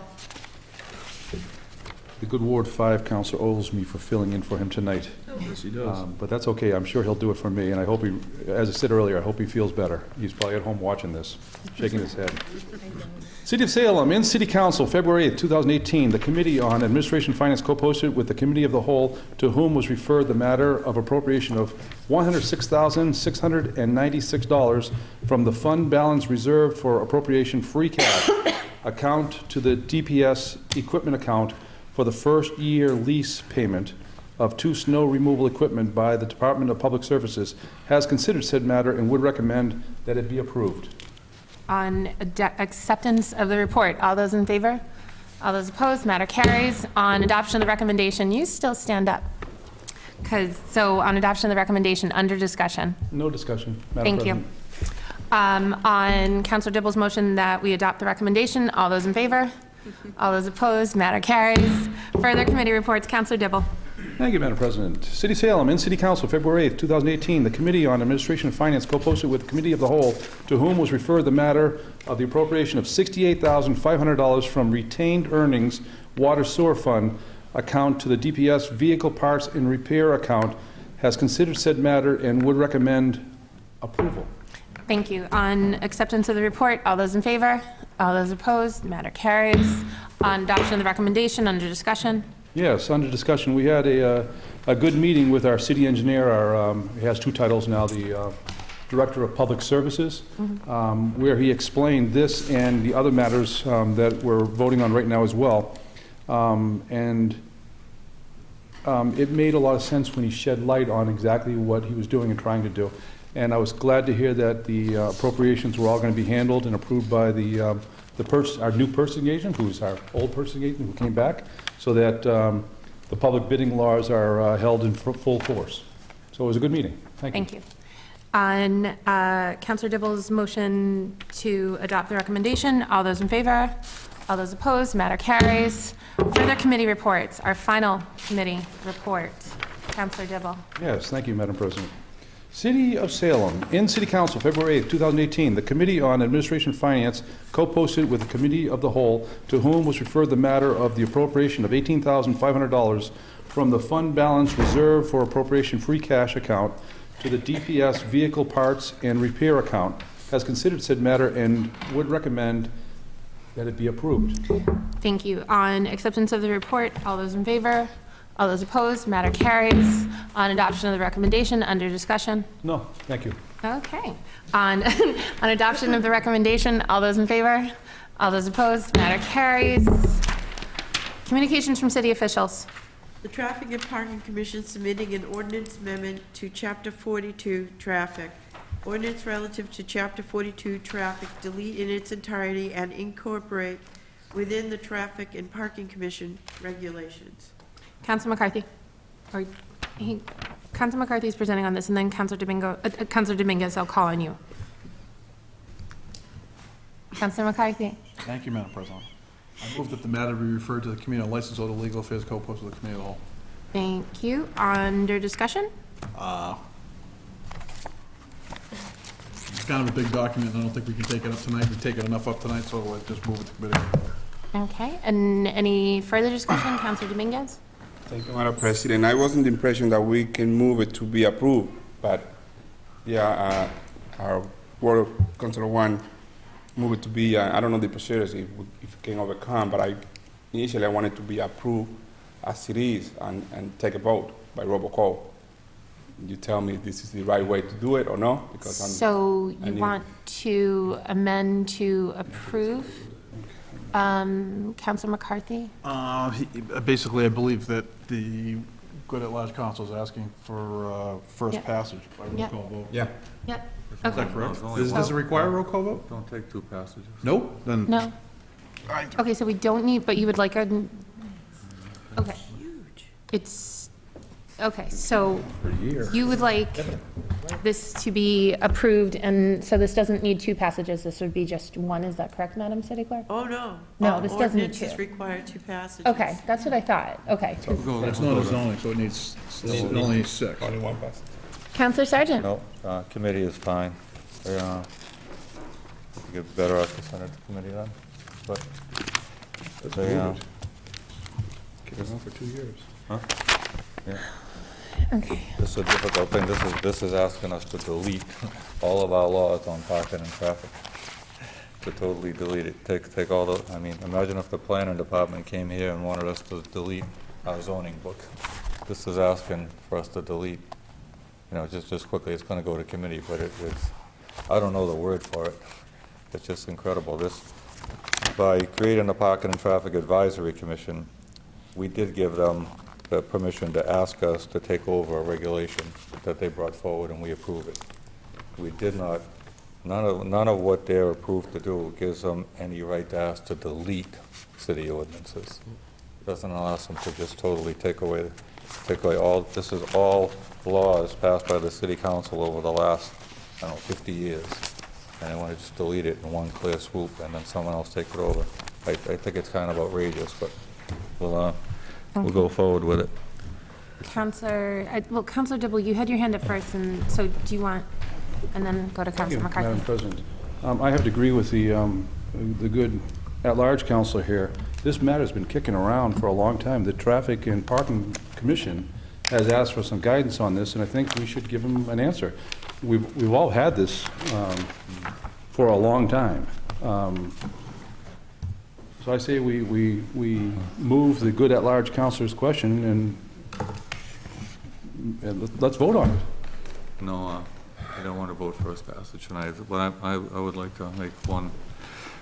I'd like to make one other. Hang on, Counselor Sargent, I'm sorry. because, so, and then I think Counselor McCarthy, you had your hand up.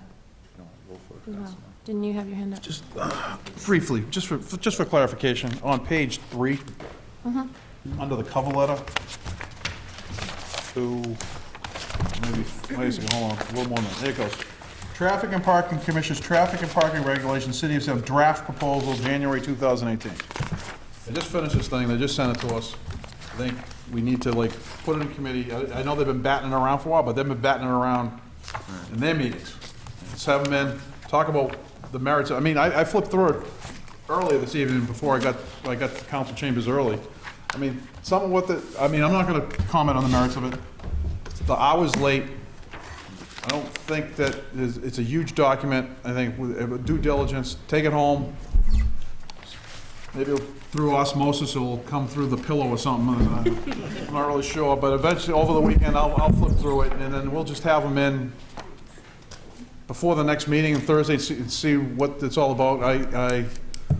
One of the members has called me to have a conversation about this. I'll talk to them about it as well, and I just send it to committee and move it. I mean, we could sit here all night talking about where it's going to go, but just send it to committee and let's go. Okay. Okay, then, Counselor Dominguez, then do you want to withdraw and just send it to committee, or do you want to vote? I withdraw, but let's take Okay. the one, yeah. Great. Okay, so on Counselor McCarthy's motion that this be referred to ordinances, licenses, and legal affairs, co-posted with the committee of the whole, all those in favor? All those opposed? Matter carries. Further communications from city officials. Received after the deadline of Tuesday noon, Planning Board recommendation regarding a proposed zoning ordinance amendment to subsection 3.1, principal uses of section 3.0 regarding land area for agricultural uses.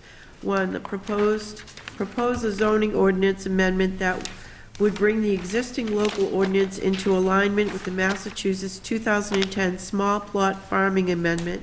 And 2, consider amendments to the current zoning ordinance, section 3.2, accessory use, to allow for a special permit provision relative to agricultural use. Councilor McCarthy. Thank you, Madam President. I move that this matter be referred to the Committee on License, Orders, and Legal Affairs due to the late file.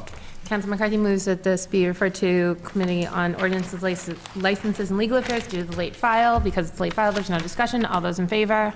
All those opposed? Matter carries. Thank you. Petitions. We have a list of license applications for public guides and taxi operators. Councilor McCarthy. Could we read those? Sure. Move that they be granted. Sorry. On Councilor McCarthy's motion that these be granted, all those in favor? All those opposed? Matters carries. Further petitions. We have 2 tag days. Councilor McCarthy. Thank you, Madam President. I move that these matters be referred to the Committee on Ordinances, Licenses, and Legal Affairs. Councilor McCarthy moves that these be referred to the Committee on Ordinances, Licenses, and Legal Affairs. All those in favor? All those opposed? Matter carries. Further petitions. We have 4 drain layer contract operator license applications. Councilor McCarthy. Thank you, Madam President. I move that they be granted. Councilor McCarthy moves that these be granted. All those in favor? All those opposed? Matter carries. Further petitions. We have 5 claims. Councilor McCarthy. Thank you, Madam President. I move that these matters be referred to the Committee on Licenses, Orders, and Legal Affairs. Councilor McCarthy moves that these be referred to the Committee on Ordinances, Licenses, and Legal Affairs. All those in favor? All those opposed, matter carries. Unfinished business, none. Counselor Fury. Counselor Fury motions to adjourn. All those in favor? All those opposed, matter carries. We are adjourned. Thank you, everyone.